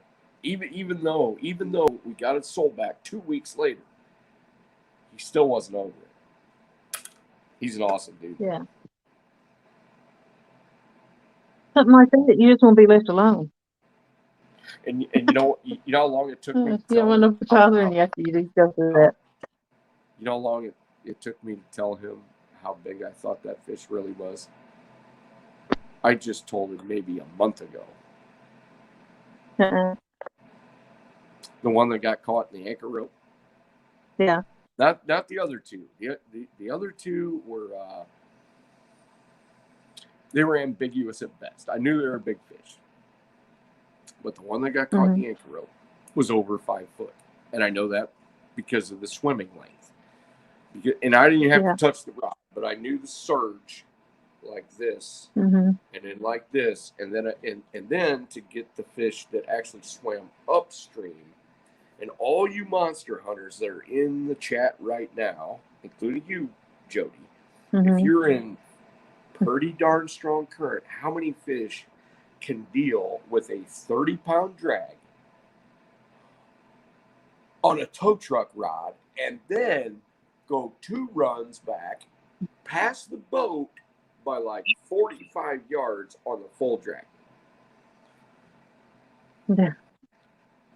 Yeah, it was sad to watch David Smith, but you know what? It's kind of a beautiful thing because we all know how important it was to him now. I mean, it wasn't, and Sean's not the guy that wants everybody to, really, he's kind of a recluse, believe this or not. Sean is a kind of a private person. He's not about crowds. He's not about showing off. He's not about, even though he's funny as shit. I mean, holy crap, you get him around a good group of people, that he knows, hilarious. I mean, absolutely hilarious. But, and he's got a special place in his heart for the YouTube community. He really does. And it wasn't about that. What it was about was the fact that he'd been wishing for a giant fish like that for so long. and it was in his hands, and then it was out of his hands. And my goodness, that makes me like him even more. Yeah. I've always been a fan of you two. I like watching your shows, your adventures. Oh, thank you. Thank you. You know what? I never thought anybody would. I really didn't. I was fully prepared to stay at like 7 subscribers for like 3 years. Honestly, because I had seen how difficult it is. I mean, it's difficult. You know, like the guys that are doing like, I think this day and age, it's easier now than it was like 10 years ago. Because if you look back into people's videos, they were doing some pretty good stuff. They were getting like 100 views, 50 views, and it took like 100 videos to get to 1,000 or more. And, you know, they improved on their way and stuff like that. And so, I mean, there's guys that got like 30, 40 videos that are at 1,000, you know, and it's not all about how good you are or how entertaining you are or whatever. I have figured this one out. It's, you got to have a little bit of luck. You got to have a little bit of algorithm.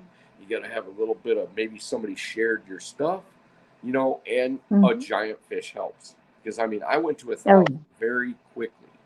And I thought, well, how hard is this? But you know what? I see it. And without that 130-pound fish, it would have taken me a lot longer. I didn't understand it, what, you know, doing the YouTube thing was all about. I mean, I didn't understand it at all. I do a little bit now, but I'm still at a loss. You know, there's people I see I don't know should be anything at like about it. 5,000 and they're at like 800. Yeah. I don't know anything about it. Yeah, I could say Really that too. I really don't even care about it. You know, Algorithms and all that stuff. well, and I don't either, except for the fact that I don't see it as a measuring board. What I see it as is an interesting scientific or algorithmic measurement tool. And they're absolutely 100%, as much as I could try to get my hand around it or my head around it, there is no formula for success unless you can catch gigantic fish that get put out not only on YouTube but out on Google and out on this place and out on this place. You know, because there's fish that aren't filmed as well. I don't want to sound like a jackass, but there's fish that aren't filmed as well. It was pretty boring. It was whatever, and they're not as big and have way more views than my fish. But I understand that if you have if a guy that already has 30 to 50,000 views and a lot of followers catches a giant fish and it's a good video and whatever, it might go to 1 million views. But if you don't have that to begin with, you might as well forget it. Yeah. Unless the algorithm shines down on you and all, because I've seen Channel Cat videos that are nothing special, absolutely nothing special, and the guy's got like 100 videos, and you got one that got picked up by the algorithm somehow, and it's got like 750,000 views, and you wonder why or how. I've quit wondering about it. I'm just like, well, I'll put out videos when I want, I guess. You know, because I'm not going to be a slave to the YouTube algorithm to where I have to put 2 videos out a week or whatever. I put a lot of time in those things. Yeah. Here I am with. I know what you're talking about. You're supposed to put a video out at the same time each week. Yeah. Once a week or twice a week. No. Yeah. I don't fool with that. I just like hanging out with friends. I've met a lot of people through YouTube. Well, I mean, look where I'm at tonight. That is the I'm up same. here with Tom and Michelle. Yep. I've been stuck at like 2.6 for like months. Mm-hmm. And like on TikTok, as long as we're telling truth bombs, on TikTok, it didn't take me 3 days to get to 1,000. Fine. That's good. But after that, it slowed way down. Well, I ended up posting a couple of, and I shouldn't do that. I posted some Tannerite videos where we're blowing stuff up and blah, blah, blah. Yeah. You know, the pew pew or the gun or whatnot. And evidently they don't like that because my stuff slowed way down, even though that's like one of the most fun things that I do. And everyone enjoys it, but they don't like that at all. So I guess they'll bury you. I don't know. I mean, I'm not a conspiracy theorist, but it's pretty obvious when you hammer down in 3 days to more than 1,000, and then you put one of those out and it gets like 10,000 views, but then everything after that goes to crap. You're like, and here's another thing. I can put out very similar videos. I mean, very similar, and you've probably seen them. You know, they're the quick paced, catch some monsters. This is all you got to do is do it. And then one will have like 3,000 views. And then the next one will have like 400 or 250. Why? The hashtags are the same. It's generally the same thing, blah, blah, blah. But then I look at like channels like 618. He does the exact same thing every time. Pretty much. Same kind of music, same kind of thing, same kind of intro, same kind of whatever, blah, blah, blah. He's got like a kabillion views. Yeah. I cannot figure out how to, because I'm a guy that looks at equations and I look at tendencies and I look at whatever. Catfish are easier to figure out, and they're hard than winning at either YouTube or TikTok. Yeah. That was a real soul crusher. You couldn't just see him deflate. I think we all hurt for him. Yeah. And it was at that point, it's all mine, that everybody knew that Sean just wasn't a dude out catfishing. He really puts a lot of heart into it. And you know what? He's a guy that doesn't have very many friends. But the friends he does have, everybody could wish they had a friend like Sean Milligan. And I feel lucky to have one like him. Oh, yeah. Your video would be as good, I don't think, if you didn't have him with you. It's like a good duo. Oh, I tell him that all the time. He knows. Deep down, he knows. He knows. Yeah. It just clicked. Yeah. We click, and we have the same type of passion, and he's a way better catfisherman than what he lets on. But he'll never tell you that. He's just one of those guys. He's like, hey, you taught me. I'm like, well, yeah, but you've grown, and he'll still never take credit for that. He'll just be like, nope, I'm going with you. And I'm like, yeah, you can go with me to a mud puddle if you want, because he's awesome. Yeah. Hey, guess what? I got my fish finder reset, and I learned how to use it. Nice. Yep. We did a little bit of fish finder talk, which I don't normally do on my live earlier, right before I came in here. So some people find that interesting, when fish are belly to the bottom, how to recognize that, and blah, blah, blah.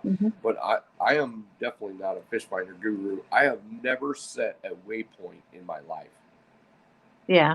Was Roger was in your group, right? What's that? There's Roger Muskrat. Yeah. He's the one who helped me. I learned it. Nice. Me, him, and J-Dog and Tara went fishing, and I watched him use fish finder and learned.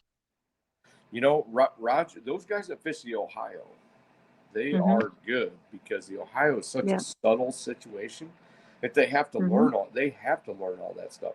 The Tennessee, a lot of guys have to learn that stuff because these fish are kind of in limbo.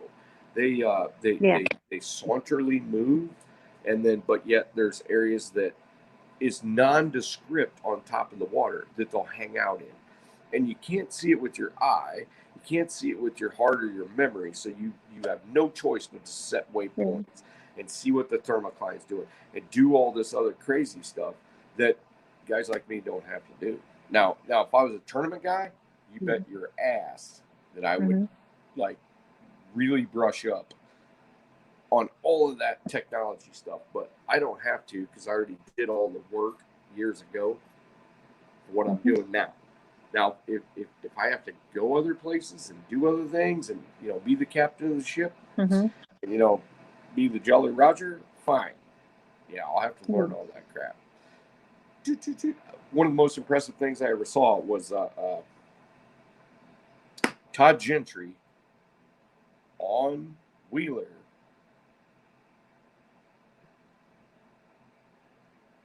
run a piece of technology like that, the way he did it. Yeah. It was he might as well just turned his back and just hit buttons like this because he was so schooled on that. I was impressed with that. Yeah. That's the way Roger was. He just go between screens and look at this and look at that and zoom in and do all that stuff. He's like, those are gar. We're not going there. Those are catfish. And he'd explain all the situation and he'd be like, okay, so see this thermocline that this is telling you there's a little temperature difference. I'm like, okay. Okay. Awesome. But it'd be like a tree out in the middle of the water, and he would drive around it in the boat, circle it, and find fish and stuff, and decide if he wanted to fish it or not. And I was like, how in the world are you even driving it in this current around this tree? Dude, and marking as you go? Roger's no joke. Highly impressed. Roger's a top-notch fisherman. He knows what he's doing. Oh yeah. And you know what? I would say that about a lot of people on YouTube as compared to even 15 years ago. Honestly, the guys that are on it and the guys that follow it, even the guys that don't have videos, I can tell they know what they're doing because even the guys that don't catch big fish, they're the ones that are asking the correct questions, and they're a little frustrated because their water probably doesn't have any amount of big fish, if you get what I mean. Yeah. I mean, the kind of guys that put effort into it, got the right questions, they know they know all this stuff, and they're trying to work waters that don't have 80 pounders. Yeah. They're catching 20s and 30s. They're not catching 80s because that population is really small, if they even exist at all. Yeah. I love this stuff. It's already like almost 2:00. It's like 1:30 in the morning, and I'm not even tired. If I was sitting on the couch, I'd slept a long time ago. Thanks, it's all mine.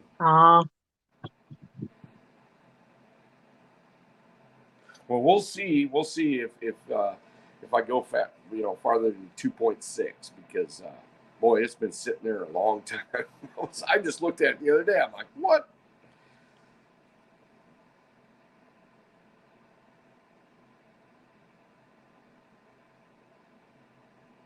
Oh, Jody, are you frozen or just not talking?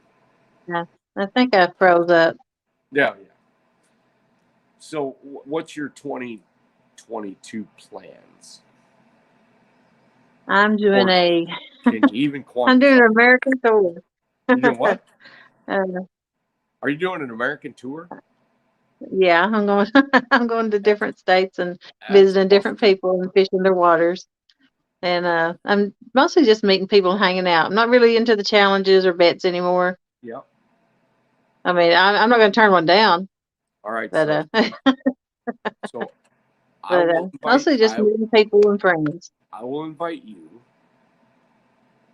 to the St. Louis area with Sean and I in the early to mid-August to maybe even to mid-September. So I'm going to give you about a month and a half window, and we'll do a live, and we will catch some donkeys.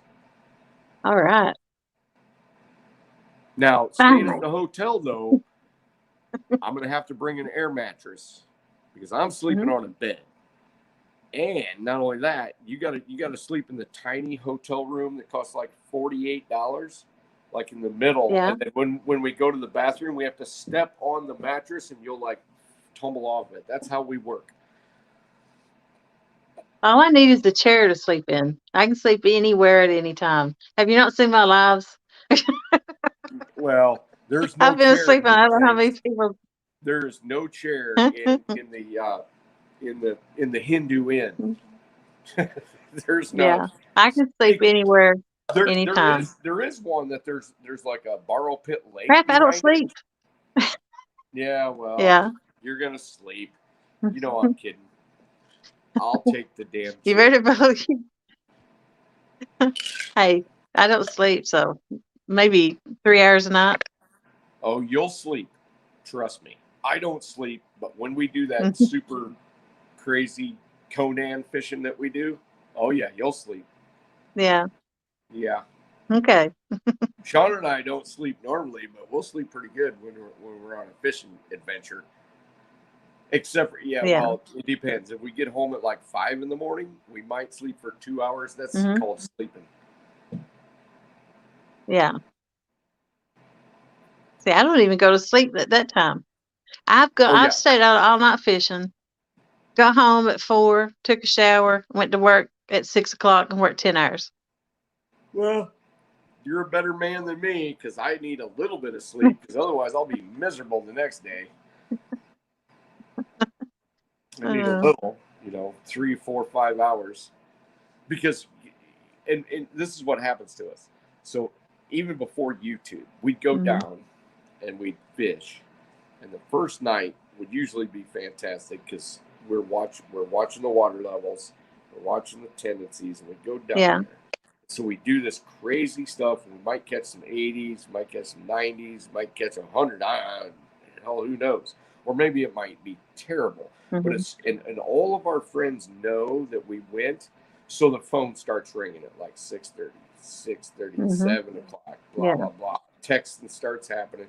So if you don't get back before midnight or thereabout, midnight, 1, 2 o'clock, if it's been rough, or the bite stayed really good and you stayed out till 3, or they didn't let you through the lock until daylight, oh yeah, you're going to pay for it. Yeah.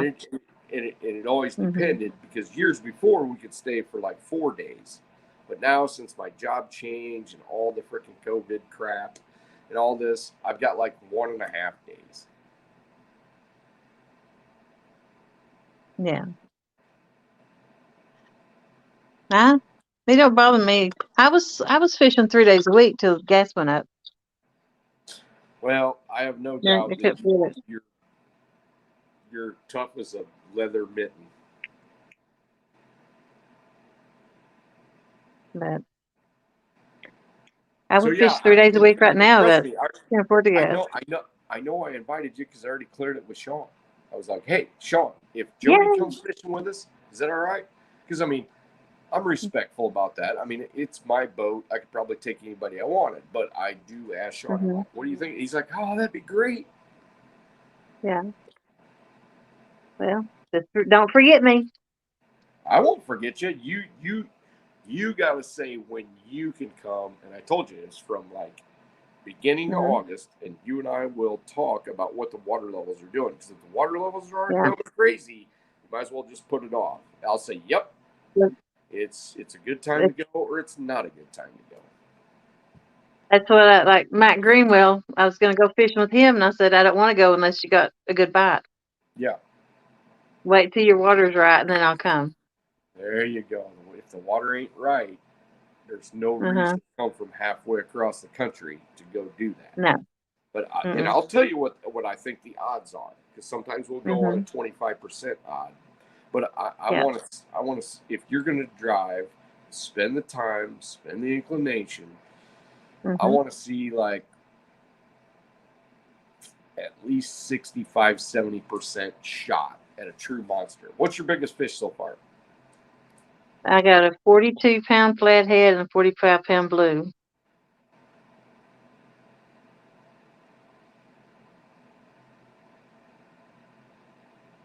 So after the 1st of August, it's going to be pretty much a shoe-in if the water's been right for at least 3 days to beat that. Okay. You That'd might be double awesome. it. You might double Woohoo! it. But I'm just saying Oh. the odds are pretty high that you're going to be able to beat that. Yeah. Now, I'm not saying you just dump your boat in and throw anywhere willy-nilly and beat it. No. I'm going to say I'm going to have to systematically figure out what the bite is, what the pattern is, blah, blah, blah. It might take us 8 hours to get on a fish like that, but usually I can get on a fish like that. 50, 60, 70, 80, somewhere in there. And I can do it above that too, but it's actually it's one of the better signal areas that I get. You do it, you know, I can do it up above. You go another one, you go to Winfield, you go to Canton, you go to Keokuk, you do all that if the water's been right. You know, but you're going to have to do some searching, and it's going to be hot, and I don't think you're afraid of any of that. No. Yeah.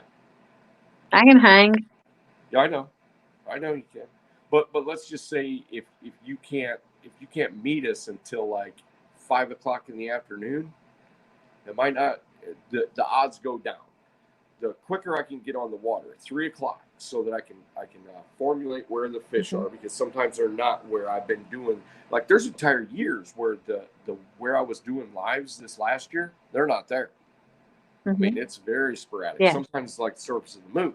So I got to go either up the Missouri, I got to go down, or I got to transfer out, and I got to go above, and I got to go clear up past the hot water discharge up near where the Illinois dumps in, blah blah blah. And sometimes that's you know, you get down there and you're hoping you see a good amount of donkeys, but if you don't, then you gotta move. So, you know, that first day I like to get out about 3 o'clock in the afternoon. It might be 100 degrees, fine. We're gonna beat that water until I can shake something out of the sieve. If you get what I mean? Because I don't settle for just going fishing. Nope. But I'm gonna bring donkey bait. So Good. 3 hours trying to get bait. Hey, I'll bring skipjack. Huh? Oh, I'll bring the skipjack. Oh, if you'll bring skipjack, Fresh, we're not on. frozen. Yeah, fresh, not frozen. Oh, that just gave me the chills. We don't get skipjack very often up here. It's the August. I'll probably bring you 100 if you want me to. Oh, we don't need 100. We just need. Do you freeze your baits? No, God no. No. Nope. Because these fish can be so picky. I keep frozen. They have a plethora of baits, especially in in donkey time. Donkey time. Yeah. That is a no frozen bait deal. Yeah. You know, the fresh always gets a better bite than the frozen. Oh, always. Yeah. I always bring frozen with me in case I can't catch any. Yeah. Because I went without frozen one time and I didn't catch any. And I had no bait. Even if you're bringing skipjack, I'll still bring donkey suckers, because I've seen donkey suckers outperform skipjack. Not often, but I've seen it once in a while. You know, I might even bring an arowana. I might even bring like a pacu. You never know what I'm going to bring. Yeah. Okay. All right. Sounds like a plan. It's a plan. Now, remember, you just make sure to make that happen. Oh, I can get off work anytime. I only work Monday through Thursday anyway, 4/10. And well, see, and that's another thing. I've actually told people a time or two that they can't go if their window is too small, because. But you know what? It doesn't really matter, because it's either going to be me and Sean or me, you, and Sean. So I don't care about that. You know, if you can only come in on a Friday, fish on Friday night and leave. But oh no. Okay. I'm open. Okay.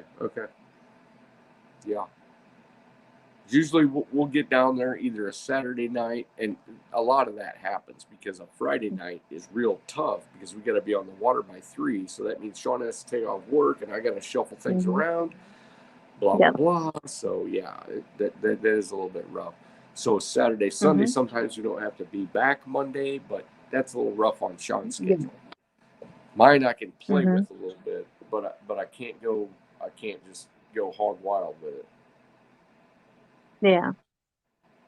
No, I'm open. I can move my schedule. I can get off anytime at work I need to. And I got Okay, Friday, so Saturday, Sunday weekend. what city are you in, or where are you at? Huntsville, Tennessee. Knoxville? I'm an hour north of Knoxville. You're an hour north of Knoxville. So you are approximately... I'm in Kentucky, North 75. So you're probably 7 hours, 8 hours from me, I would think. Probably. I'm 7 hours from Tom. And where's... Oh, at North Carolina? He's Virginia. Virginia. Oh, well, shit. If you're only 7 hours from Virginia, which Virginia's... jeepers. What longitude line is that? That's... Well, Lake Kerr. I'm 7 hours from Lake Kerr. Okay, so yeah, but that's way east for you. So you're probably about the same distance from me, because I'm pretty much straight across. If you, to tell you where I'm at, I'm pretty much on Interstate 80, right below Lake Michigan. Okay. So if I'd you say Google, 6 to 8 hours. If you Google Maps, Peoria, Illinois, which that would be on your route. However long it takes to get there, you got about another 45 minutes to get to me. Okay. Now, the one thing is, if you can get to St. Louis, we can meet you there or thereabout, Alton, Illinois, and that will save you about probably 2.5 hours. Yeah. You wouldn't have to come all the way to me. We could just meet there. Yeah. Well, that's what we'll do then. I'll just meet you there. How long do you think it takes you to get to St. Louis? I'd have to look it up. Okay, I didn't know if you'd ever been there or not. Because we do short notice things a lot. So that's the biggest problem about 8 hours, is we do a lot of short notices. You know, like we don't think we're going to be able to go. Huh? I'm pretty much 6 to 9 hours from everything. Yeah, like I'm being Myrtle Beach in 8. I'm being New Orleans in about 8. Oh, geez, that's awesome. I couldn't get to New Orleans in 14 hours. Yeah, I went to New Orleans 3 times last year. Wow, monsters. Yeah. Hang out. Monster fish? No, I went to hang out. Oh, just went to hang out. Yeah. Okay. Vacation.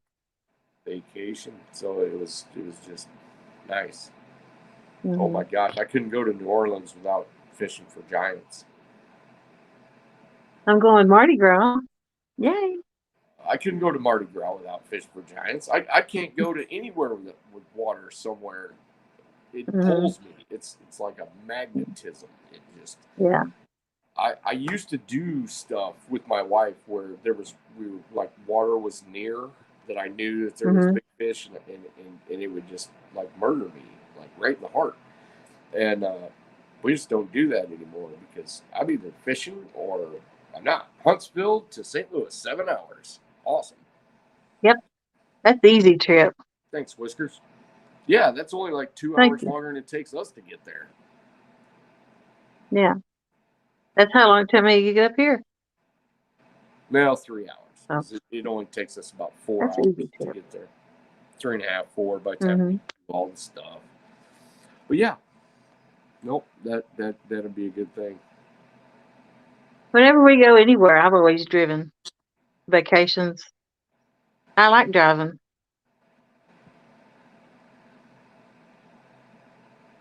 Somebody needs to like driving because I don't like it that much. I drive a lot, but I don't love it. Yeah, I like to drive. I like going places and seeing things. All All right, Jody, are you wanting to keep this live going? Because it's all No, I'm ready to get off. 1:40 here, and I got to work tomorrow. It's 2:40 here. I went over 40 minutes, so yeah, I'm ready to jump off. Old to be staying up till 2:00 in the morning. You have to like get with it in the morning. It's 2:40. Let's hope I sleep tonight. Because I'm used to getting up at 4, just another hour. So. Jeez. All right. Yeah. Well, thank you for I don't know jumping who on and all's in helping. chat, but Yeah. it's awesome you guys are in here. I can't see it, but it's pretty awesome. There's still 28 people here. So thank everybody for staying, hanging with us.